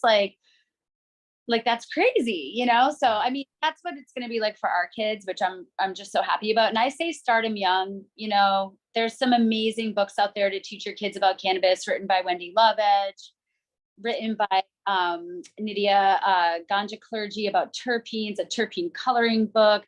I really admire these women that are just coming up and are just saying, hey, these kids, it's never going to be a drug. It's always going to be a medicine. It's always going to be an herb. It's always going to be right in our pocket, like another tool in our tool chest. And this is my mission, is to just get kids. My kids are like, cannabis, blah, blah, blah, cannabis. Like, you know, like, mom, okay, put CBD on it. You know, like they are so much more knowledgeable and educated than most of the 60 or 70-year-old people that I run into, you know, just from listening to their parents and us saying like, it's okay not to be a wine mom. It's okay to be a cannabis mom. It's okay to say, mommy's going to go out to the she shed for a minute. I'm not blowing it in my kid's face. Do you know what I mean? No, yeah. I totally get that. How old I know I met your daughter. So in 10, and I went to a soccer fundraiser last night, sir, where there was alcohol all over that. And they were transitioning from the soccer to a ping pong tournament or whatever with like 21-year-old kids. So these little soccer kids are leaving while like the 21-year-olds are coming in to like do beer pong. It's such a double standard, you know, in our society. So I'm going to approach them and I'm going to see if they want to do a cannabis dispensary tour as a fundraiser on the Bliss. Because I'm like, you know what? I'm calling it. I'm calling this shenanigans. Somebody has to do it. No, I'm trying to start a show called The Bud Crawl. So Tours of Dispensaries is on the rate card of Pro Cannabis Media now. And I've got two personalities ready to rock. And I know I've got access to the Bliss bus too. So we're just waiting for the community. But I'll tell you, you know, Sandy, last week we talked about a serious subject, that the industry is struggling right now. The access to capital is dried up. The retailers that are out there with their adult use dispensaries are not getting the traffic that they expected. They actually have to work to get that traffic now. And again, it is a challenge to be in this industry. And I have this new mantra that you survive in order to thrive in the future. Is that a good mantra, you think? I think it's an amazing mantra, Jimmy. I actually am involved with 5 different businesses in the space. Bliss Blends Manufacturing, Green Network Providers, which is, I'm the president of a nonprofit that does medical cannabis certifications. I have my brick and mortar stores. I have the church. And then I have, I always forget. I know that there's 5, but it's everything that I do revolves around making sure that these plants are respected, honored, And because I have to evolve as an entrepreneur, like you're saying, like I need to be the mom that can go to soccer and then be like, ladies, let's go on the bus, you know, and you know, it's called, what do you need? 7 revenue streams to be, you know, successful these days? I mean, I think that they say that, you know what I mean? And I'm only at 5. And that's just with CBD, CBG, not getting people high space. I mean, I specialize in not getting people high with cannabis. I'm the one that says kids need cannabis too. I'm the one that speaks for nonverbal people living with autism and says, hey, they need to feed their endocannabinoid system and maybe they won't punch their bus driver in the face in the morning.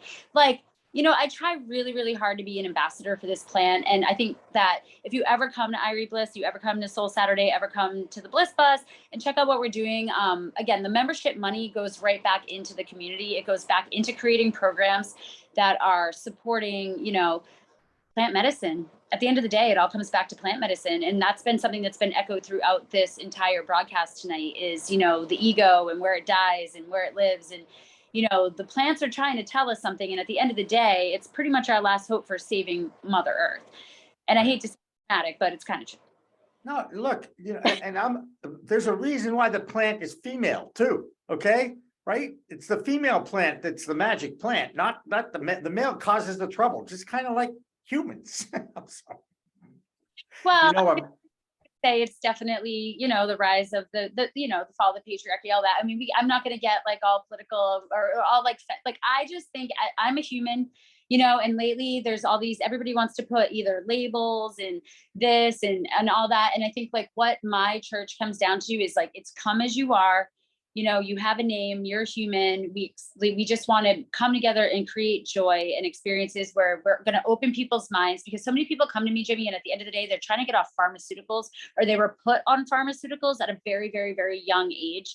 And that's how people find me. Like, that's how a lot of people have found me, is the reputation that I have for offering or suggesting things that might be something that they've never tried before, or something different. And that might be breath work. That might be me saying, go take your shoes off and put your feet in the ground. When's the last time you walked barefoot, sir? I give people a lot of advice. Cannabis got me into wellness. I became a wellness coach because of cannabis.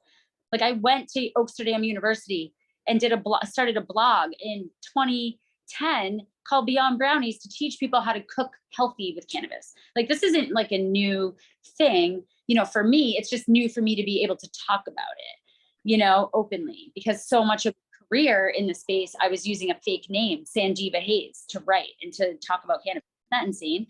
So silly. Totally, but we've come a long way, baby, right? Isn't that what they say? I do want to ask you a question, and now I'm going to forget about it because I'm getting old and I'm a little dehydrated, to be honest with you. How did the Bliss Bus come about? Oh my God. So my daddy found it on Craigslist. I'm not going to lie. Hang on a second. I want to know, how old are your parents? Do you mind me asking? Oh, not at all. My mom was born in 1959 and my dad was born in 1957. And I was conceived 8 months after they met, and they were married, and I was conceived on the honeymoon. I'm a love child. Love child. I love that. I was born in 1957, so you can do the math. So I'm old. I'm basically your parents' age, which it's fine. It's fine. You know, the fact that I'm 65 and talking about weed openly, still, I pinch myself. I said, really? This is what we're doing now? It's unbelievable to me. All right, go back to the dad found the bus. So yeah, my dad, who is the OG original One Happy Guy, my dad's nickname is One Happy Guy, because when he would carry around a business card case, he would open it and there would be a joint inside. And he would be like, hi, my name is Rick. Nice to meet you. So I was raised by a man who started destigmatizing cannabis like when I was a child. Mm-hmm. So I watched this. He ran a diner. He could have run for mayor of Biddeford, Maine. I mean, he knew everybody's name. I would call him an overachiever stoner. That's like an actual term that I use in my practice. He's the overachiever stoner, and I get it from him. And so my mom and my dad have always supported my career, and they knew I was looking for some kind of a mobile consulting party situation because of COVID. So I was actually on the end of my dock about to meditate, and like I forgot to silence my phone, and it was my dad. So I'm like, of course I have to answer. He doesn't call a lot, so I know when he calls, he has something to say. He's like, Sandy, you got to go get on the computer machine and type in Craigslist.com/ blah, blah, blah. I'm like, okay, blah, blah, blah. So I go up, and it was the freaking Bliss Bus. It was already painted my color. It was already gutted. I actually put the seats back in because the lady that I bought it from used it as a store in New Hampshire. It was called the Tiny Shop, I guess. And I even took it on its maiden voyage camping, and some people stopped me on the dirt road and they flagged me down to let me know that they knew the woman that I had bought it from and how happy she would be to see that I actually had it out using it. So it was very blessed. It was very like serendipitous. It was a whole long thing. We had to race to get there. Another couple was trying to get it to turn it into a tiny house. I had to be like, I'm so sorry, but it's my shop. It's the Bliss bus. But I'm sure that they found exactly what they were looking for. But like, honestly, it was a really competitive thing to get it. It was very exciting. Well, it's a great little story. I didn't know you were from Bidford, which, by the way, when I worked in Maine for 11 years, from 1981 to 1992, I used to speak at the high school football banquet at Biddeford High School, and the late Mike Landry and I were friends. And I don't know if Dad played football there or not. I'd have to think. He's my age. He may have done that. I was 23 when I started in television. I got the first job. What's that? He went to Thornton Academy. My dad and I both born. I broadcast from Thornton Academy too. Right, exactly. I know Thornton Academy too. Paul Hill Stadium. I think it's Paul Hill Stadium. I might be wrong. I may have mixed that up. That happens sometimes when you look back at your career and your life and you remember certain things and you don't remember other things. Hey, Sandy Bernier, thank you so much for winding up this show. One more plug for Irie Bliss. How do people find you? And let me ask you a question. You're still streaming live on Saturdays, right? Yeah, so we're on Twitch TV /PCSM Church. Yes, so it's Twitch PCSM Church, and we are on YouTube PCSM Church for the yoga. And you would follow us on Instagram, PCSM Church, to hear the astrology report. We're all over the place. Daryl Martini, the Cosmic Muffin. I used to listen to him all the time on WBCN back in the 70s. So I totally get this. Sandy, it's so fun to talk with you. You're so passionate about this cause and what you do, and I respect you for that. And I look forward to hanging out with you next weekend at the HighLifeStyle Show in Boxborough, Massachusetts. Sandy Bernier from Irie Bliss will be there. I will be there, and there'll be a lot of other people there as well. So come on down to Boxborough, which is right off 495, people, if you know where that is in the Massachusetts area. So I just want to wrap this baby up, say thank you to my staff at Pro Cannabis Media, both Isabel and Dan French, and we'll be back again next week. Remember, it's a whole new world of weed out there. Use it responsibly. Thanks for watching. Thanks for listening. Coming up on Weed Talk News this week, multi-state operators are in the crosshairs of the IRS. Why? They owe over $500 million in back taxes. Former IRS attorney Nick Richards shares his thoughts. I don't have the same view that this is, the doom is right around the corner here. Amazon is shutting down its paraphernalia offerings without any warning. Over 900 license applications have now been filed in New York State. Who will be the lucky first 150 to be awarded? No word, but half will go to social equity applicants. All that and more on We Talk News with Elena Pinto next. Cannabis Media original content is supported by Revolutionary Clinics, Massachusetts' #1 medical dispensary where the patient comes first, and by Accounting Buds, CPA services for the cannabis industry, and by stylighting.shop. Log on today to get your grow kit. We are Pro Cannabis Media.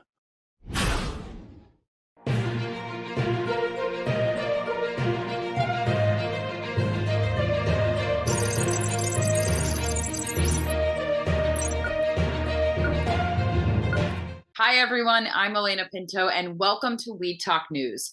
The current cannabis landscape is tough for small independent companies, and many advocates want to see multi-state operators or MSOs held accountable to create a level playing field. But a recent analysis from the Green Market Report shows it's time for some MSOs to pay up. The financial findings report that 10 Publicly traded companies from Cresco Labs to TrueLeaf, Acreage Holdings, and more owe more than $500 million to the IRS in tax debts. Curaleaf and Verano alone hold the bulk of the debt at a whopping $268 million. We spoke with cannabis tax attorney Nick Richards about why this could actually prove to be a positive turning point for the industry as a whole. The numbers are public information, so that's definitely true.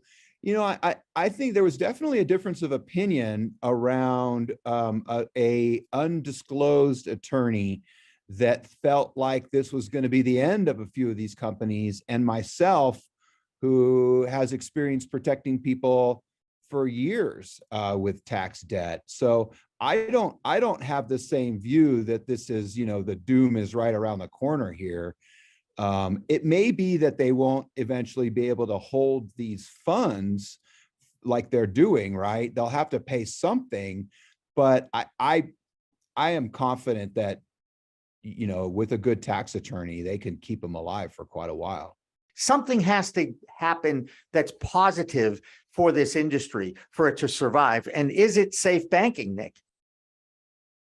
That would give the industry a big shot in the arm for sure. It doesn't do away with the financial bottom line problems for the industry because it doesn't do away with Section 280E, but it opens up the door to traditional financing, which is what a lot of these companies need. And even the MSOs now are going, well, gosh, now we're not getting that you know, private fund financing anymore. They need traditional financing now as well. And I think, you know, I'll say this: I was on the phone earlier with a new bank startup that is going to give bank accounts to the entire industry and do financing and all that kind of stuff. So there are some players that are looking to capitalize on that need and do it in a way that is not as predatory as we've seen in the past, or as I've heard has occurred in the past. Last year, Amazon publicly announced the company would stop testing employees for cannabis and would even put lobbying efforts toward federal reform. But it's apparently not giving the same support to business owners who want to sell on the platform. Seattle Times reporter Lauren Rosenblatt recently wrote a story in which she discovered Amazon has been quietly removing cannabis-related products from its site, namely in the form of grinders. Arnold Marcus of Golden State Grinders says he's been selling his products labeled as spice grinders on the retail site for the past 9 years. So you can imagine his shock when last year the company removed his posts flagging the products as a violation of company policy, prohibiting the sale of drugs and drug paraphernalia. Marcus spent months fighting the decision, but was unsuccessful. Even though you can search cannabis grinders on Amazon right now and still find products. So it's unclear what this gray area in online retail could mean for ancillary businesses in the future. And with that, let's check in with Deborah Borchardt for more from the Green Market Report this week. I'm Deborah Borchardt, and this is the Weed Talk News Business Update from the Green Market Report.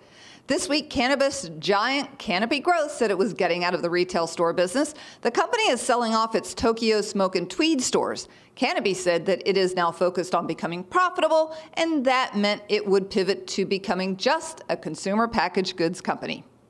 The Northern Lights SPAC was completed this week. Safe Harbor Financial is finally trading on the NASDAQ, even though the company got just a little less money than they had planned. However, investors are making sure Safe Harbor has enough money in the pipeline to keep it secure for the next several months.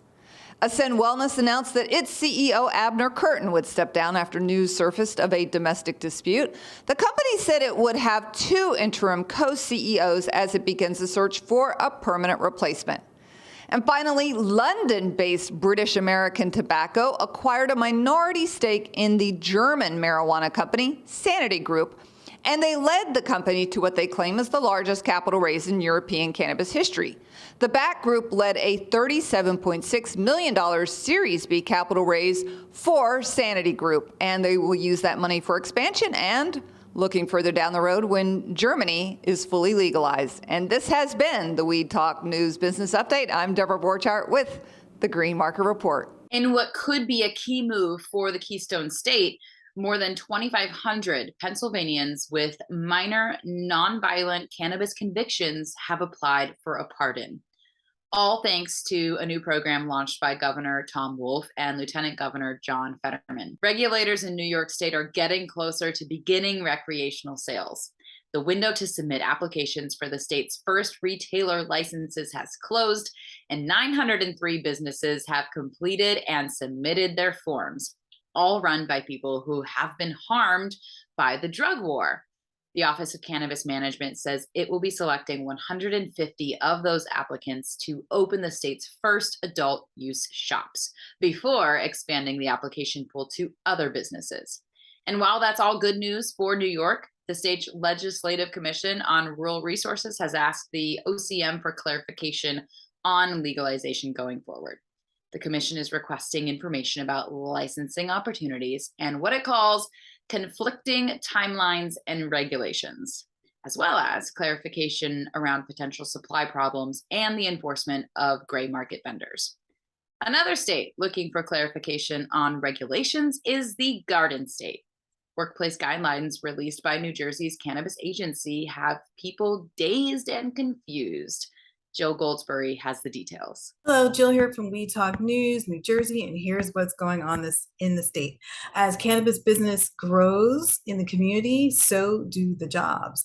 Now that it looks like dispensaries have a committed staff, the New Jersey Cannabis Regulatory Commission has issued guidance for workplaces as a first step towards formulating and approving standards for workplace impairment recognition. The new workplace guidelines released by the state agency overseeing cannabis has employees literally dazed and confused over what they can and cannot do to discipline a worker who might be high on the job. The guidance and reasonable suspicion observation report form issued by the New Jersey CRC are meant to support the employer's right to create and maintain a safe work environment and to affirm the employee's right to due process. In addition, the guidance states that employees cannot be acted against solely due to the fact that there is cannabis present in their system. But employers will still have the right to drug test on reasonable suspicion of impairment. So then there's that. Diana Hunu, chair of the Cannabis Regulatory Commission, says that the guideline is likely to capture what many employers are already doing and have been doing since before legalization. In more workplace news, cannabis startups looking for office space now have the option of co-working in a legitimate space that they can consume, network, and meet like-minded colleagues. Work and Roll, which is a co-working space in Manhattan in the Flatiron District, is now open and available, offering a quiet space to work, consume, attend events, and network with other cannabis entrepreneurs. If you're in Brooklyn, you may want to check out the new co-working Mondays at Cloud House, which is located in a different space that you will get emailed to once you sign up. And that's located in Brooklyn. Co-working Mondays is hosted by Black Girl Smoke. And lastly, we want to take a moment to congratulate some cannabis entrepreneurs that have made some real strides over the last year. We want to congratulate Vlad and the Happy Monkey crew on their 5-year anniversary, celebrating this weekend. If you're in New York and you want to celebrate with them, head on over to happymonkey.com. We hear there's still a few tickets left. That's been the news for We Talk News New Jersey. I'm Jill Goldsberry. A policy in plant production and business coming to the Pacific Northwest. Many states where cannabis is legal require vertical integration, which means a company has to own and operate every aspect of their production from seed to sale. Washington State has banned that practice since cannabis became recreationally legal. That is, until now. Josh Kincaid has the details from Washington State. I'm Josh Kincaid from the Talking Hedge with the Washington State Cannabis Report for Weed Talk News. Washington looks at lifting previous vertical integration bans. Unlike most states, Washington prohibits vertical integration, and as a result, the products and branding are more developed here than most other areas due to fierce competition. Vertical integration occurs when a company is involved in more than one stage of production, like growing, manufacturing, and retailing. The positive implications of vertical integration revolve around improving efficiencies, increasing profitability, controlling the product pipeline, and ultimately reducing costs for consumers. However, not without its drawbacks. Disadvantages of a fully integrated business include reduction in corporate flexibility, increased costs and oversight required to run and expand a business, and possible loss of focus. Some feel it's an economically progressive rule that promotes competition and prevents monopolization of the cannabis industry, making prices far more fair to consumers, while the goals of prohibiting vertical integration are to discourage predatory business practices as well as decrease the potential for public harm or overconsumption as a function of preventing onerous legal and business obstacles. So when will Washington State become vertically integrated? You're going to have to come back to Weed Talk News to find out. With that, we're going to have to roll up this Washington State Cannabis Report. I'm Josh Kincaid from the Talking Heads reporting for Weed Talk News. Don't forget to like, share, and subscribe, or don't, and I'm out. Don't get comfortable just yet. Those aren't the only policies changing, but big changes in the Golden State are actually looking hopeful. California is expanding access to medical cannabis delivery thanks to a recently passed bill by Congress. Tom Hunters has the details in this week's California report. This is Tom Hunters of StuffStonersLike.com with the weekly Weed Talk News live from NorCal. Here are the top stories from the Golden State. If you are a medical cannabis patient in California, you now have your own patient's rights law. Thanks to the Senate passing Bill 1166, no town or city can deny the delivery of your medicine or to your caregiver, even if they opted out of the sale of cannabis in their jurisdiction. Even though this new law won't go into effect until January 1, 2024, this will prohibit localities from banning medical cannabis delivery. The California Department of Cannabis Control seeks $128 million in penalties from illegal cannabis businesses. The California Department of Cannabis Control is seeking $128 million in penalties from illegal cannabis businesses that regulators say produced and sold products in the state for more than a year without a license. Regulators argue that undisputed evidence was revealed, which occurred for roughly a year and a half. The parent company has acquired the remaining 15% equity of its Calma-Weho LLC dispensary following receipt of all necessary regulatory approvals. The 3,250 square foot dispensary is one of 11 stores in the West Hollywood area that is licensed for storefront retail and recently debuted its Monogram store within a store concept, providing consumers a curated experience of the Monogram brand and its line of products. And that's the news. Meanwhile, back here at home, all seems to be quiet on Capitol Hill as far as federal reform is concerned. But there is good news if you're looking at a career in the Air Force or Space Force. Vote Pro Podcast has that story and more from Washington, D.C. Hi, I'm Phil Adams from Vote Pro Podcast, and this is the Weed Talk News D.C. report. A federal agency is looking to score about 4.5 tons of weed. The National Institute on Drug Abuse put out a 172-page request for proposal last week, seeking contractors able to cultivate and test about 4 million grams of cannabis over a 5-year period. Primary purpose, according to the RFP, is to supply cannabis for government research. For more than 50 years, the NIDA relied on a single source of marijuana for its research, a farm at the University of Mississippi.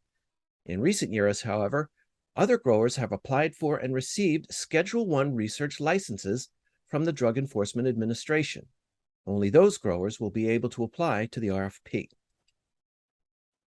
A single positive THC test soon may not automatically get you permanently barred from the U.S. Air Force or Space Force. The two branches of the military announced the change in drug screening policy last week.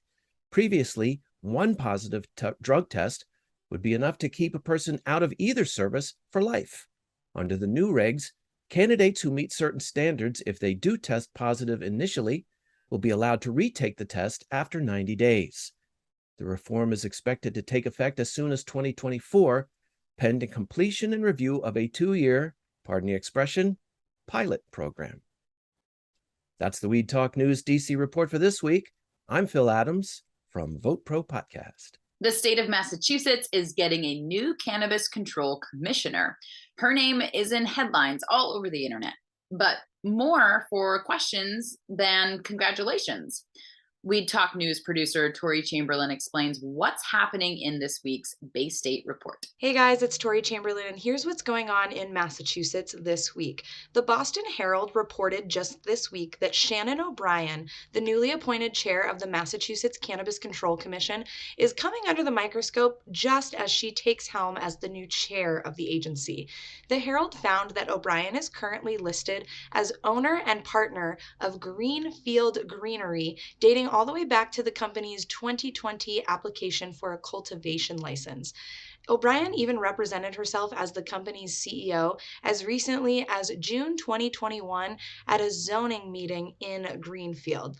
And at first look, this is not really a favorable position to be a business owner taking charge of policy and regulations for an entire state. However, the businesses that she is currently tied to, O'Brien, have only been granted a provisional license so far, so they haven't actually been given full approval to operate throughout the state. So things aren't totally set in stone yet. And furthermore, a spokesperson for the Cannabis Control Commission recently said that the agency is aware of O'Brien's connection to these businesses and that a change of ownership request has actually already been filed. It just hasn't been processed yet. So this is another testament to just how long things take in the procedural sphere of the cannabis industry. So we'll have to see how that ownership request all shakes out.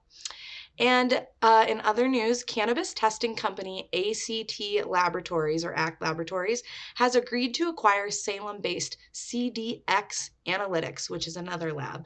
ACT's CEO says, quote, expanding our footprint not only enables us to take better advantage of our investments in new technology, but also allows us to better anticipate regulatory trends and leverage standardized best practices across our network, meaning all of the cannabis industry. We're in a world of weed right now where there's really not much regulation or oversight on labs, so it'll be really interesting to see where this partnership takes the forefront of cannabis testing and technology in the very near future. And finally, Boston-founded brand Hitman, Tega Hitman, is back in town from their new home in Los Angeles for the Best of New England competition. I am judging the flower category of a bunch of companies who have submitted their best, so I'll be giving you a full recap of that event and all the awards next week.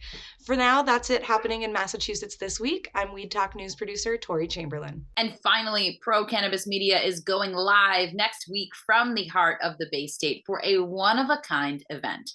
Our own Jimmy Young will be live at the HighLifeStyle Show in Boxborough, featuring Cheech Marin, as well as the Whalers, and so much more. So tune in to next week to see all of the antics live as they unfold.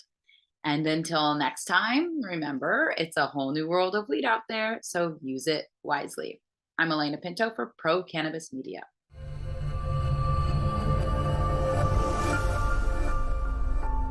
As a broker, we have access to many, many cannabis carriers. So I will go in with 2 or 3 quotes for people. The quotes might be $20,000 for one, $22,000 for another, $17,500 for another. Pretty close among the 3. What I tell people is it's not the pricing, it's what's included and not included, meaning exclusions. An exclusion in layman's terms is just something that's not included. It's not on the menu. So it's just not included. But if you don't know that, if no one shows you that on page 71 of a 150-page policy, you're not going to know. No one knows. I never met one person that says they read an insurance policy. If you do, I got some property in Florida for you.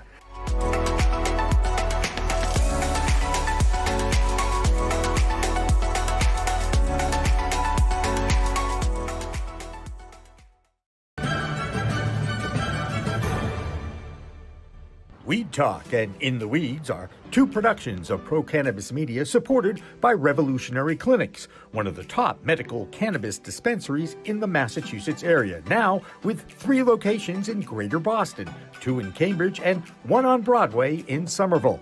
Rev Clinics has a patient-first mission. They will customize your needs as a medical patient with the proper titration and combination of strains, flavors, and products. Rev Clinics, where the patient comes first.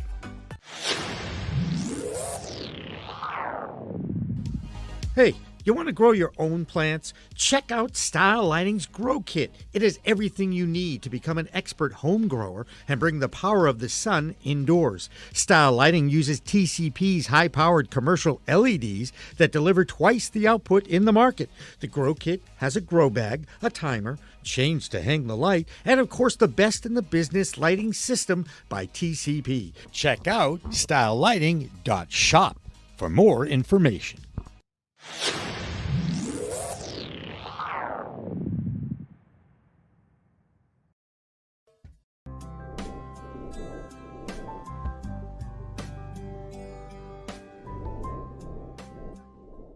Pro Cannabis Media programming is available live and on demand on our Facebook page at Pro Canna Media, on Instagram at Pro Cannabis Media, on LinkedIn also at Pro Cannabis Media, on YouTube and YouTube Live on Pro Cannabis Media, Twitter at Pro Canna Media, and on twitch.tv/Pro Cannabis Media. So like, share, and subscribe to all of our content, newsletters, and shows live or on demand.